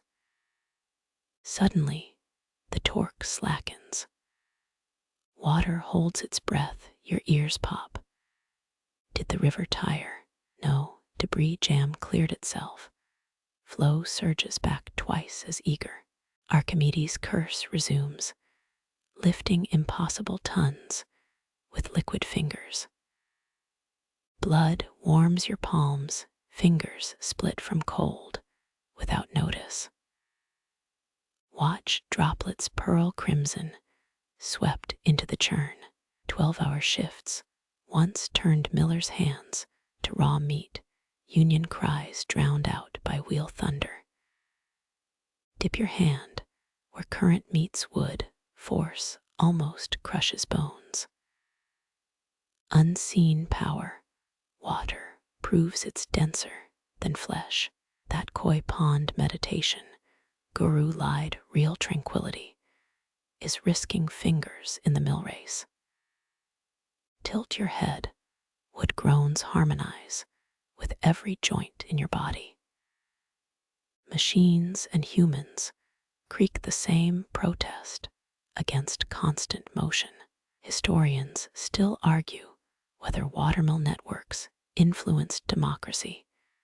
Peasants gathering by grinding streams, sharing rebel whispers. Maybe truth hides in the wheel's open mouth. A blue heron lands downstream, stilt-legged inspector watching your work. Blink at it, slow messenger from cleaner waters. Your boot heel grinds a snail shell, tiny tragedy lost to industry's hymn. Wind shifts, carrying wood smoke from some early riser's hearth. Greedy inhale, lungs crave warmth borrowed from a stranger's fire. Dutch windmills envy this river's muscle, canvas sails weak against oak and iron certainty.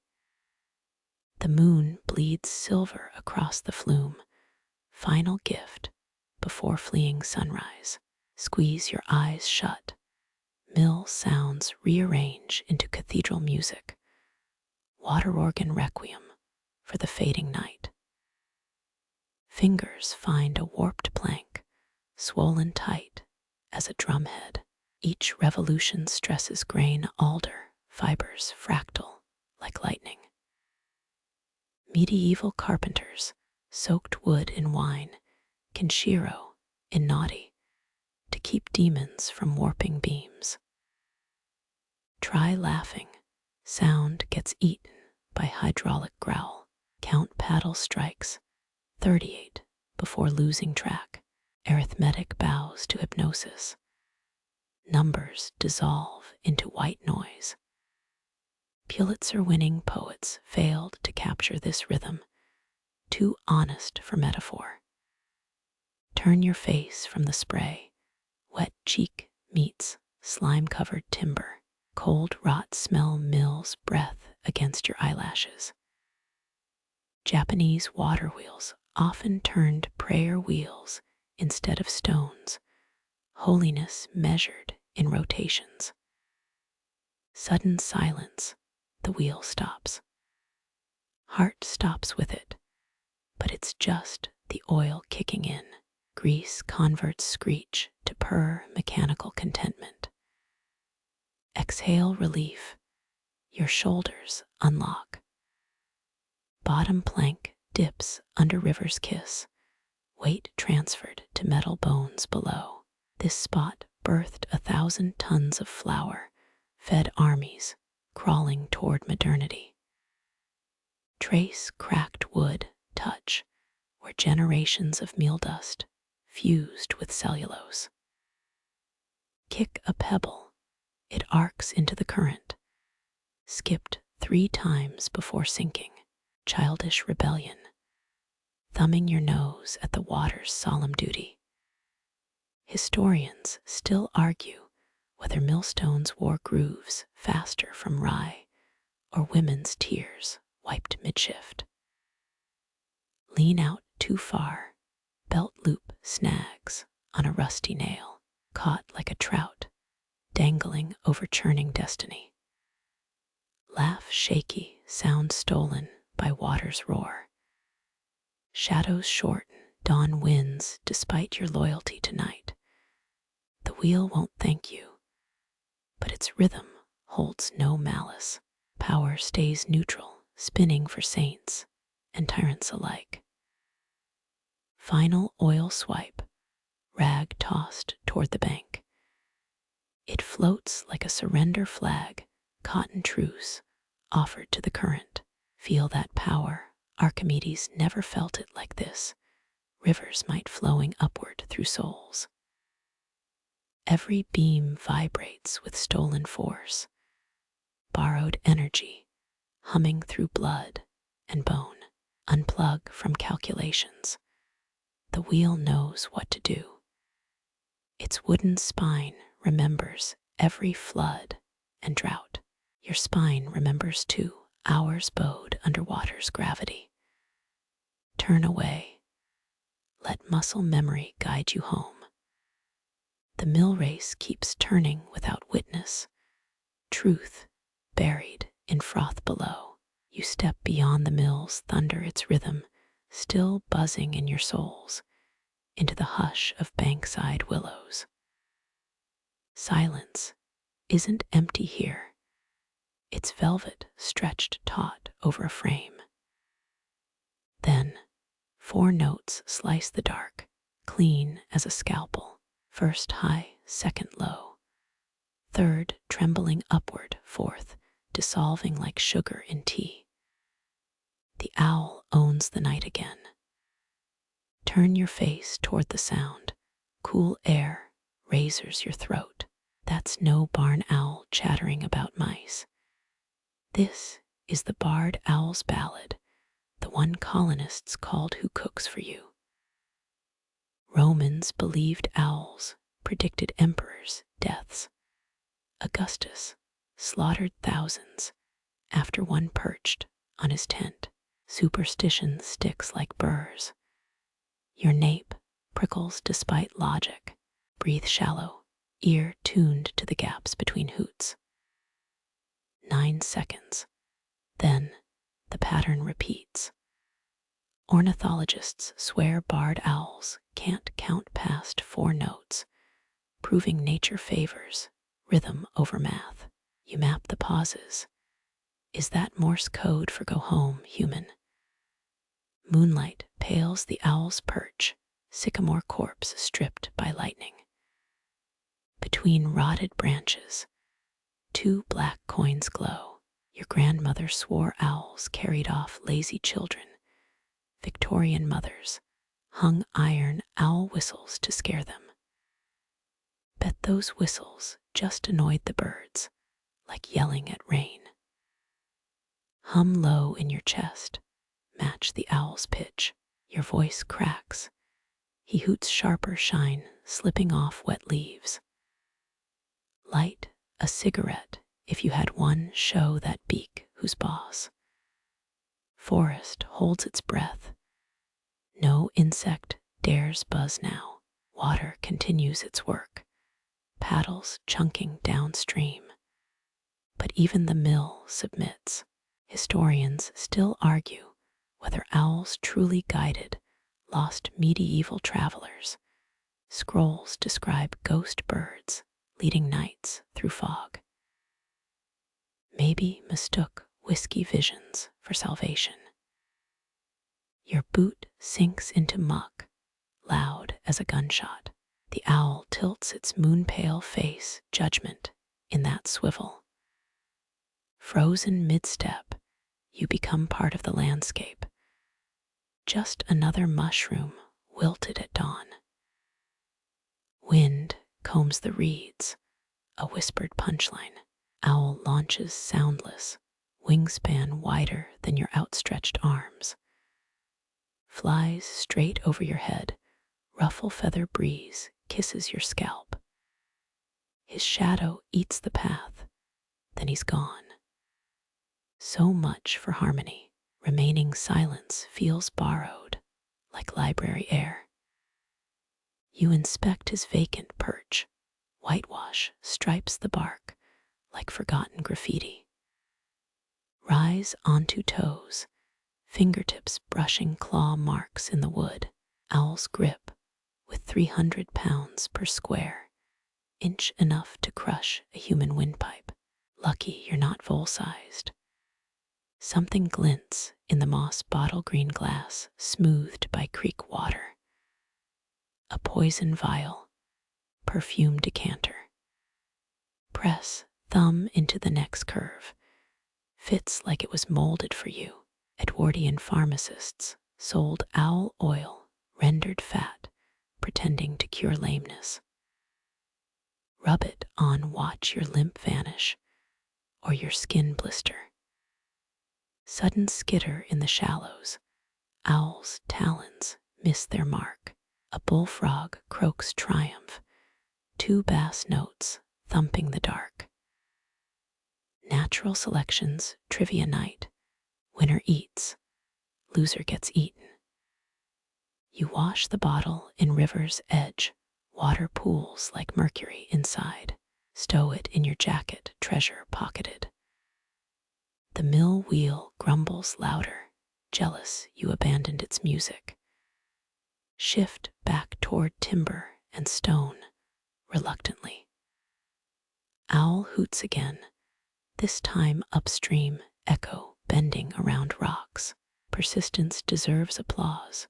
You clap once, sound dies in damp air. Whisper, encore.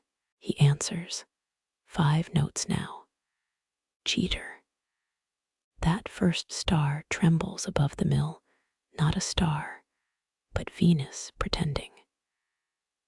Renaissance astronomers called owls feathered telescopes, believed their eyes pierced celestial spheres.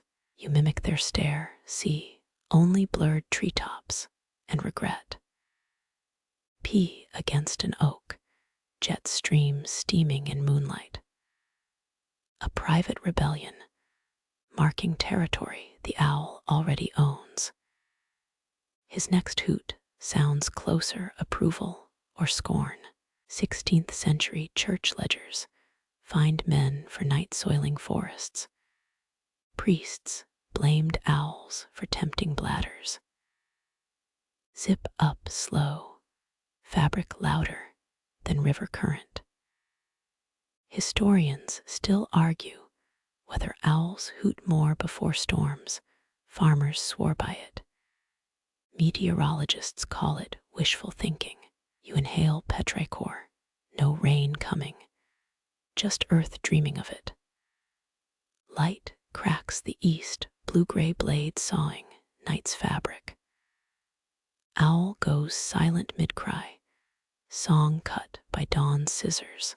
He knows the rules, ghosts retreat before coffee boils.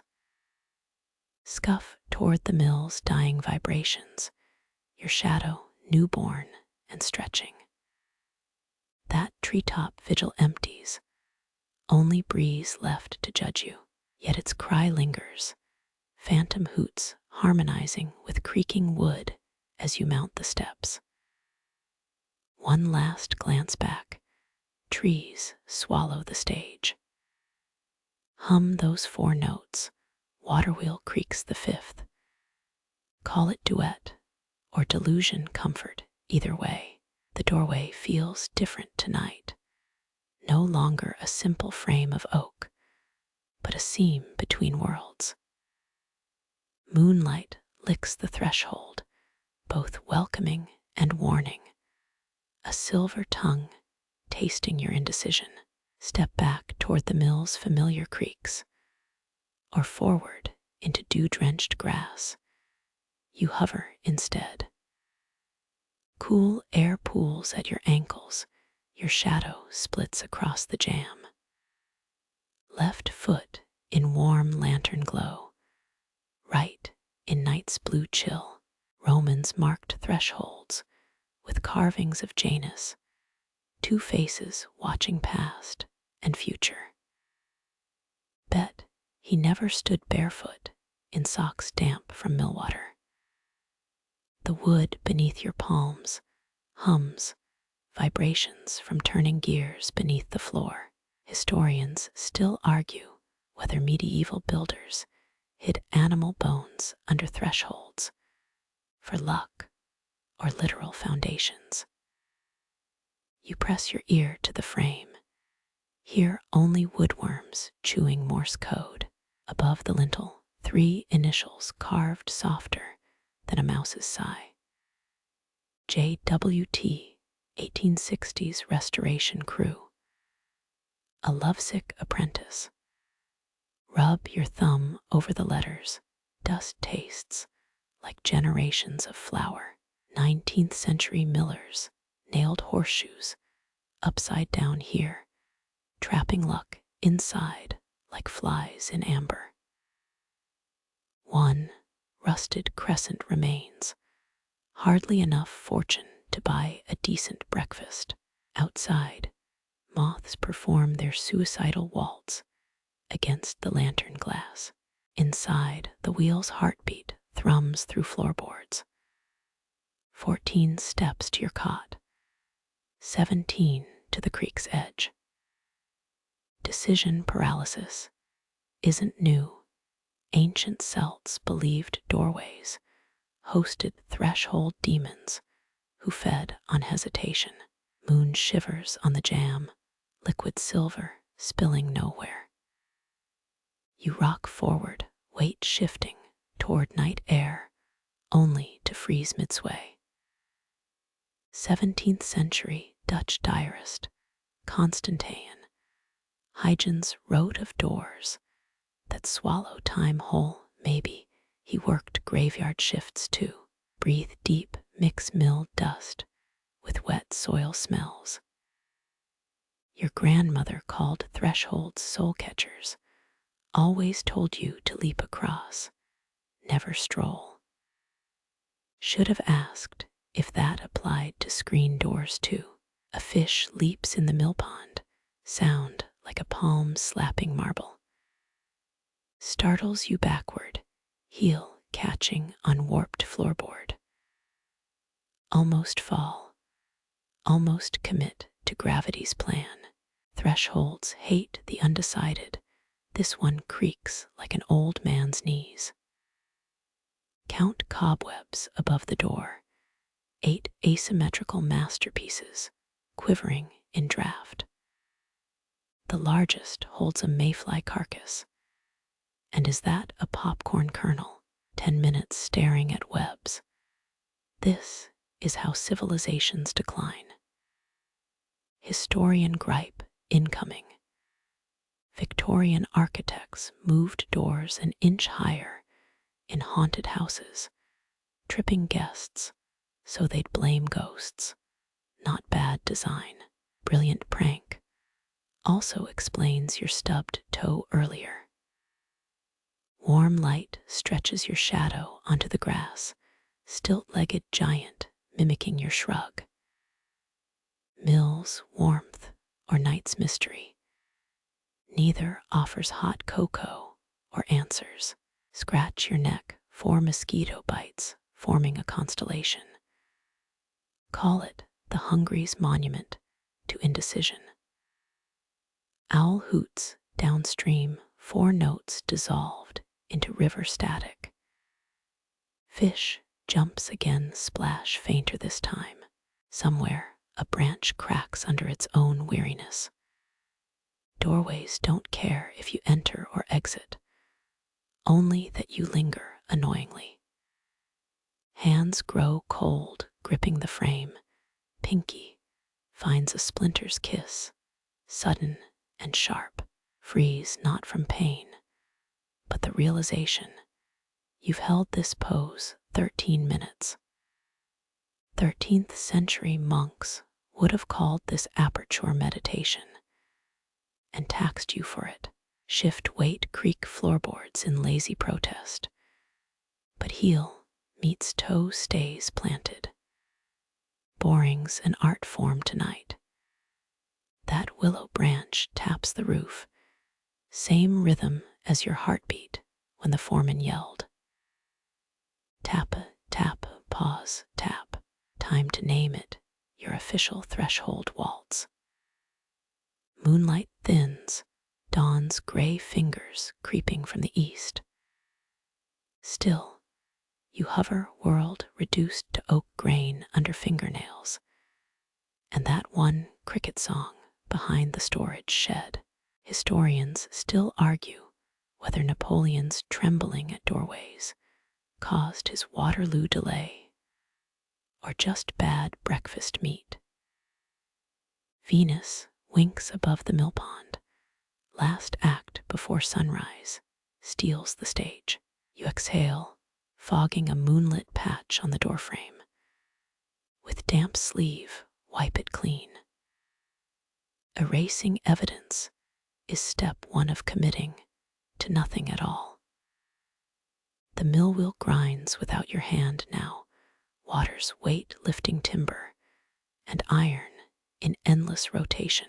Your shadow slips off the frame, a puddle of darkness retreating from dawn.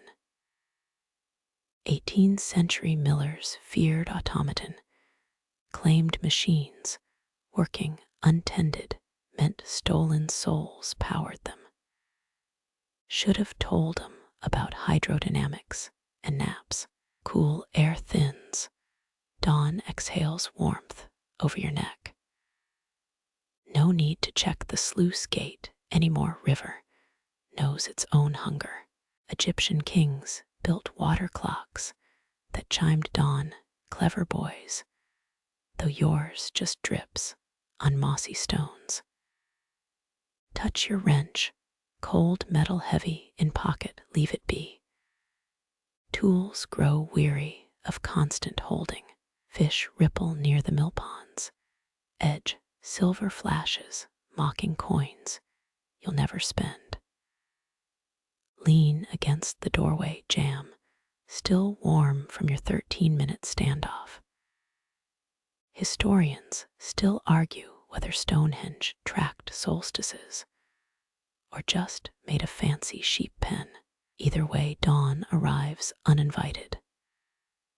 Granite foundations exhale stored chill, frost patterns retreating like shy crabs.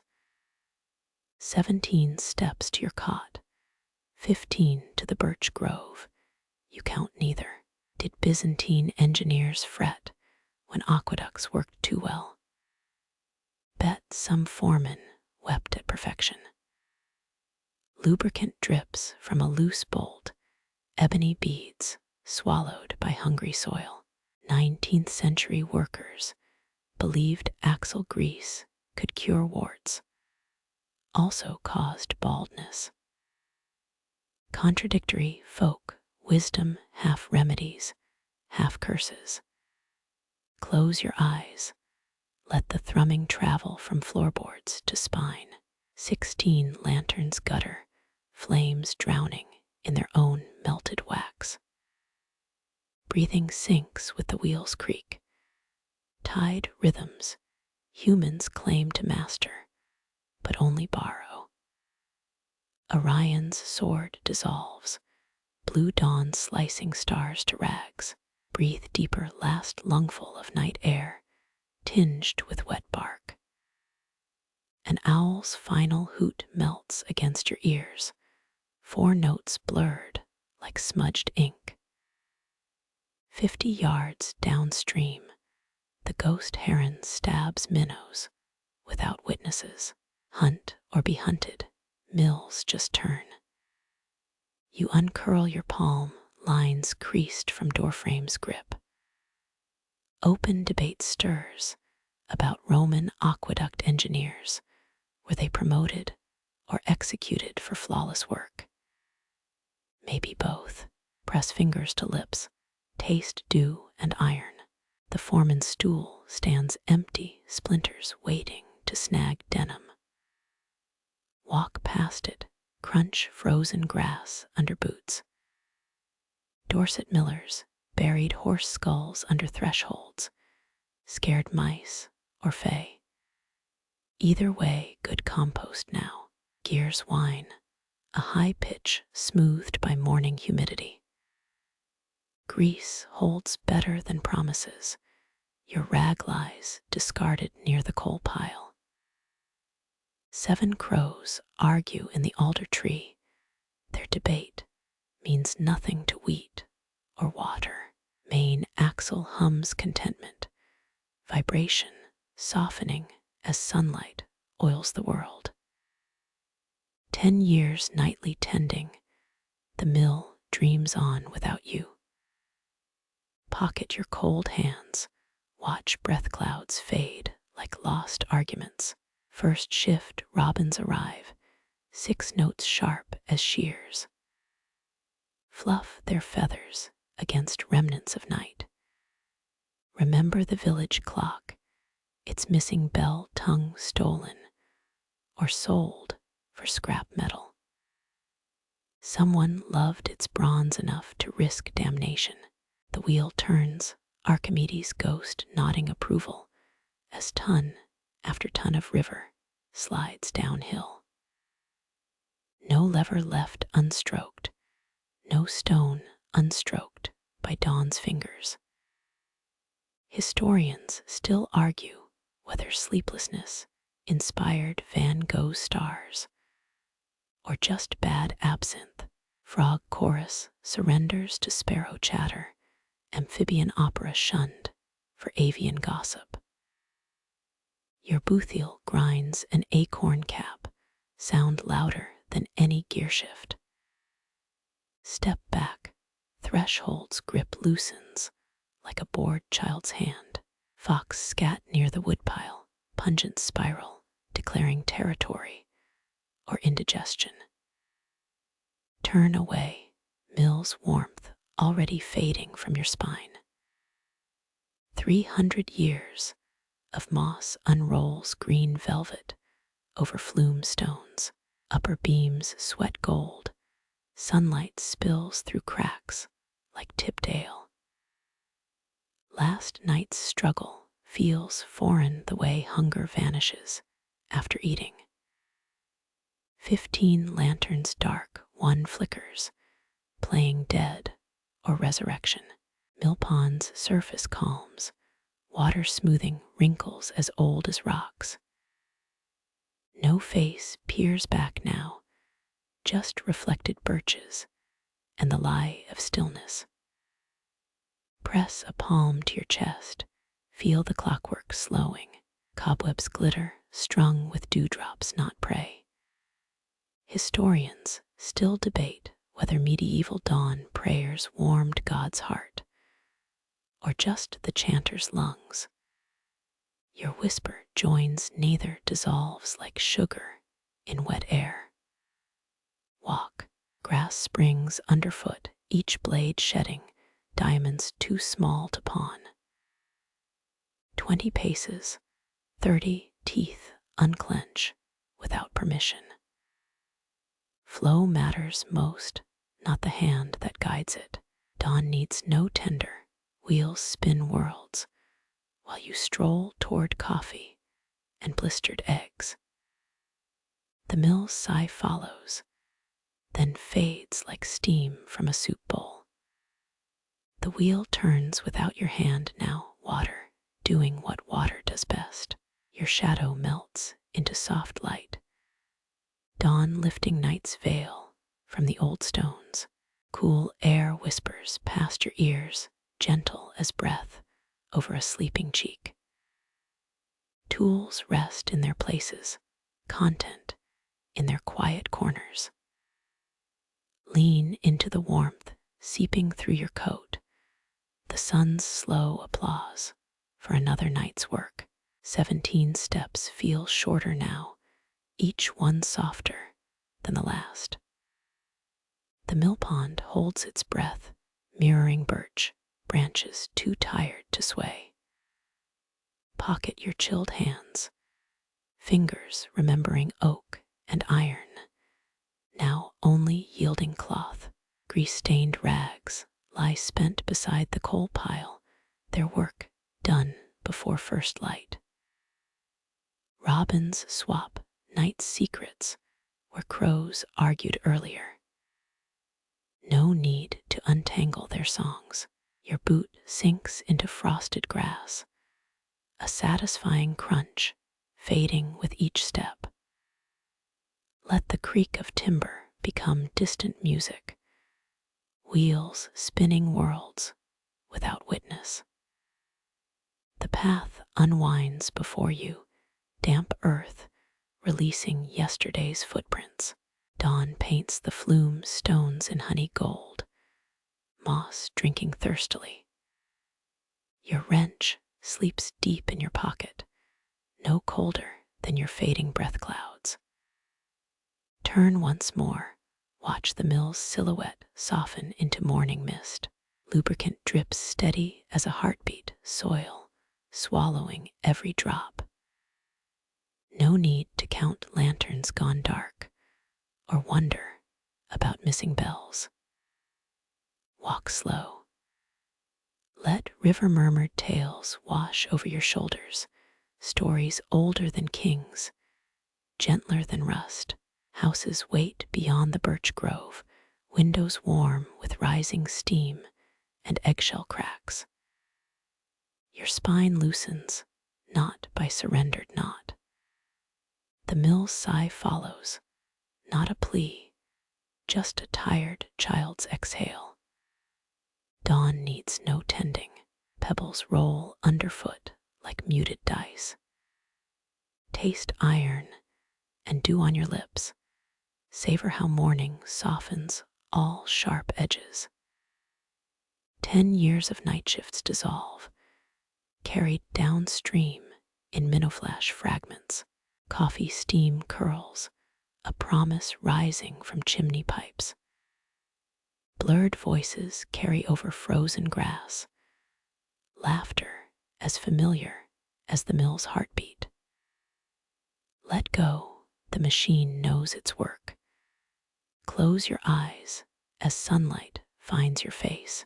Wheels spin, water flows, and somewhere a spoon clinks against a waiting bowl. Warmth arrives unasked.